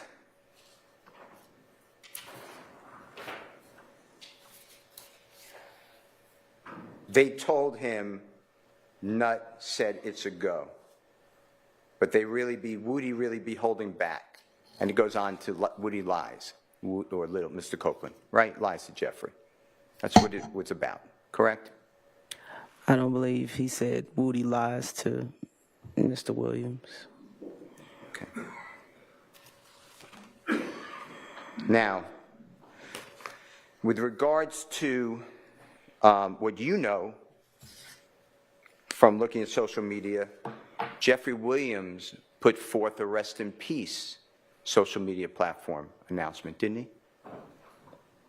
What are we talking about again? January 11th, 2015, very early in the morning, 3 or 4 in the morning, you're aware that Jeffery Williams paid tribute to Donovan Thomas, right? I'm not aware.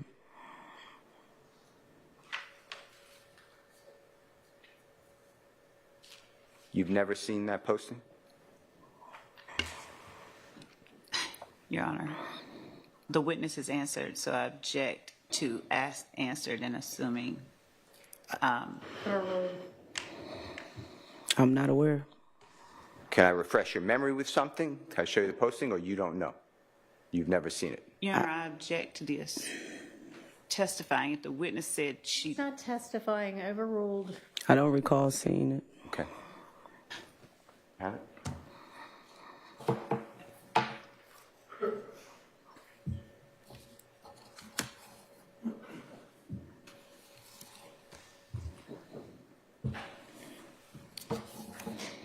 Can Mr. Kokomo approach? For the purpose of potentially refreshing the witness's recollection? Yes. Do you think that something might refresh your recollection, Sergeant Gaither? He can show me, but I don't recall.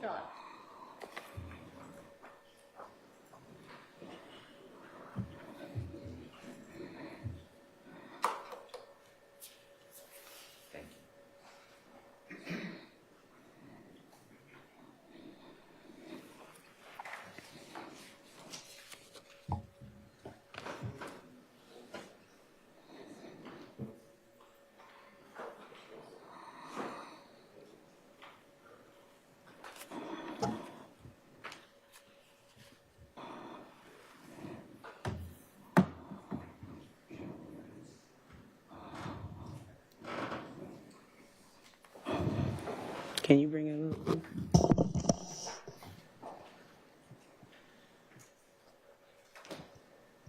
Can you go up?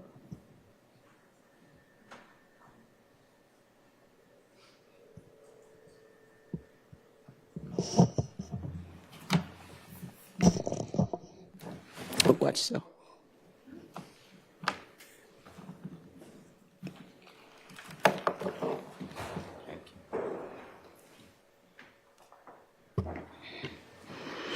You recognize that social media Your Honor, posting? I'd ask that that question not be the question, but whether her memory is refreshed as to whether she ever saw any Same. social. Your Honor, would Does that the refresh your memory? Does that refresh your memory? Yes, but not in that context that you're using it for, sir. Okay, you've seen that posting before? I've seen that posting on Nuts page before, yes. Okay. Your Honor, I am moving for the admission of Mr. Williams, number Your Honor, I'd 42. ask to approach and I'll Okay. tell the court why. Anybody need a restroom break anyway? No, everybody good? Okay.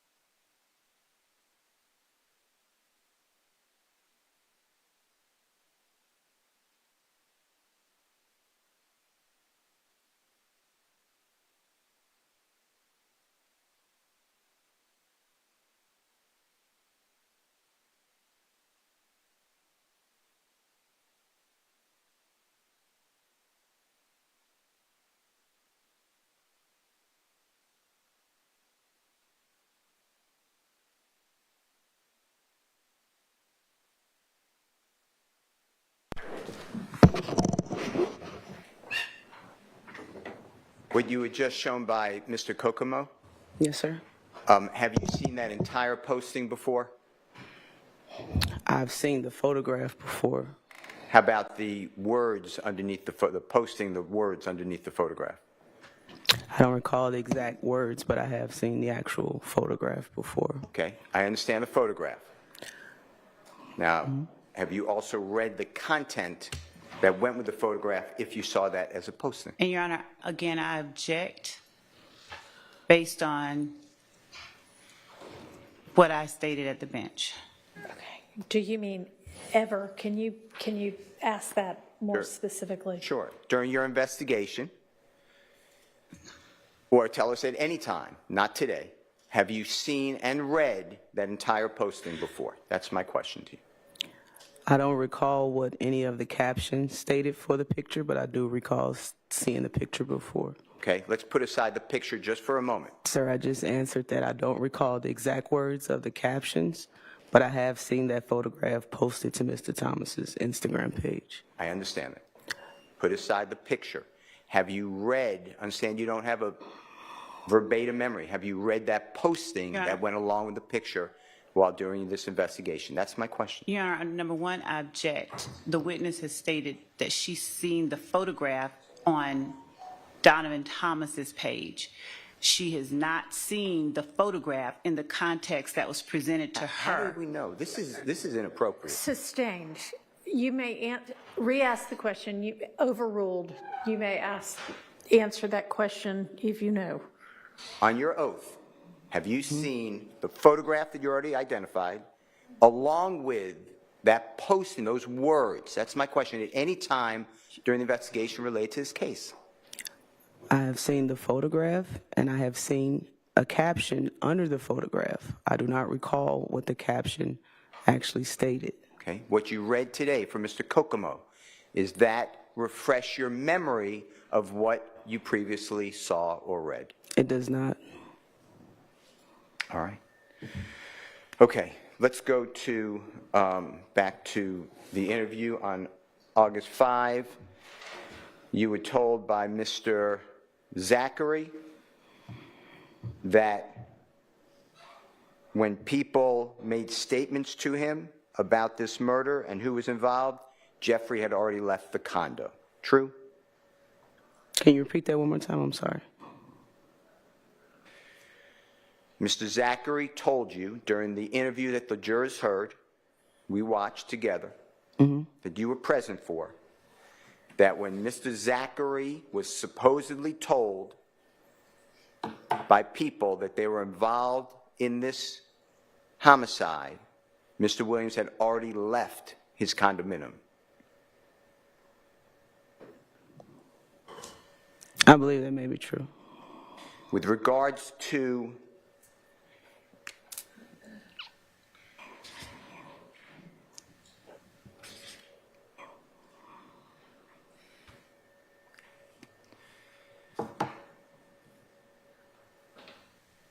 the bus tour shooting, it's April 26, 2015. Mr. Zachary told you that Jeffery Williams was not involved in that bus tour shooting of the Little Wayne bus tour, right? He stated he was not there, yes. Not there and didn't know about it until the next day. Correct. In fact, Mr. Zachary went further and said that Jeffery Williams idolizes Dwayne Carter or Little Wayne, right? Yes.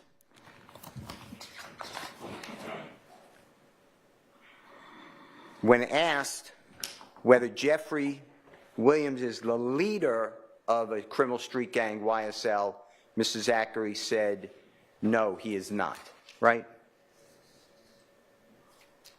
I don't recall asking that or hearing that. Let me show you. Give me 1 second. Your Honor, may I have a second? You may.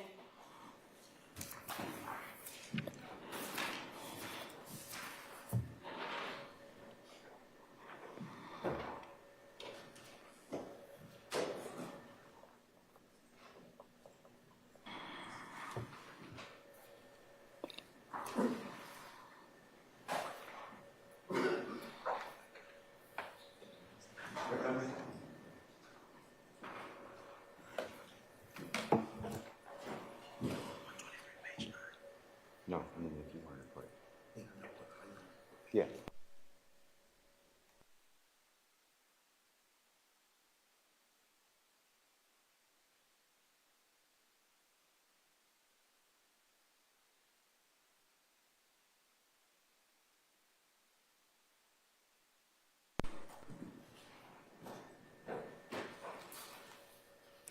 We're going to play from the same exhibit that's in evidence, Your Honor. The court's permission states 531Y.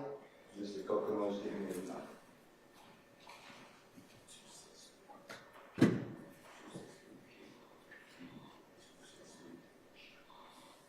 Your Honor, it's 263. It's Jeffery Williams 263G as in Goldfeather and 26BH as in hat. May Mr. Kokomo play it, Your Honor? You may, he may.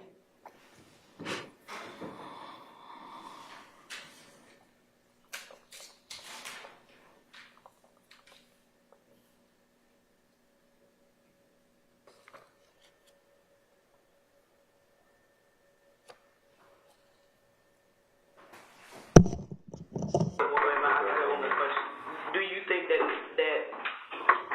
Doug ordered that? On murder against nothing? No. I told them they were trying to give the names.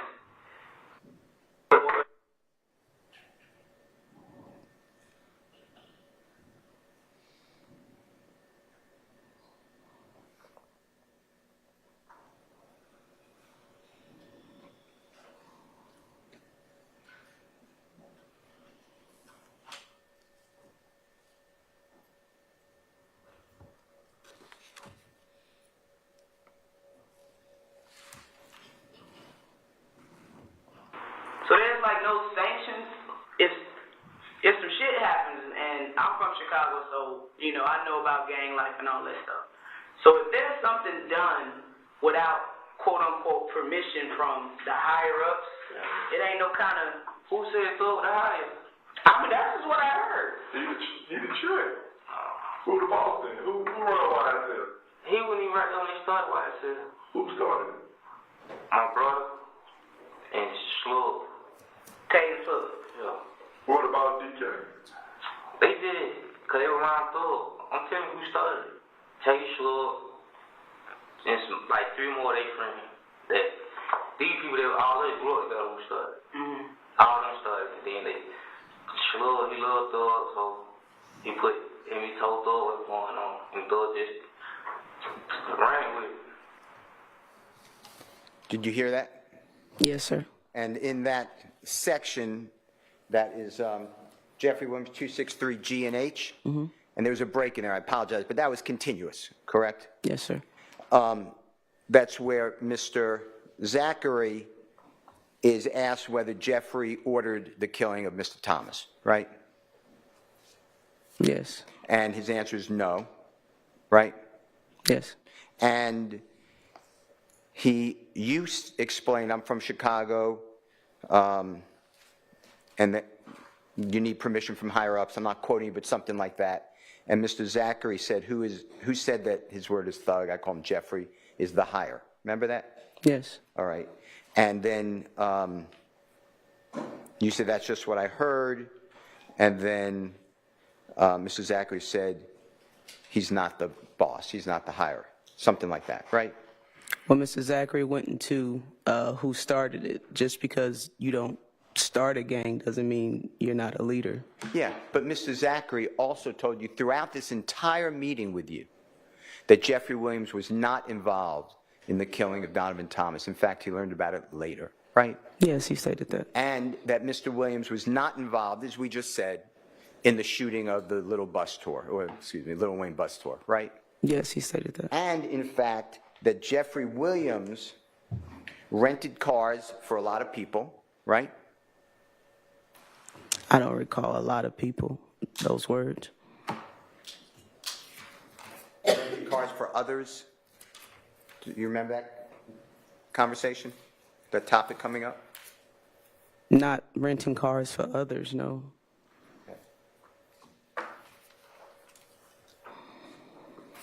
Remember Mr. Zachary explaining that he and Mr. Copeland were in a rental car together?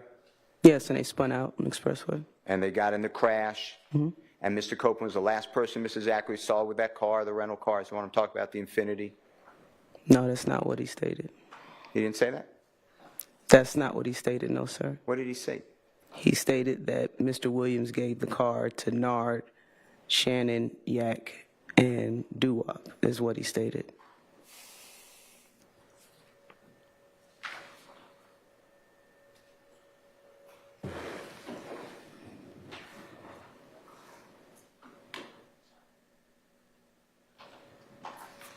He said that his manager rented the car, right? Amina, yes. And that he allowed others to drive the car, right? And he went along to state the names, yes. Okay. And also that he would let others use his cars. Did he not say that? I don't specifically, that one part of it, no, I don't remember him saying that. All right. The Sprinter van. Remember those Sprinter vans that we talked about? Yes, sir. And the Sprinter van, did you do any type of investigation or get any information when they were summoned, hired, rented? No, I did not. Okay. And you did know that Jeffery Williams, Mr. Zachary told you, had performances in the state of Florida? That's what he stated. And that's why it was already pre-planned to go to Florida around the 10th of January, 11th of January, 2015, 12th of January, right? He never said anything about a pre-plan. He didn't say that it was already, people were already going? No, he stated Mr. Williams had a show or something, and then they all decided to go. It wasn't a pre-plan. Okay. That Jeffery Williams stopped associating with some of these people a short time after the killing of Donovan Thomas. What's your question? That's my question. That's what he told you. No, I don't recall that.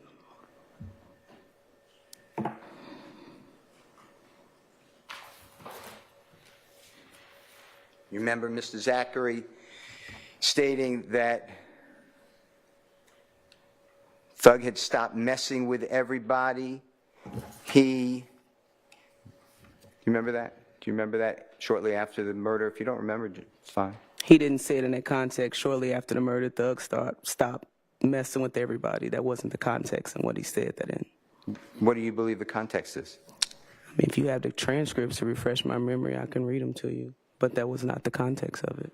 Okay. Did Mr. Zachary tell you that he doesn't, by August 5, 2015, doesn't speak with Jeffery Williams? You can't get in touch with him? He stated that he hadn't seen him in a minute. Okay. Up until you left the gang task force in March of 2016. Yes, sir.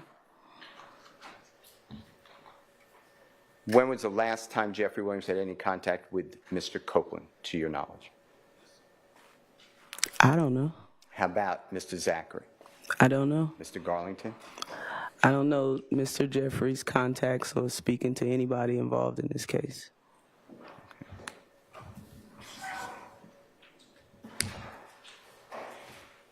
There was a portion of this meeting with Mr. Zachary and you and Detective Dennis, and I believe Detective Thorpe, whereby Detective Dennis says something to the effect of YSL is a gang as well as something else. Do you know what he said? No. I'm going to play this and tell us if you can assist us, okay? Sure. Your Honor, this is states Jeffery Williams. This states 531Y, same interview, Jeffery Williams 263I. As in ice cream, it's 3/18/14 to 3/18/21.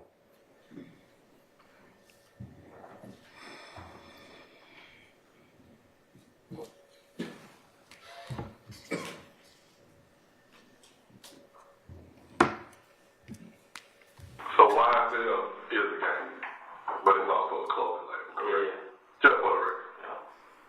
Do you know what he was saying, if you heard? Now, can you play that again? So YSL is a gang, but it's also a clothing label, correct? Just for the record. I don't know what he said. Now, I'd like to show you, with the state's permission and assistance, states 447Y. And tell me, this is what I asked you earlier, that you introduced. Mm-hmm. Tell me if this refreshes your memory. You remember this? This a video? Yes. You can play it. We can play it if you want, but do you remember seeing this before? I don't recall if you play it. It's just, at this point, a screenshot. If you play it, I can tell you if I remember it or not. Okay, play the first part of it if you don't mind.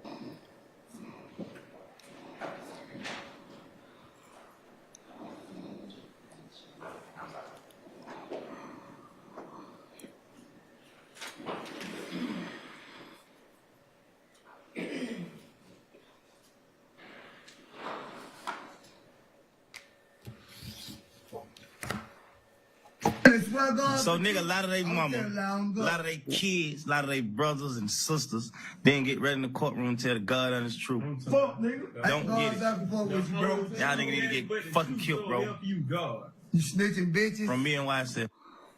Remember that? Yes, sir. Okay. Now, on there, we have in the background Mr. Sledge speaking, right? You hear the voice? Yeah, I heard a voice, yes. You don't recognize it, Mr. Sledge? Not with 100% certainty, no. Okay. Mr. Martinez-Arnold's voice? Not with 100% certainty. All right. You see where it says repost WizApp? No. Should be on your screen. Center It's bottom. not on it. Oh, now I can see it. Yeah, now I can see it. Okay. And do you know what that means? Did you do any investigation into what that means? What means? Yeah. What? Repost WizApp. I believe it's some type of app. Do you know what repost means? To repost something on the social media, meaning. Did you ever do any investigation to determine the date or dates that this was previously posted? No. Do you know when State's Exhibit number 447Y was actually made? I don't recall. Do you know whether it was made before the Donovan Thomas shooting? I don't recall the date when it was made or posted, reposted. Did you do anything in your memory to find out and look into when was this actually created? I had no reason to. How come? It's not against the law to make a video or repost it. With regards to your working with Detective Thorpe, Homicide Investigator Thorpe and the gang unit, including you, are both looking into the investigation into the killing, the shooting of Donovan Thomas and related matters. Fair? To a certain extent. And were you kept abreast at times of what Detective Thorpe was doing on the case? Not all the time, no. Okay. Did you, at times, keep Detective Thorpe abreast of what you were doing on the case? If it was something that I felt was pertinent to his investigation, yes, I would tell him if we found out new information. If we found out new information that I felt would help him, yes, I would tell him. Did you, were you aware at and around October 20th, 2015, until the day that you left the gang unit, that Detective Thorpe swore out warrants for Kenneth Copeland for the murder of Donovan Thomas? Was I aware the day? No. The day that he did it? No. Were you aware of it at a time before you left the gang unit? At some point I did know. One more time. At some point I did find out that he obtained warrants. All right. And when you spoke with and you interviewed Kenneth Copeland several times, right? Yes. And also you looked into his criminal conduct, fair to say? You investigated him, right? In regards to what? Anything. If it was criminal activity or? Criminal activity. Your Honor, I object as to vagueness. I'll be specific. You went to his house on June 10, 2015 and arrested him, along with other agents. Yes. And those agents also were FBI, that's wrong, ATF agents, federal agents, right? Correct. And you located, with permission, in the car outside his home and Ms. Quarterman's home, you found some electronic devices, computers, stolen identification, things like that, correct? Objection, relevance? Is there relevance to Yes. that? Okay, we'll see. Overruled for now. Yes. And that rental car, it was a rental car that these items were found in, right? I don't recall if it was a rental or not. Do you remember Ms. Quarterman's mother rented the car? I just stated I don't recall if it was a rental car or not. Do you remember testifying in this trial previously and watching a video? Of what? Maybe you didn't watch the video. Do you remember testifying previously? Or did you ever tell Kenneth Copeland, you can get Miss Quarterman's mother in trouble because she rented that car and there's stolen items in the car? Do you remember that conversation? I don't. I'm not saying it didn't happen, but at this moment, I don't remember that it was a rental car. All right. Now, do you remember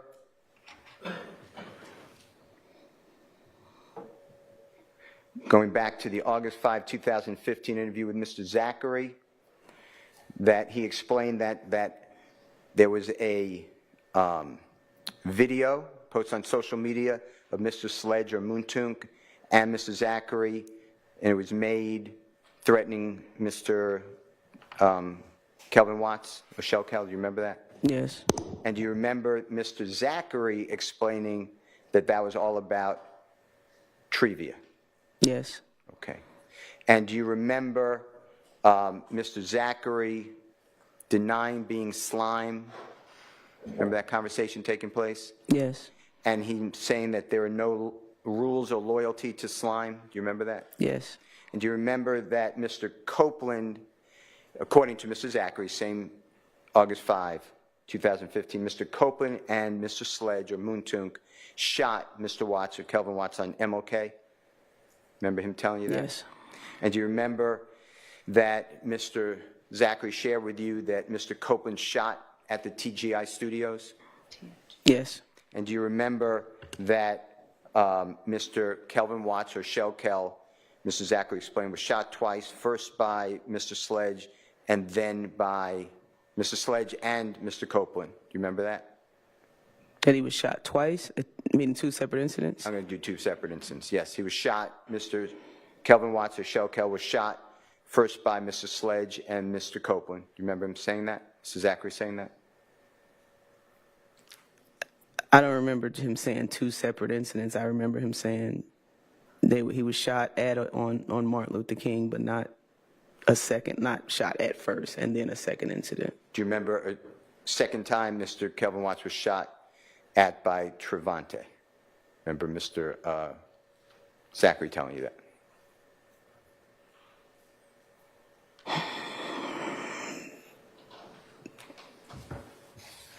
Okay, yeah. I couldn't hear you. Yes. All right. Now, you stated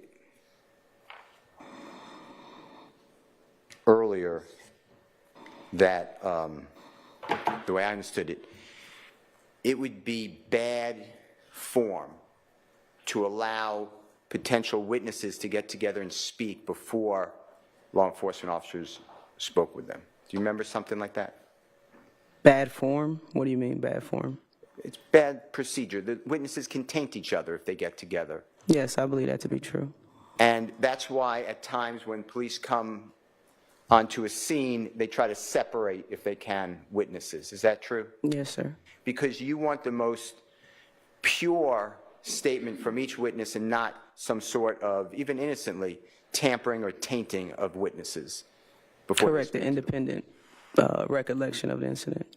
Now, in this case, do you remember on June 10, 2015, explaining to Mr. Copeland that you and your coworkers needed to corroborate, that's a bad word though, but needed to find whether there was information to support what he was saying about other people? Do you remember having those conversations with him? Yes.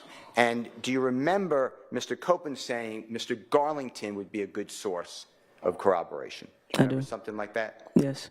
And do you remember Detective Thorpe, your coworker, APD homicide, lead homicide detective on this matter, being present with you and Detective Dennis during this time of that interview? Not saying he wasn't, but I don't recall.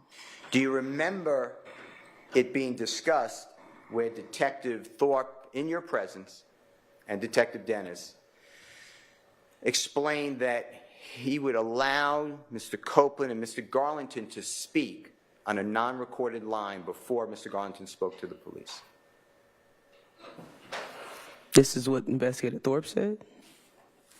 No, I don't recall that. Okay. This is already in evidence.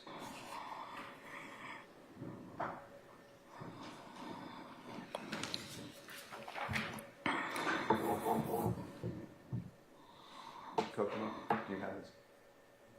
Do you have this? I need the number. You want to have one moment? Sure.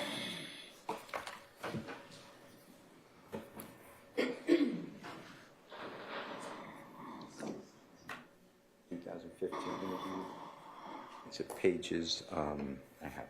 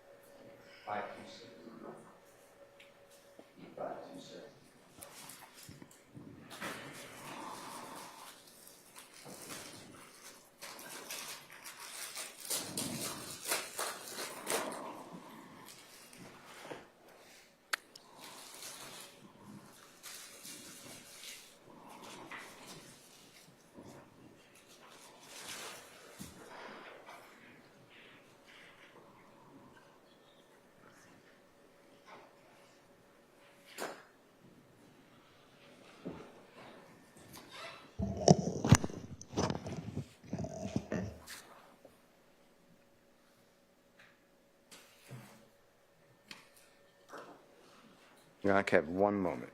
Mr. Kokomo is pulling it up.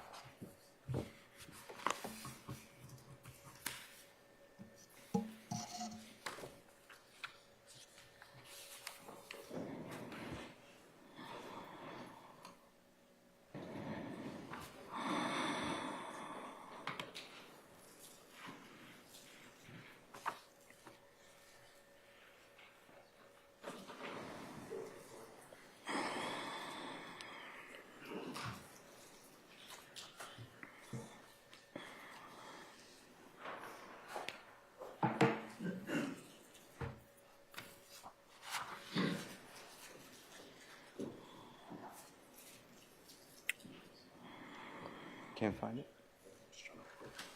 I'll go on to something else while you find it. Your Honor, can I go on to something else while Mr. Kokomo is doing that?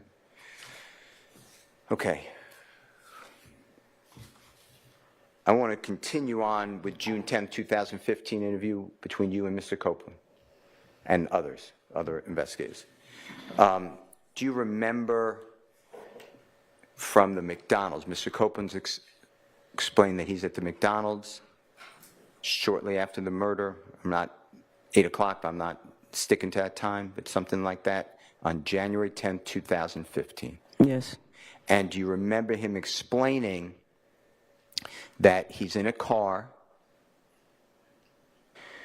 with Mr. Garlington and Mr. Demise McMullen, or Nard? Yes.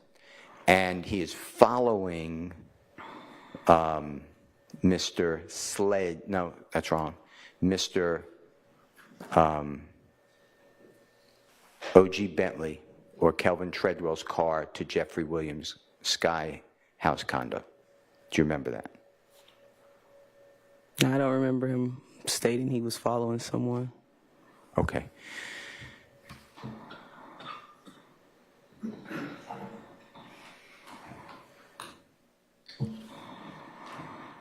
Mr. Kokomo, can I break your thought?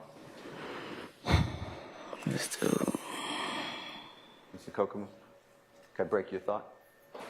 Your Honor, this is already in evidence. It states 278YE as in Aaron, and this is Jeffery Williams 240II, and this is 9:58:14 a.m. to 9:58:46 a.m.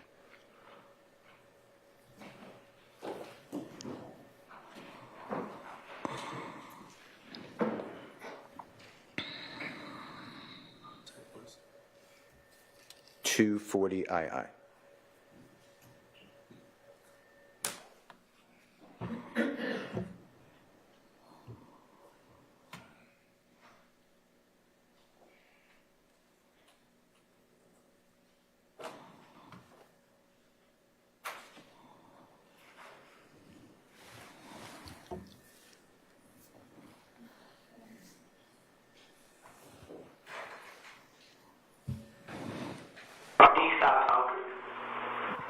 So, we don't get on the spellway. Where are they following y'all? The nitro? Nah, they told us to follow them. Okay, so y'all follow them. Yeah, but when you told me, hell no, I ain't gonna follow them. But I had to get in and get out the cover. I'm trying to keep these, I see what the hell going on. Boom. So we followed them to the door house. They stayed downtown on the Sky House. You heard that? I followed them down there. So I followed them down there. I see door they get up. So now I got covered. Were you able to understand that? Yeah, I remember this in the video. Okay. And is it accurate to say, I'm not saying it's accurate in life, but is it accurate to say Mr. Copeland told you that he was following Mr. O.G. Bentley's car to the Sky House where Jeffery Williams lives?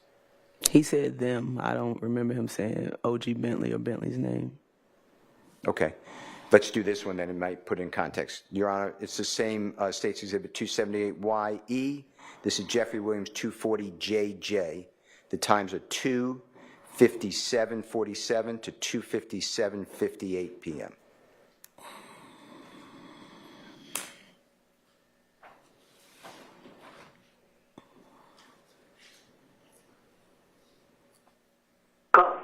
When did Bentley pull up? You didn't say Bentley's name. Yeah, he was driving the white truck. He's the one who took them to the Sky House. I didn't say. Okay.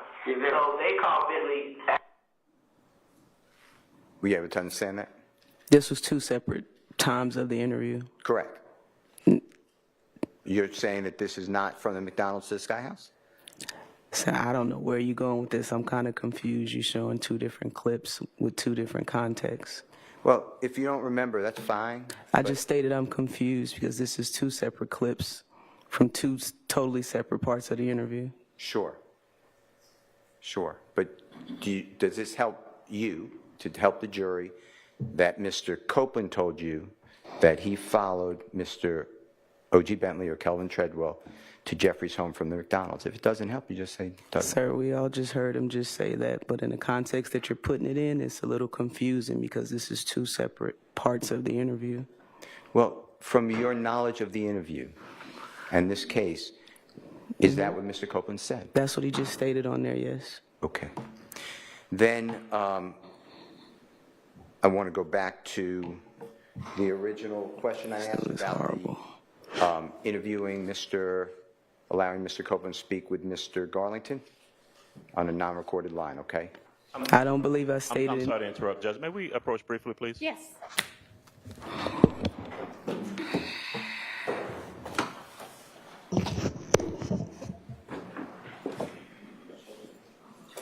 Bathroom now? Yes.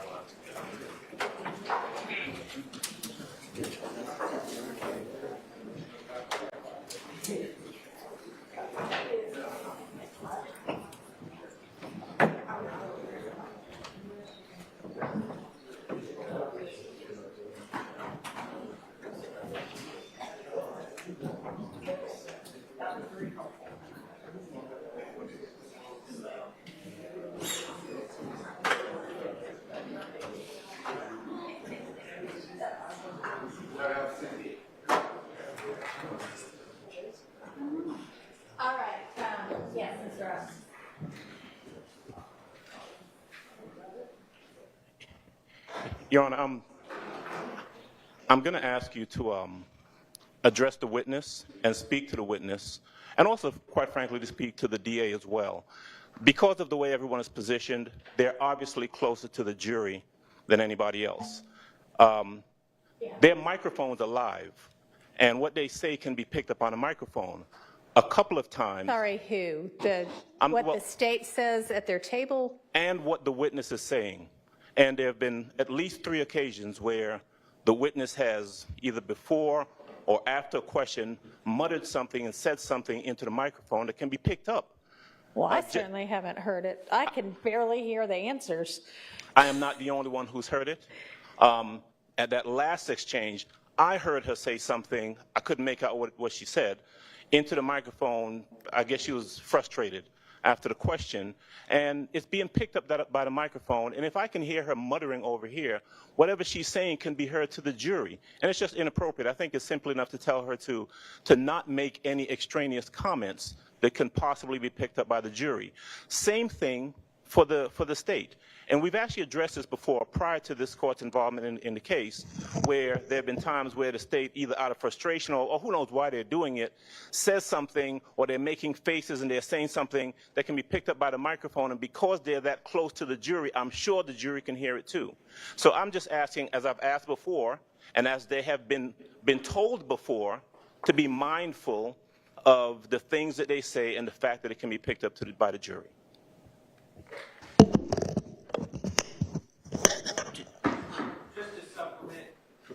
I can't say that I heard this because I was in the middle of everything, but I've been told by multiple sources that once my cross-examination was finished and Mr. Steele was going to begin, the witness said horrible.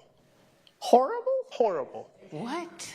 Okay. And she's sitting right next to the jury. If the witness and or the state is saying things like that and the jury hears them, I cannot imagine that reflects well on either of them.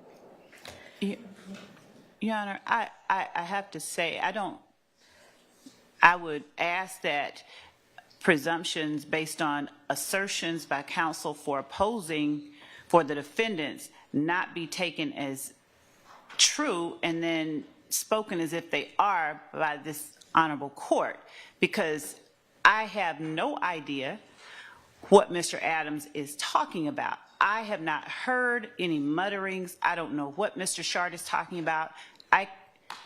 The state does not have the luxury to sit here and say what it believes someone from the defense is doing without it being cut off quickly. So I'd ask that the court not act on what is being asserted by counsel for the defendants as we stop these proceedings to address something nobody heard, but apparently Mr. Adams. Fortunately, and Mr. Sharp. Fortunately, this trial is televised. And Your Honor, you know what? I'm going to stick with what I said before, which is if a witness wants to present themselves in that way in front of the jury, that is a reflection on that witness, and the jury can evaluate that. So, no, I'm not going to advise her or any other witness one way or, well, depends on what they say, and I didn't actually hear anything, but no. If she wants to make derogatory comments, then that is a poor reflection on her, and the jury, if they heard it, will notice it. And to the extent, I mean, I haven't... Was that basically just about this witness? It was about the witness and about the prosecution. And let's be clear. Who's doing this, or you believe is doing something like this right now? Yes, and who has done it before. I'm not just saying that. The court has addressed it before because it's happened before. So we're not making this up. She was admonished previously by the prior court to stop doing that. And you're saying she's doing it again, and it is making faces and or comments. Making faces, making comments. It can be picked up by the microphone. These mics are live. And as Mr. Shard pointed out, luckily, this trial is being televised and live streamed. I don't know why that's lucky, because the jury is not going to watch the live stream. I'm not talking about I'm saying. I mean, the jury is the one deciding this case. The person making the complaint about the behavior is the defendants. And in support of what I'm saying, I'm telling you that we are not the only ones who have noticed this. That's all I'm saying. Okay. Well, Your Honor, and I would ask, I have asked that the microphone not be close to counsel's table over here behind, so that which microphone are y'all even talking about? anyone that can pick up conversation at the state's table, because I'm not trying to have our No, it shouldn't be. You all, any attorneys ought to be able to talk to each other at their table privately without anything being picked up. So I don't know if that means y'all want to turn off your mic because we're in a big awkward courtroom where nobody can hear anybody sometimes, but then apparently people can hear mutterings under the breath other times. So we have it off. I've unhooked this, even though it was off. I don't want anything said at council table heard, period. And then I don't know what the situation is with the mics that are on the back table, whether those are off. No. They're off. Okay. Sometimes what we learned the last time, if that mic is on. That mic being the podium mic, which has to be on. So we have to be more conscious. Sometimes the podium mic can pick up our conversations because we're closest to. Mr. Maurice has something to add, and maybe he knows because he's a media guy. Y'all not picking up her conversations. You can hear a witness. She's left a couple remarks towards the end of her. Y'all, I guess because y'all are plugged straight into the system, y'all get to hear way more than we get to through the ambient air. But we're not picking up any of their conversations. Okay. So. Okay. Okay. Well, I mean, I wish we could hear as well as the live stream apparently can, but there's nothing that can be done about that. All right. Anybody need to use the restroom while we're on a break? Go ahead and do that now. And do we, I mean, it doesn't matter, I guess, but do we think we'll get through this witness today? Are there going to be other defense attorneys with cross? And then is there going to be redirect? I guess we'll just see what happens, but. To answer your question, at this point, no. Okay.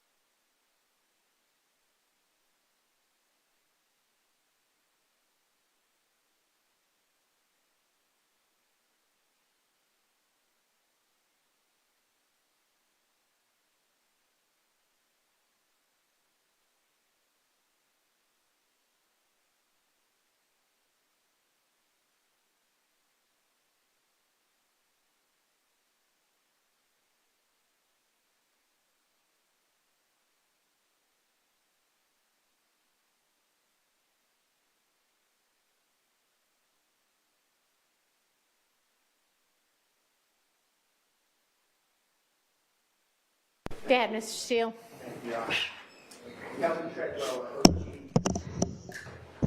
Kelvin Treadwell or O.G. Bentley, you remember being told that he took guns that were used in this killing? Yes. And do you have anything to corroborate that O.G. Bentley or Kelvin Treadwell took guns that were involved in this killing? No, other than what Mr. Zachary said, no. And with regards to Kelvin Treadwell or O.G. Bentley, if you know through your investigation, did he have a child with Donovan Thomas's sister?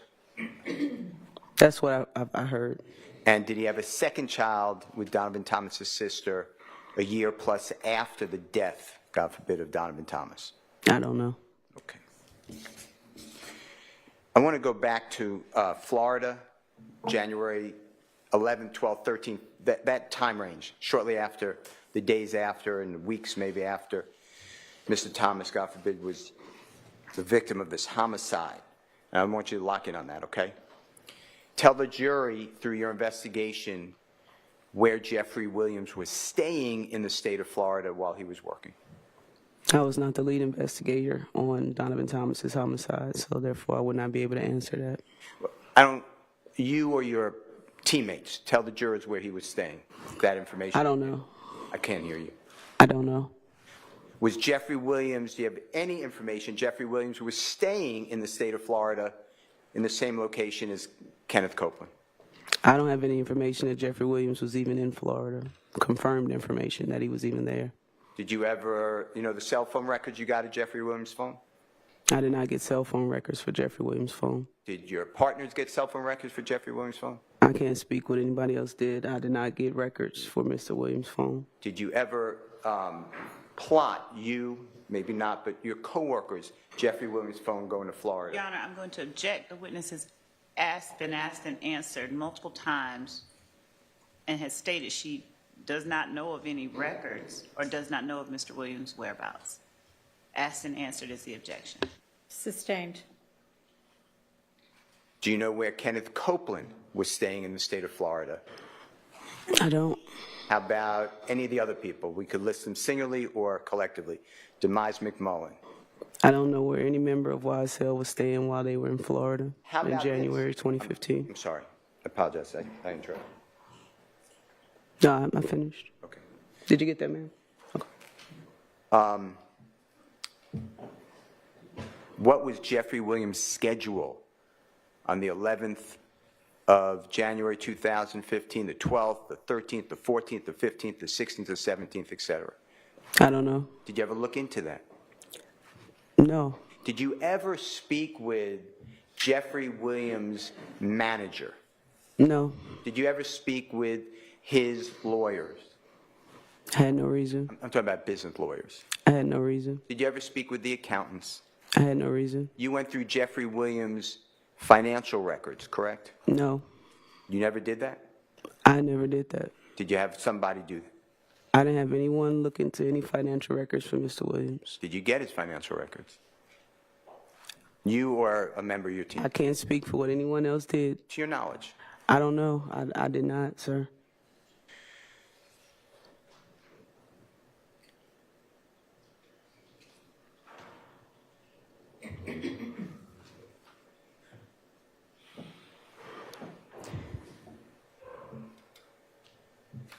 How much contact through your investigation did Jeffery Williams have with Kenneth Copeland or Mr. Zachary or Demise McMullen or any of these other people that you're talking about? Which investigation? There were, I believe, 28 of them. January 10th, 2015, January 11th, up till when you left the office. I was not the primary investigator on the January 10th murder of Donovan Thomas. That was Investigator Thorpe. Right, we got So I did not receive any phone records or anything regarding Mr. Williams and who he contacted.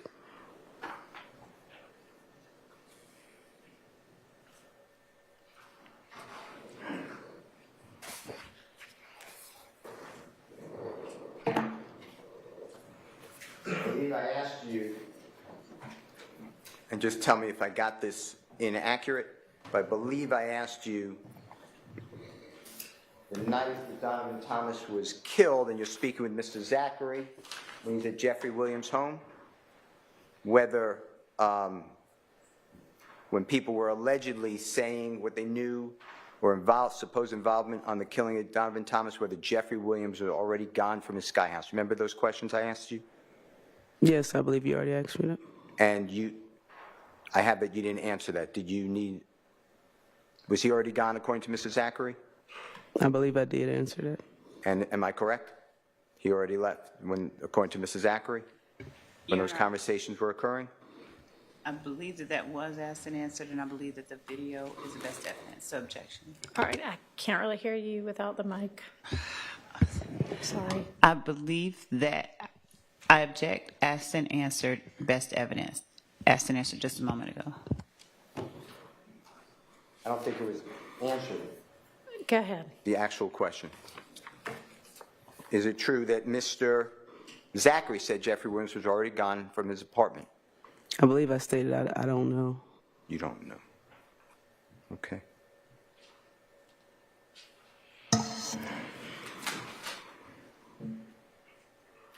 Do you remember the April 26, 2015 tour bus shootings incident I'm talking about, okay? Do you remember during this interview with Mr. Zachary that Detective Dennis, you and Mr. Zachary were talking about whether Jeffery Williams was called on FaceTime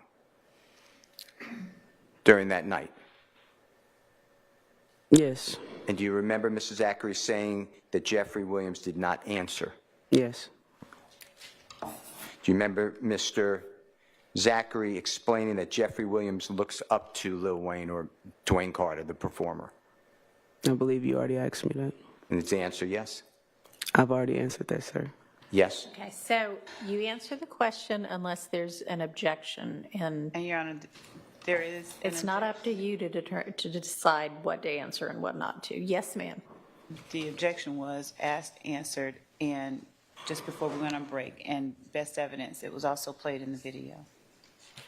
Sustained. Your Honor, thank you very much. Okay. Any questions from any of the other defense attorneys? Nope. Okay. Is there redirect? No, Your Honor, thank you. Okay. Sergeant Gaither, thank you. Is she released now, or are we going to see her back again too? All right. Thank you. We can probably get a little more testimony in. Can you call your next witness? Your Honor, the state calls FBI agent James Burney to the stand. Okay.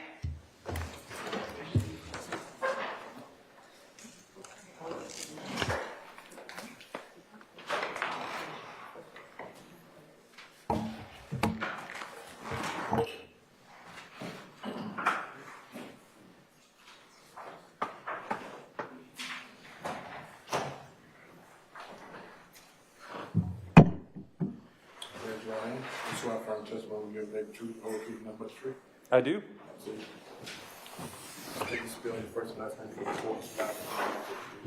Yep, my name is James, James, last name Burney, Berni. Good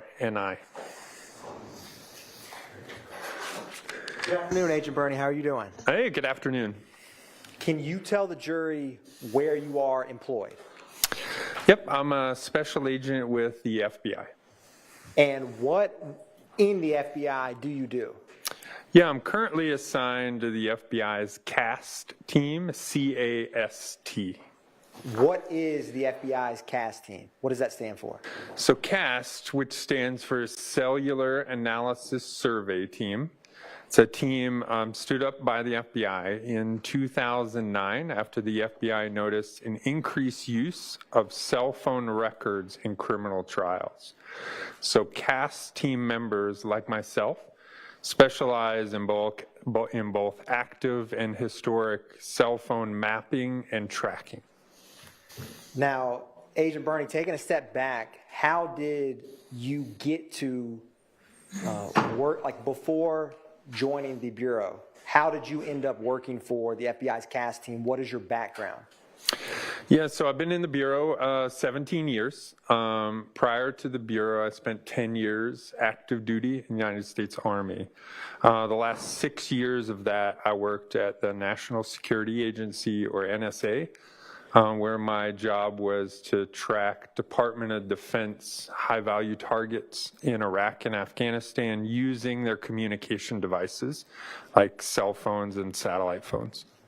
Now, when you were in the Army, were you enlisted or officer side?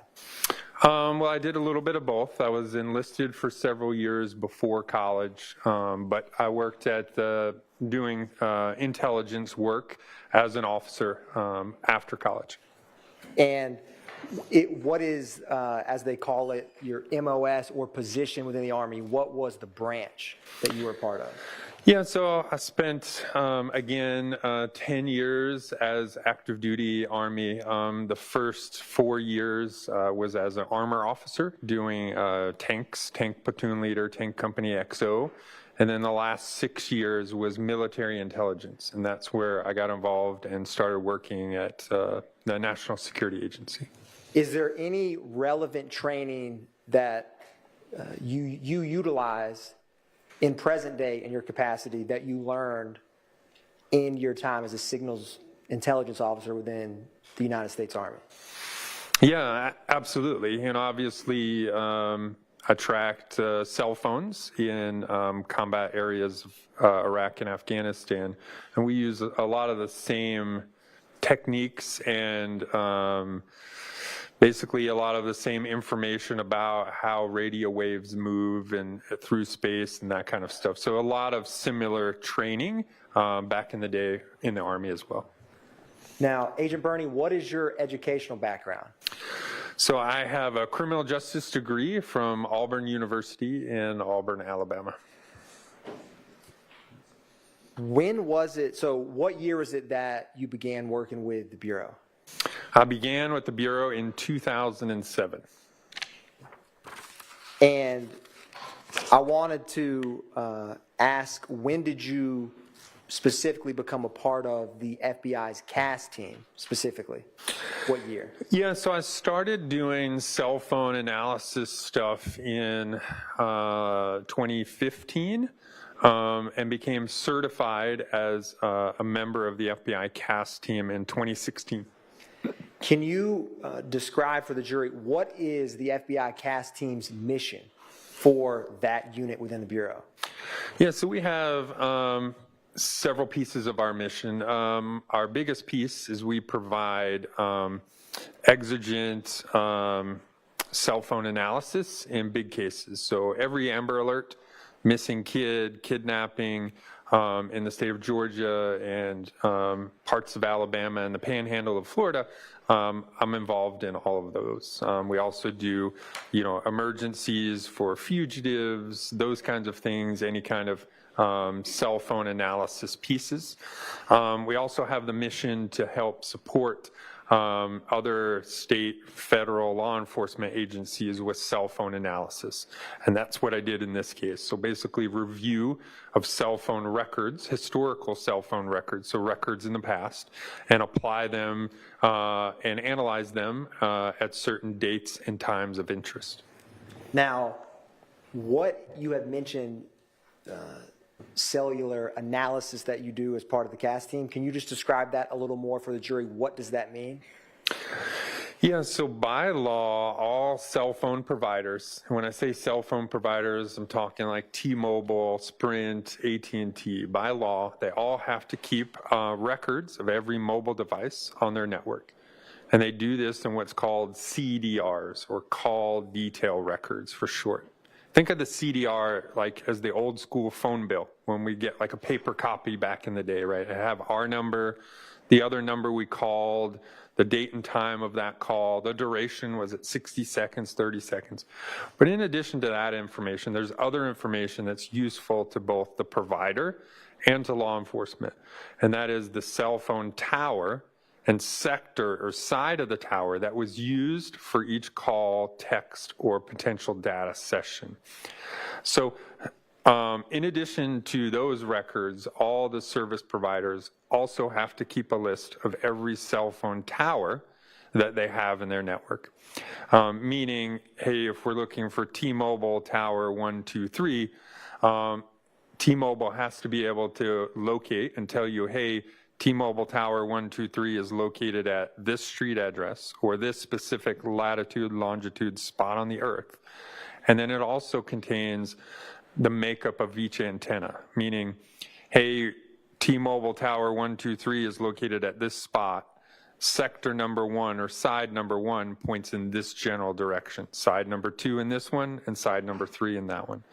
So basically, the cell phone analysis we do, called historical call detail analysis, is taking the call detail records when an activity occurred by looking at basically their phone bill plus the tower information, putting that together with the tower information, where the tower is located.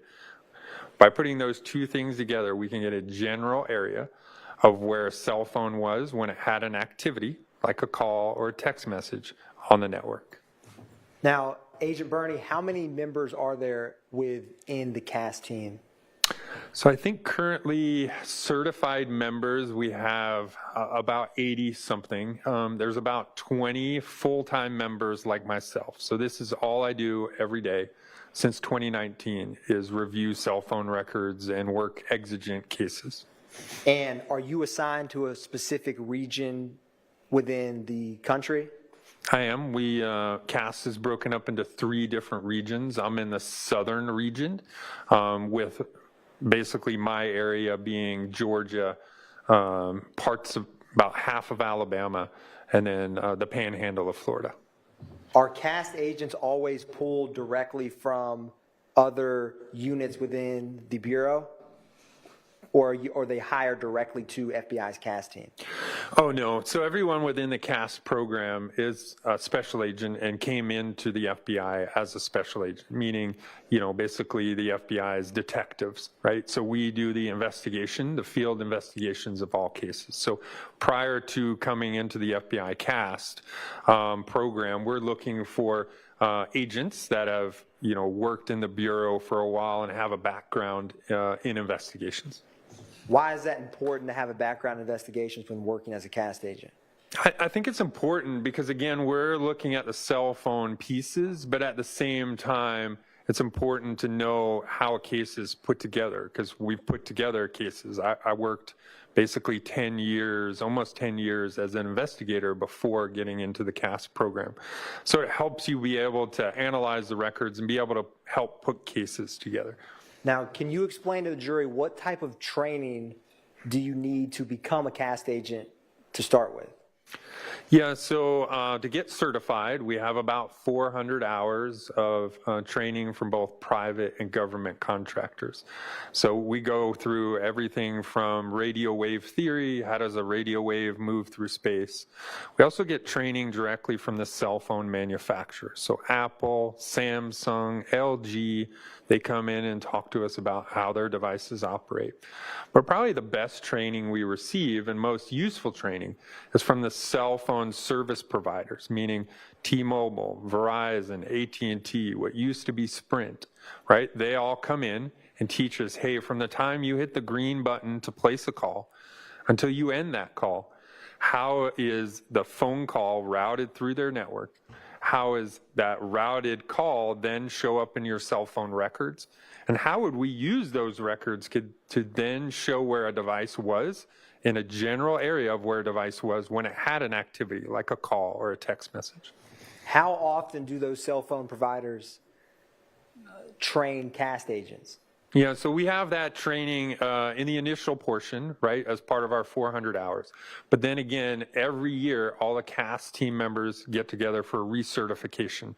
So we get recertified in some gear, and we also, again, bring in all the providers, AT&T, T-Mobile, Verizon, every year to teach us what's changed in their network. Hey, when's 3G going away? When's 5G voice going to be everywhere, right? Are there any changes in their records? So that way, when we do our analysis and we're working cases of missing kids, we have the most up-to-date information.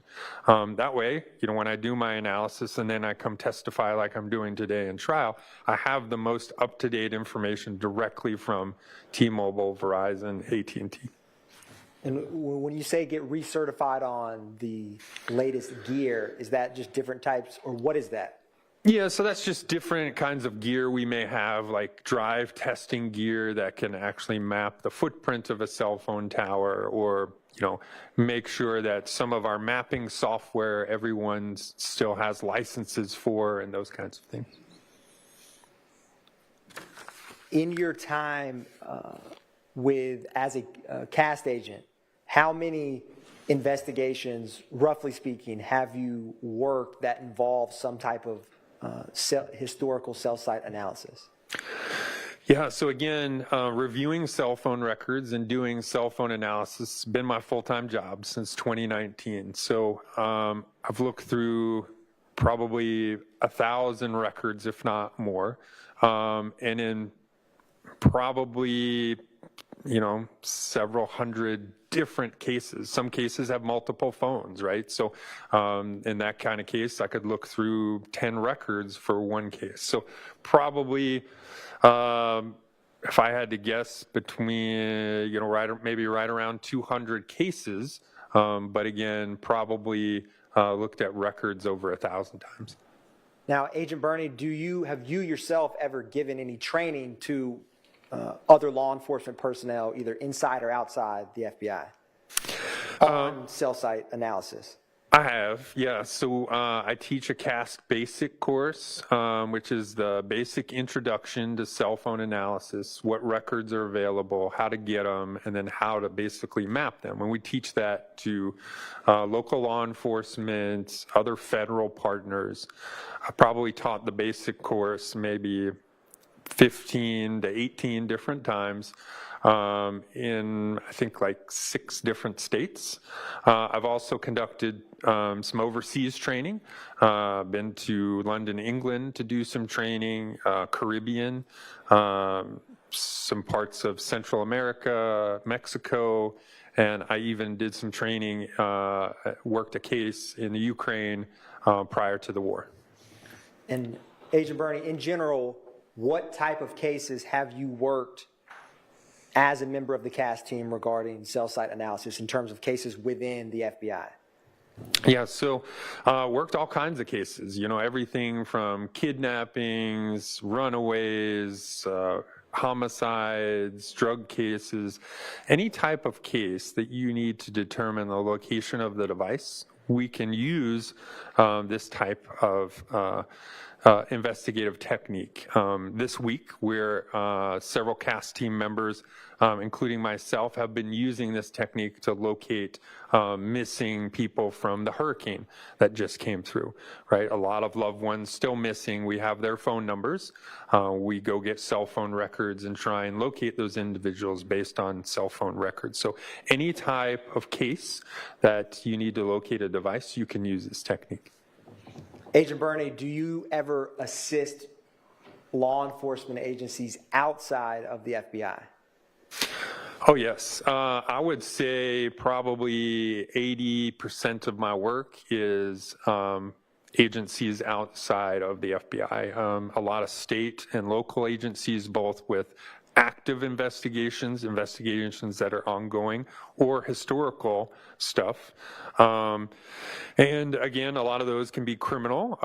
I just worked a case, I say maybe 8 months ago or so, of a suicidal kid who had a bunch of pills, was in the woods, called his parents and said, "Hey, I can't take it anymore, I have all these pills." So we were able to use this technique to be able to locate that individual prior to him taking pills. So again, we can work any kind of investigation that's needed. How does that process work? How do you end up working on an investigation from a local or state agency? Yeah, so they just request assistance through the FBI for the FBI's CAST team. Again, the FBI is in a unique position that it can have individuals that specialize in this. A lot of small departments don't have either the money or the manpower to dedicate to it, but the FBI is in a unique position in which it does. And so that's why the CAST unit is there, to provide assistance to not only internal FBI cases, but also any state, local cases as well. Now, with the cases you've worked on as a member of the CAS team, have you ever cleared or exonerated a suspect in those investigations you've worked? I have, yes. So it's quite often that I'll partner with another agency, be it, Montgomery, Alabama Police Department. They'll, have a murder, get some records, interview a suspect, and then send me the records and say, hey, our suspect says that he was in Florida at the time of the homicide. It's quite often that we review records and are able to shore up the alibi for that potential person, and therefore eliminating them as potential suspects. Now, based on your training and experience, is cellular telephone records reliable to utilize? It is, for a couple different reasons. One, think of, hey, this is a multi-billion-dollar industry, right? We pay a lot of money for our phones, and we pay a lot of money for our plans of our phones every month. So if we're not happy with AT&T, we'll just switch to Verizon or T-Mobile, right? Well, the companies know this, so they use these records because they're business records. They use these records every day to optimize their network. They want to know, where are people making calls from? Are there dropped calls in a certain area? Are there lots of calls in another area? Do I need to add a tower or a sector or those kinds of things? So they use these records every day to optimize their network to make sure it's running the way it needs to run. The second thing is, if you think of the late 80s, early 90s, when cell phones first became popular, right? We paid for our plans in two different ways. One is we would buy like a 300-minute plan, right? You had 300 minutes for the month. And if you went over 300 minutes, you went to 301, they charged you 25 cents extra each minute after that. Well, they had to accurately keep track of every call you made, how long those calls were, so that they could accurately bill you if you went over 301, because we all know they're getting their money. The second thing is at the time, we had our home network and then roaming charges, right? So if you lived in Atlanta and you took your family to vacation in Florida, you were considered roaming at the time because you weren't in your home network area. So they charged you extra to use towers outside of your main area. Well, in order to do that, they had to accurately keep track of every cell phone tower that you used so that they could charge you extra when you went outside. Now, we no longer pay for our plans that way, right? We now have unlimited minutes, and you can take your phone anywhere you want in the U.S. But we all know that information is power. So they've never stopped recording all of that information on all the calls you make and all the towers that you use, because they have to. It's on their call detail records. Now, Agent Burney, have you ever been qualified and tendered as an expert at trial before? I have. What were you tendered as an expert in? Historical call detail analysis. And how many times have you testified after being tendered as an expert in that field? I think I've testified about 85, 86 times in 9 different states. And when you testified, did you present the cellular analysis that you conducted for those respective cases in that trial? I did. And what methodology in general did you use when you testified at those trials? Yeah, so again, the methodology is what we call historical call detail analysis. So taking the CDRs, the phone bill with the tower information, putting that together with the tower list, where calls are. So you have when calls are from the CDR, where calls are from the tower list. By putting those two things together, you can get a general area of where a phone was when it had an activity. So that's the methodology used. And is the analysis that you used peer-reviewed before testifying in trial related to the cellular analysis investigations that you conducted? It is. So the peer review is basically I create an analysis based on information and records sent to me from law enforcement. I then create a draft, send that draft to, in this case, the Fulton County's District Attorney's Office to make sure we have all the phones analyzed we have all the time periods we need. And then when that report covers everything we need, that report gets sent to another CAST certified individual who basically uses the records, creates their own report, verifies their report and my report are exactly the same, and then we finalize my report prior to showing it in trial. Your Honor, at this time, the state tenders Special Agent Burney as an expert in historical cell site data analysis, cellular phone technology, and cellular device location information. No objection on behalf of Mr. Williams. All right, he is so qualified and may testify as an expert in each of those areas. Thank you, Your Honor. Now, Agent Burney, what is phone toll analysis?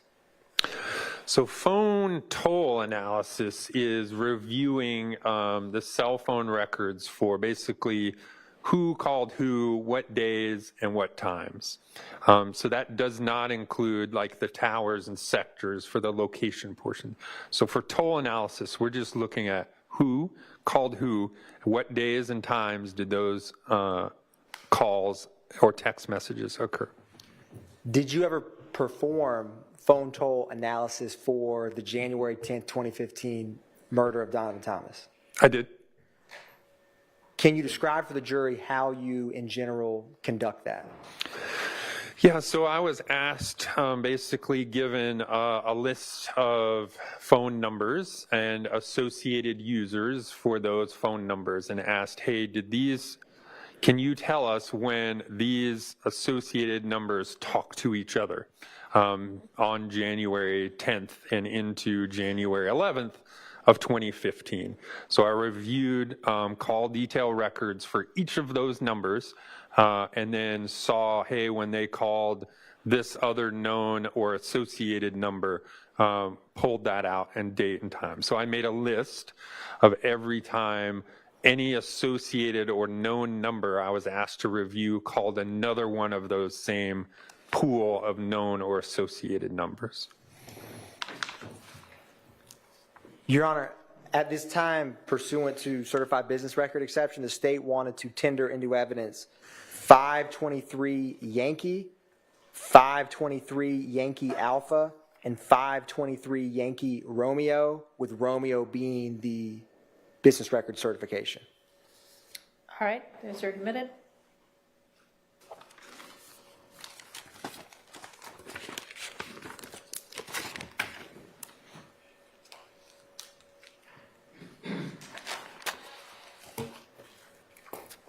Now, yes, sir.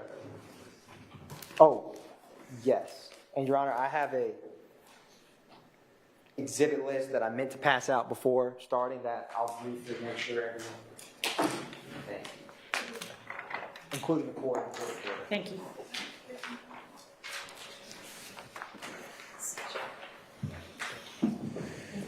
Thank you. Thank you.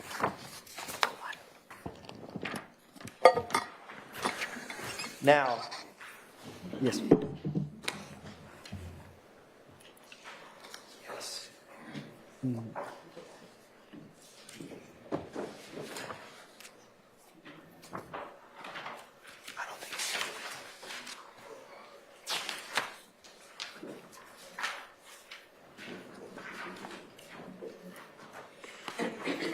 Your Honor, I'm approaching the witness with what's marked as 525 Yankee.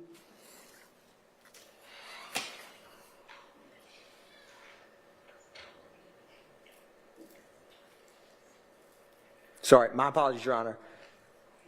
It's 533 Yankee. Okay.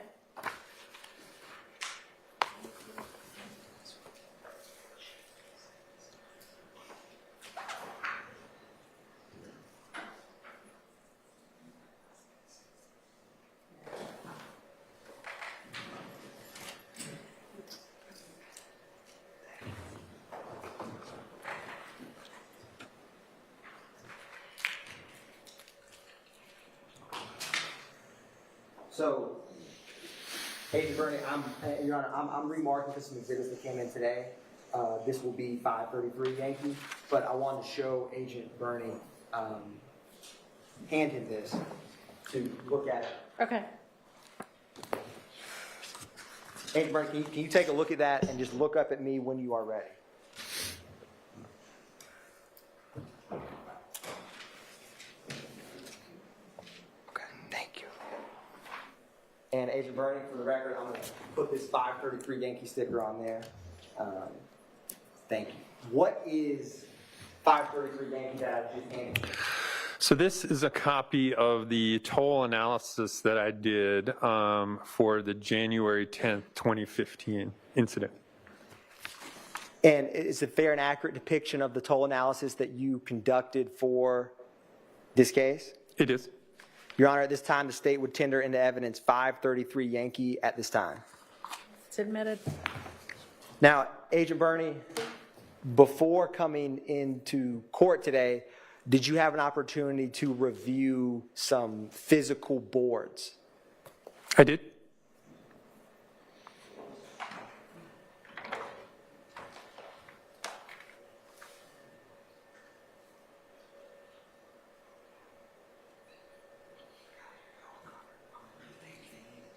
Agent Bernie, I'm going to set these here.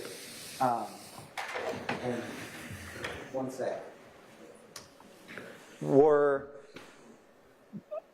the five, or Your Honor, just for the record, 533 Yankee Alpha through Juliet is what is next to the witness, which are physical items. Agent Bernie, were you able, and can you briefly review to confirm if you recognize those items without the members of the jury seeing them yet until they're admitted? And I can assist you if need be.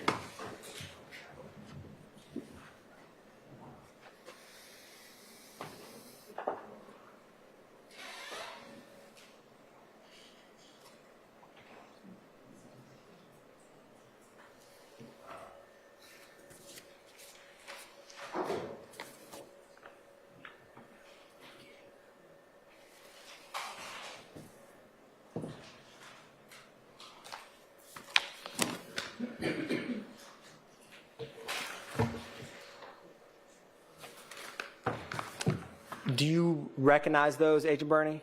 I do. And are those, or what are those?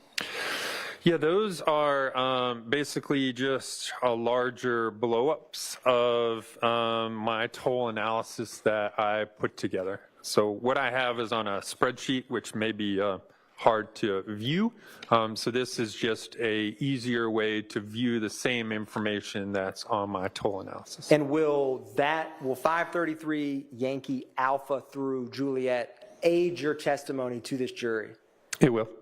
Your Honor, at this time, the state moves to tender into evidence 533 Yankee Alpha through 533 Yankee Juliet as a demonstrative aid. All right, those are admitted.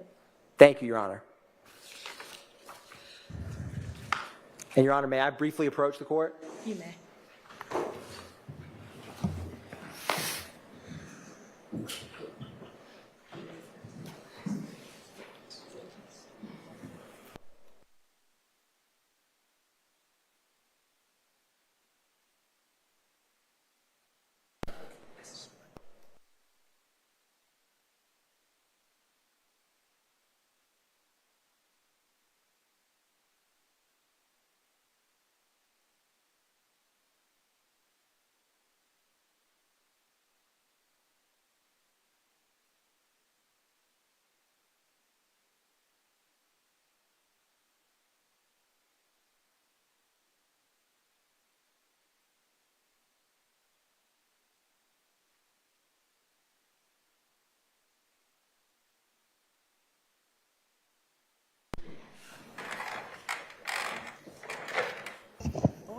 So, Agent Bernie, can you pull up 533 Yankee before you?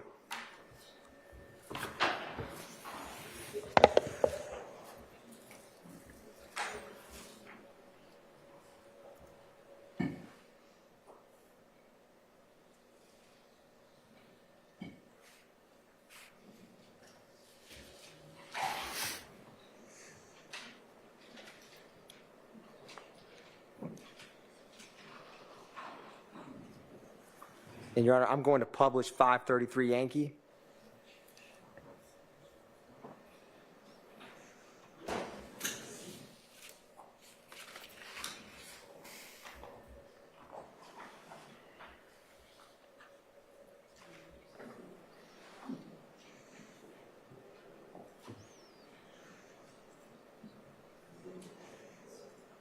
Now, Agent Bernie, can you see 533 Yankee?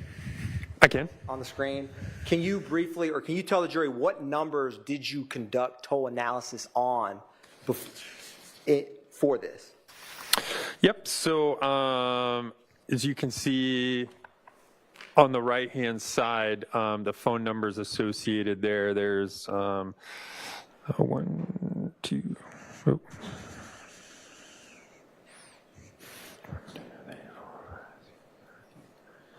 12 different numbers that I was asked to basically review calls in between those numbers on this date.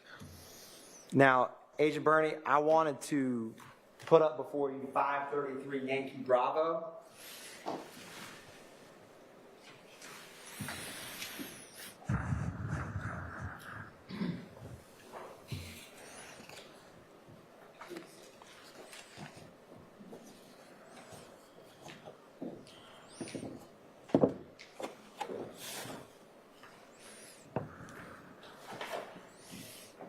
Actually, 533 Yankee Alpha, Your Honor.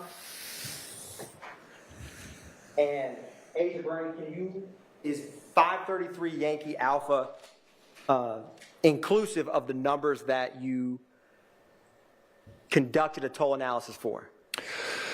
So on that sheet, there's 1, 2, 3, 4, 5, 10 numbers. So I compared a total of 12 numbers that you see on the top right-hand corner up there, or yeah. And Agent Bernie, can you briefly go through just the last 4 and the name associated with the numbers that you conducted toll analysis on?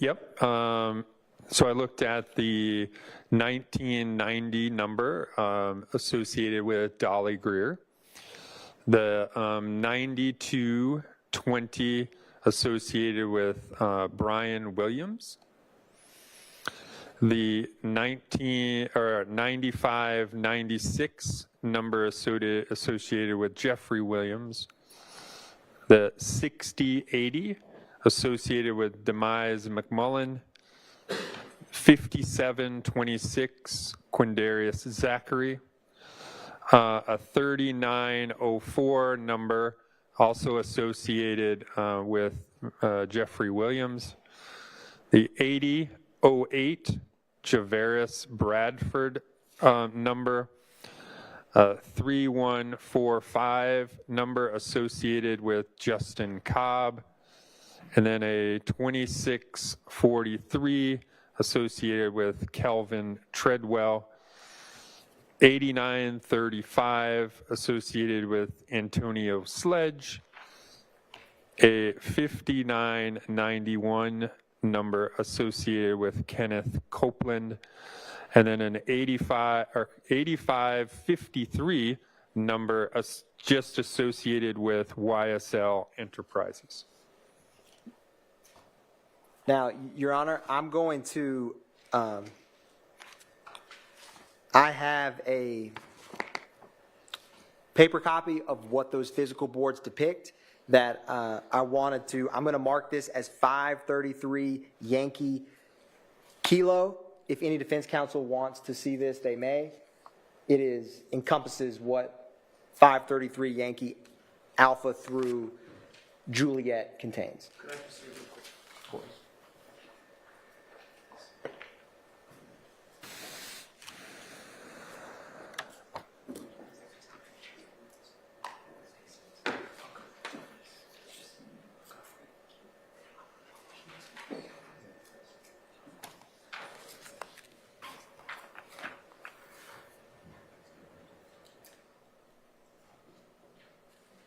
Now, Agent Bernie, I'm approaching you with what's been marked as 533 Yankee Kilo.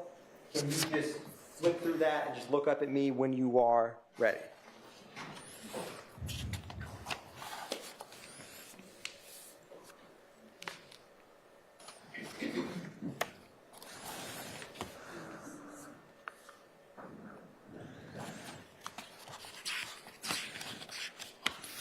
Does that, or what is that? So again, this is my toll analysis that I conducted on Exhibit 533 Yankee into a more digestible version that's easier as an exhibit. And is that the same, or is that identical to the physical boards that are standing next to you right now? They are. Your Honor, at this time, the state would tender as a demonstrative aid 533 Yankee Kilo into evidence at this time. Okay, that's admitted. Thank you, Your Honor. And the state's going to publish 533 Yankee Kilo.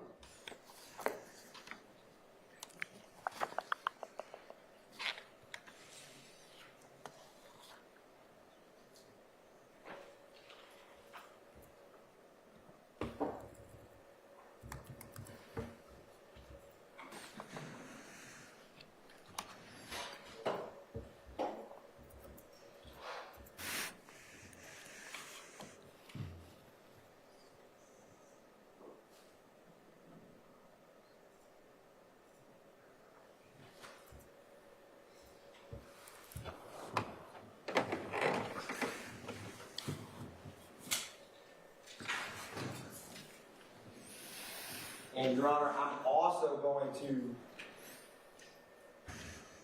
place before the jury 533 Yankee Bravo.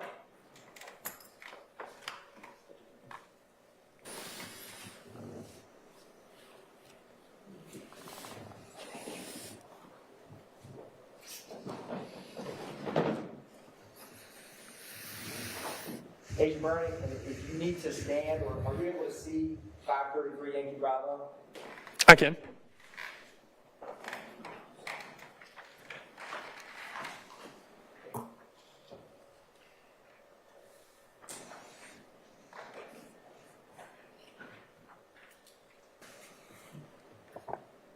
Agent Bernie, I'm going to give you trusted control of that laser pointer. If you could use that while we're walking through that, that would be greatly appreciated. So, what was the time frame that you used to conduct this toll analysis? So I was asked to take a look at and put this toll analysis together for times after 7:28, roughly 7:25, I think actually was the exact time, 7:25 and later on January 10th of 2015. And very briefly, Agent Bernie, I am going to publish what has already been admitted as 2 Yankee.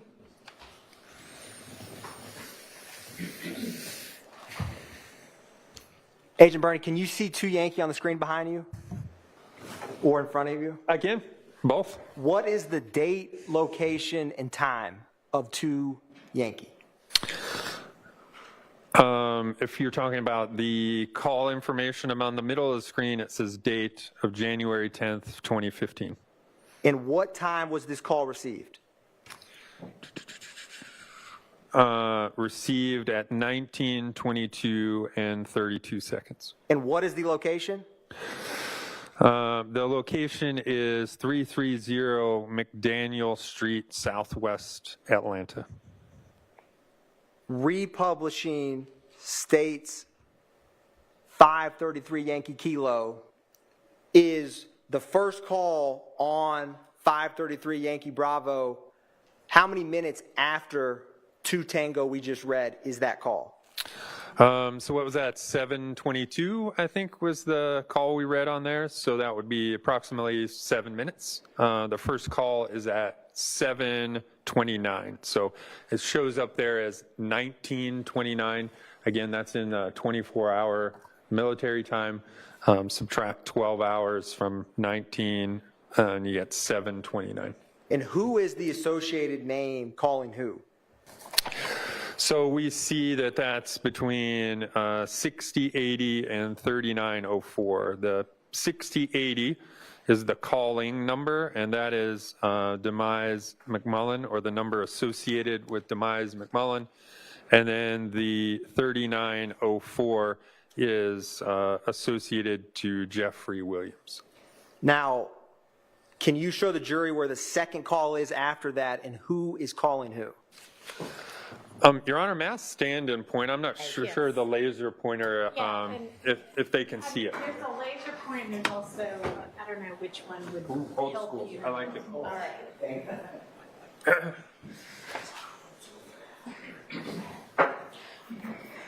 So on the total analysis, the number on the left-hand side, you see the phone and then the arrow shooting out. That shows that that's the originating number. So every number on this side here called the number on this side over here. This is the receiving side. So for this very first call, we see the number 6080 place a call at 7:22 p.m. to this 3904. And then this last portion here shows the number of seconds that call was based on review of the records on the outgoing calls phone side. And Your Honor, I'm going to ask Deputy Hilton to assist me with a whiteboard, All right.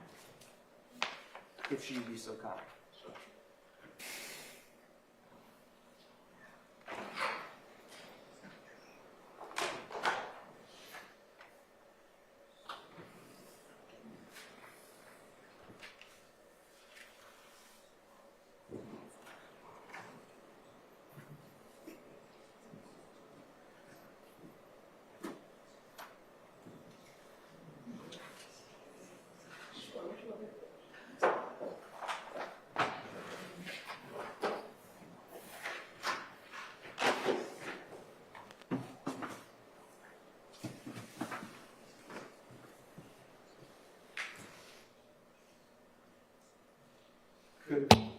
I was going to ask for the first call.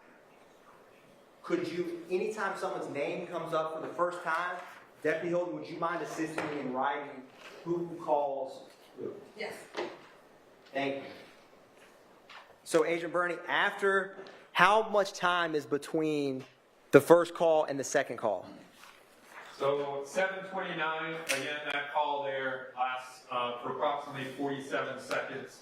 And then the next call is at 7:31. Again, the 6080 calls the 8008 number. Now, the call immediately after that, who was associated with 3145? 3145 is Justin Cobb. And how long is that call between 3145 and 8008? So that's this call here, again, at 7:31, that lasts for 34 seconds. And then after that, is there another call, but with 0 seconds, between 6080 and 8008? There it is. Again, at 7:31. Now, the first call was the phone associated with McMullen calling the phone associated with Defendant Williams. Is that accurate? That's correct. Who, after that call, the very first call, who is the next phone number that 3904 calls? 3904 at 7:31, 3904 calls 9596. And who does 3904 call immediately after that? So right after that, at 7:33, 3904 calls 2643. Is that the first time that 2643 shows up in this toll analysis for this time and date? It is. And who is 2643 associated with? Kelvin Treadwell. After Kevin Treadwell receives that call, who is the next phone that 2643 associated with Kevin Treadwell calls? I'm sorry, can you say that again? Who is the next call that Kevin Treadwell calls after receiving that phone call from 3904? 2643 receives a call from 9596 at 7:35, and then places a call at 7:35 to 9596. Now, is there ever any communication from 2643 to 6080?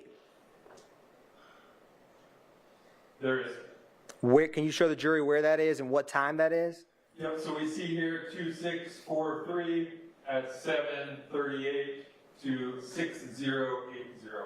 Lasts for 28 seconds. And is that the phone associated with Kevin Treadwell calling Demise McMullen? And what is the last call depicted on this first slide? What is the time and who is calling who? So this is at 7:39. The 2643 number, again, places a phone call to 9596 that lasts approximately 7 seconds. Now,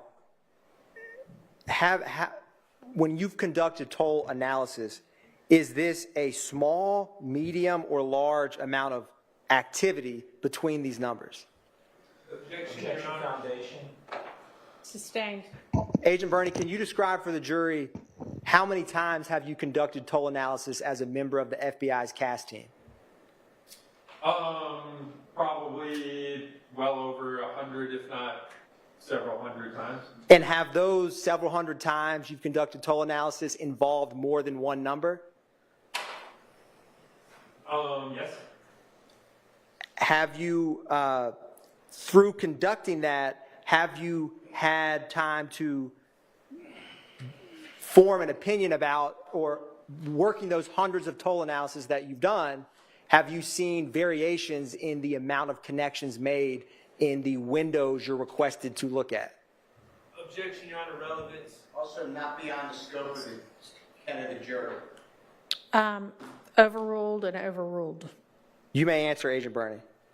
Can you repeat the question? Yes. In working those different toll analysis, have you seen variations in the amount of phone connectivity in the couple hundred cases that you've worked specifically on toll analysis? I have. And this specific, for January 10th, 2015 toll analysis that you conducted, is it a small, average, or high amount of connections between the phone numbers you analyzed? Objection, Your Honor, relevance. Sustained. Agent Burney, how many phone call or how many numbers of the numbers you analyzed speak with one another in the first 10 minutes, or excuse me, in the first 17 minutes after the 911 call comes in on January 10, 2015? Hold on 1 second.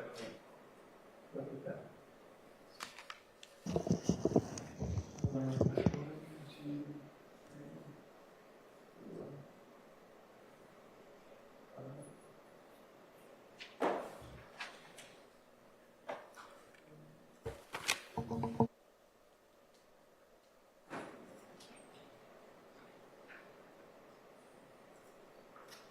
So 6 different numbers are involved in calling each other in the time period reviewed between 7:29 and 7:39. And Agent Burney, I'm going to write on this whiteboard, and I'm going to use this marker, and then when we're done. So the very first call is, what is the last name associated with the first call? The first call is McMullen placing a call to Williams. I'm going to object on the grounds of speculation as to who is calling who. Phones are calling the phones. But objection is objection. Sustained. Agent Bernie, with phone numbers, I will ask you when I will say associated phone numbers for the names associated with the numbers called for. Is that all right? The associated names. I know you don't know the defendant. That's correct. So,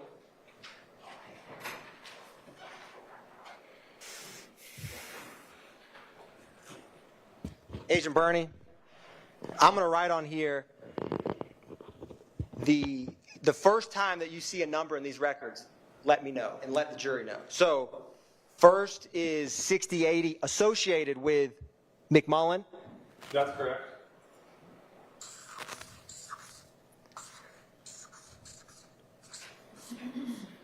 And calling 3904, who is associated with Williams. That's correct.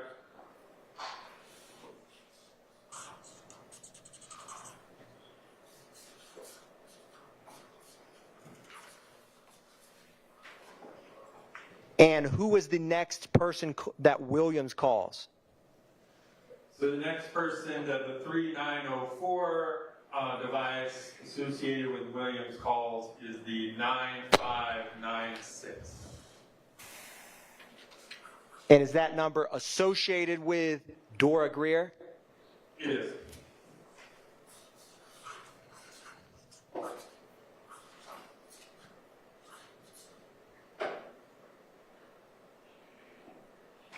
Is the first time 8008 associated with Bradford the second call? The first time that that number appears in your toll analysis? It is.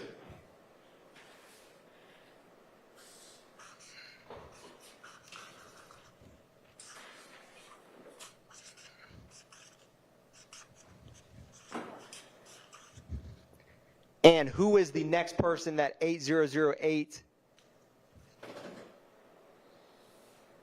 or where is the first call that 2643 comes into on this first slide?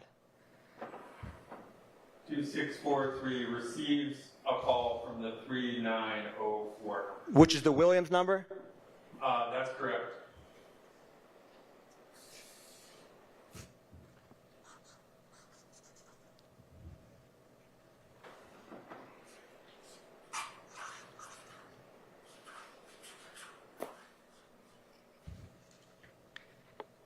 And does 2643 make contact with anyone else we've just discussed, or his phone number we've just discussed, in terms of calling someone? Yes, as far as outgoing calls from the 2643 phone, the next call is to the 9596. And is there another call after that 2643 calls? Yep, 2643 also calls 6080.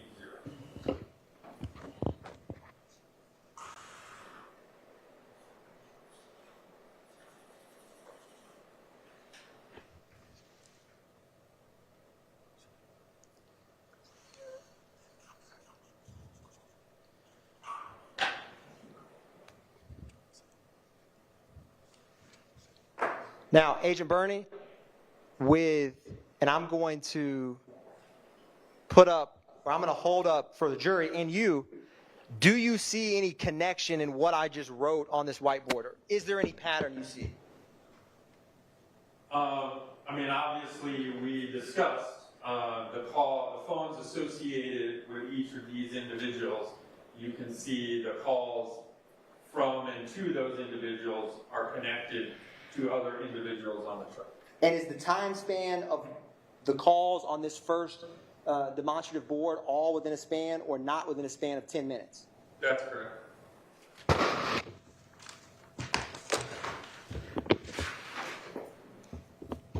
Now, Agent Bernie, all of this toll analysis, did you ever receive records from the Fulton County District Attorney's Office to form this toll analysis? I did. And is that the CDRs you discussed earlier with the jury? It is. Can he be seated again? He may, Your Honor.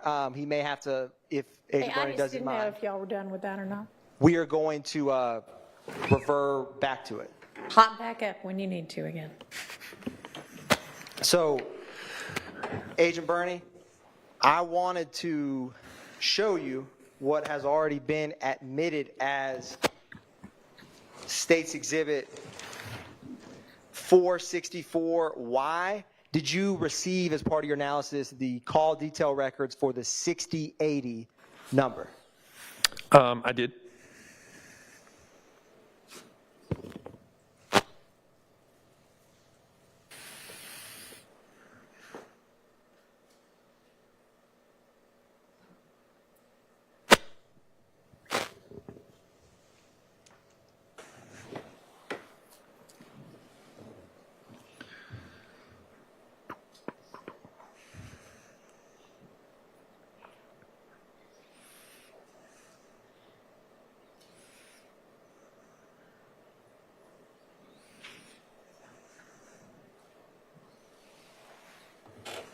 Now, Agent Bernie, can you see this screen before you?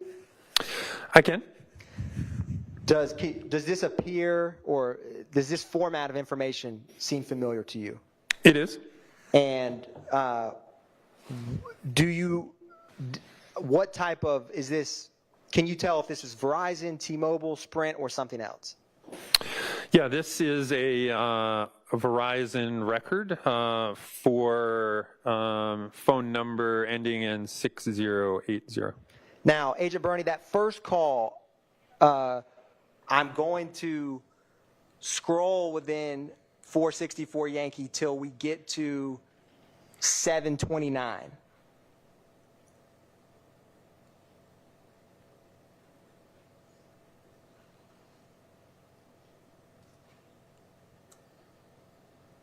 And is Verizon records back in 2015, call detail records, are they in Eastern Time, UTC time? What are they in? They're in Eastern Time. So do you see, and I'm going to highlight it yellow, is that the call that's the first call depicted on in the toll analysis you conducted? It is.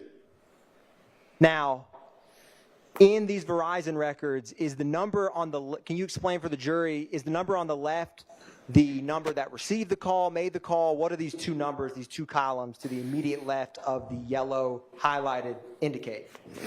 Yeah, if you scroll all the way to the top, you can see the columns, and then I can better define them out. So as you see, column A is the network element name. So that's basically the switch name. So cell phone towers are put in, obviously, in various areas to provide coverage. And then a group of towers is called a switch. So a lot of towers report to one switch, and that switch then routes traffic to wherever it's going. So column A is the network element name, also called the switch name. So it just shows that these towers are all located in the Atlanta area. Column B is the mobile directory number. That's the number whose records we're looking at. So when a search warrant is obtained by law enforcement, they say, hey, we want Jay Bernie's cell phone records. His number is this, right? And so that is the phone number of the records that we're looking at. Column C is the dialed digits number.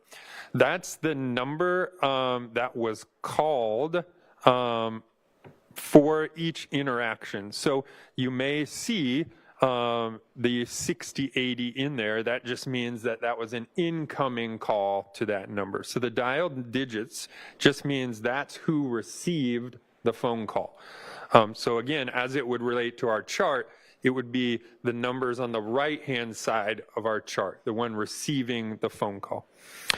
Call direction is a code used by Verizon to show whether it was an incoming or outgoing call, or back in 2015, it used to be like Verizon to Verizon would get special codes.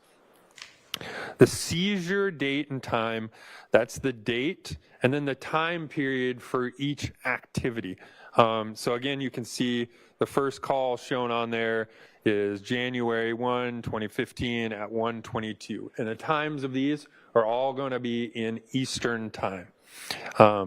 Seizure time is how long the call actually occurred. So from the time you hit that green button until that call is terminated or ended within Verizon, that's how long that call actually occurred. Now, Agent Bernie, I'm going to go back to the call at 7:29 on January 10th.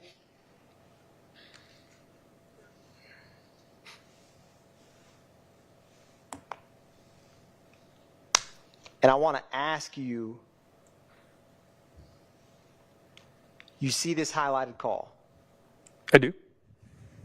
When is the last time before this call that's 6080 associated with McMullen and 3904 associated with Williams interact with one another? So you'd have to scroll over on the right-hand side, but it looks like the last time 3904 was called by this number is right above that on January 10th at 6:57 a.m. Is that morning or evening? That's in the morning. So the times listed on here again would be in the 24-hour clock. So stuff after 12 o'clock will show up as 13, as 1 o'clock, 14 is 2 o'clock, so forth and so on. And between those calls, do you see any of the associated target numbers that you analyzed interact with one another between that 6:57 in the morning call between 3904 and 6080 and the 7:29 p.m. call between 6080 and 3904? Can you scroll over to the right just a little bit? Yes. Can you expand column K?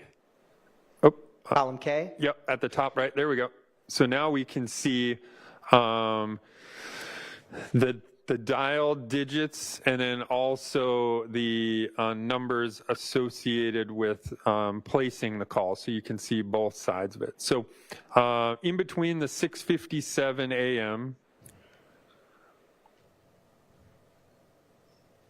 And I'm going to highlight that in yellow for purposes. In between the 6:57 a.m. and the 7:29 p.m., none of the other 11 phone numbers that I was asked to take a look at are called or contacted by the 6080 phone.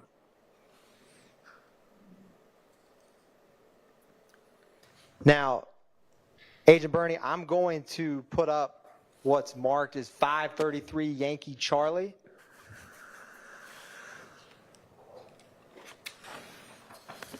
Mr. Atkins, it's about 5:40. Yes, Your Honor. Just next few minutes, like let's not launch into a 30-minute thing. Your Honor, this may be a good time to stop before Okay, let's do that. another board. All right. Thank you.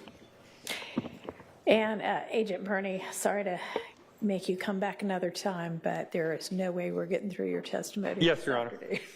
All right.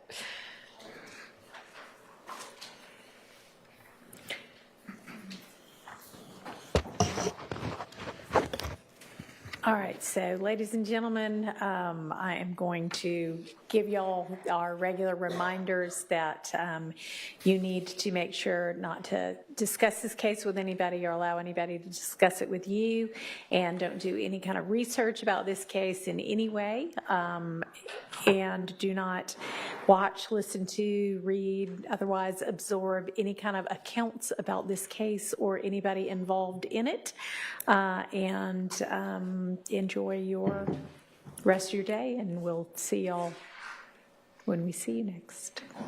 All right. I know, but.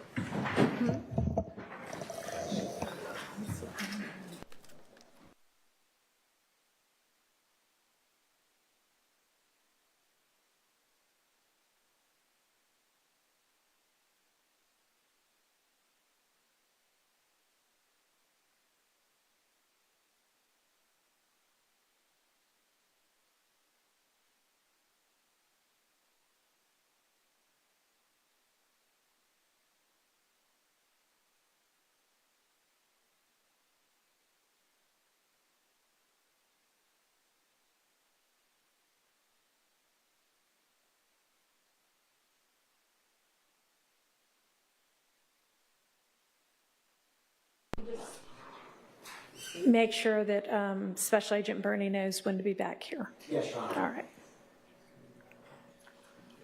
So you can go for now. Thank you, Your Honor.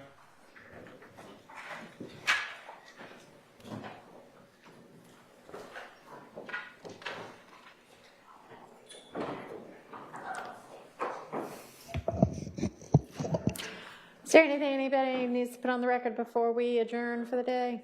I just have one question. I want to make sure I'm correct. The next time we're going to see Your Honor is Wednesday. Wednesday. Yeah, we've got the next 2 days off. For And that's the going to be for holidays. motions. That'll be non-jury. Yep. Do you, 9 a.m. and I'm not trying to run the court, I'm just asking, do you have a suggestion or any instruction to us about what to put on the agenda for each day? All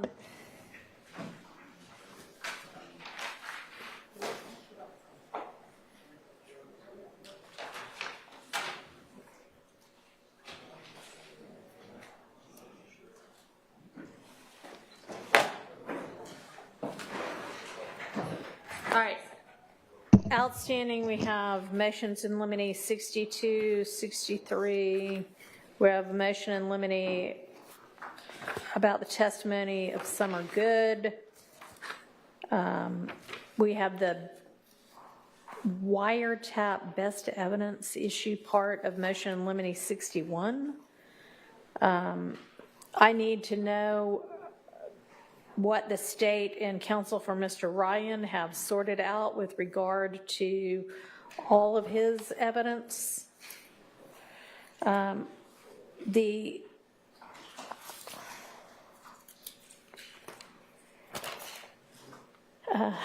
two outstanding alleged intrinsic acts, post indictment intrinsic acts.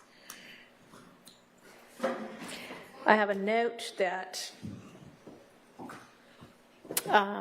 on our 801 D2E issues, the state was either going to, and I don't know exactly what this was about, but excise UNC's statements or come up with a limiting instruction.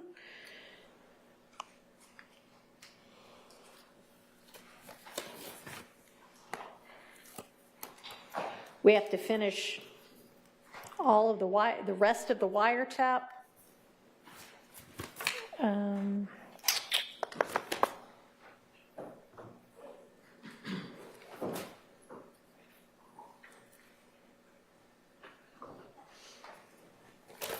At some point, we need to figure out where everybody is on what exhibits have been admitted and what haven't. I'd love proposed limiting instructions regarding, the convictions of any co-defendants.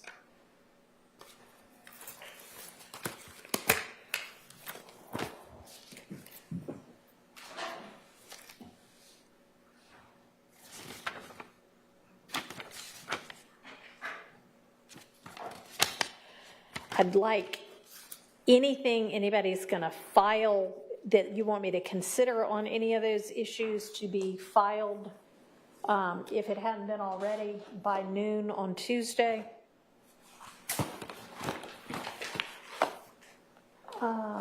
And I would like for us to get a better handle on our remaining witnesses, how long they're going to take, and if they're actually necessary.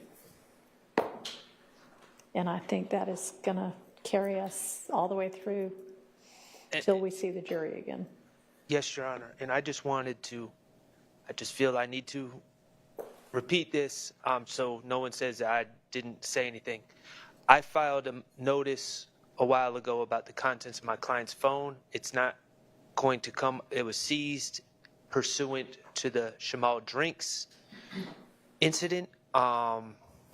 I don't believe that that's going to be coming. That's at the end of the trial if they go in sequential order. But I just wanted to, I put a notice in that ask the state to identify because it's full of bad character, irrelevant matters, etc. So I just wanted to flag that and just make sure that I reminded the court about that. Thank you. I actually did have that note as well.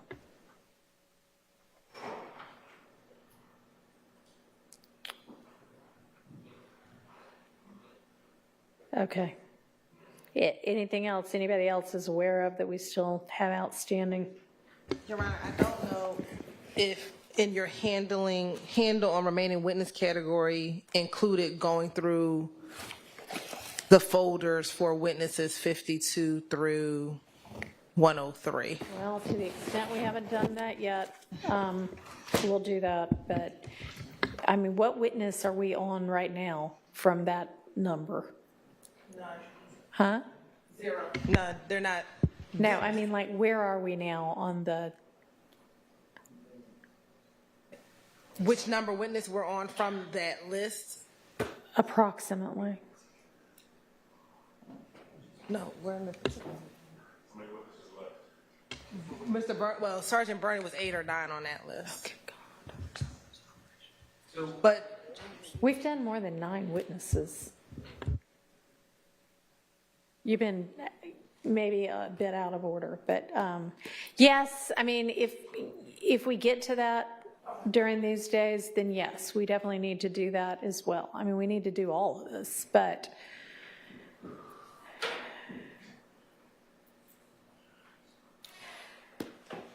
y'all, again, need to take a very close and sharp look at what you think is still outstanding that needs to be presented in this case, because,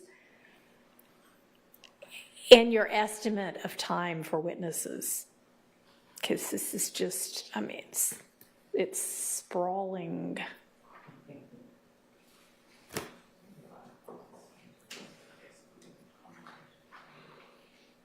And it needs not to be. All right, so anybody, any other topics we're going to need to hit? Yes.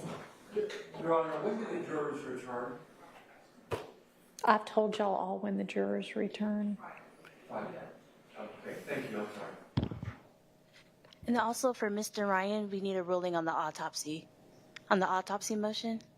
Y'all were supposed to get together and figure out what you could decide upon on your own, and that's what I'm waiting to hear back from y'all. We're not going to agree on that.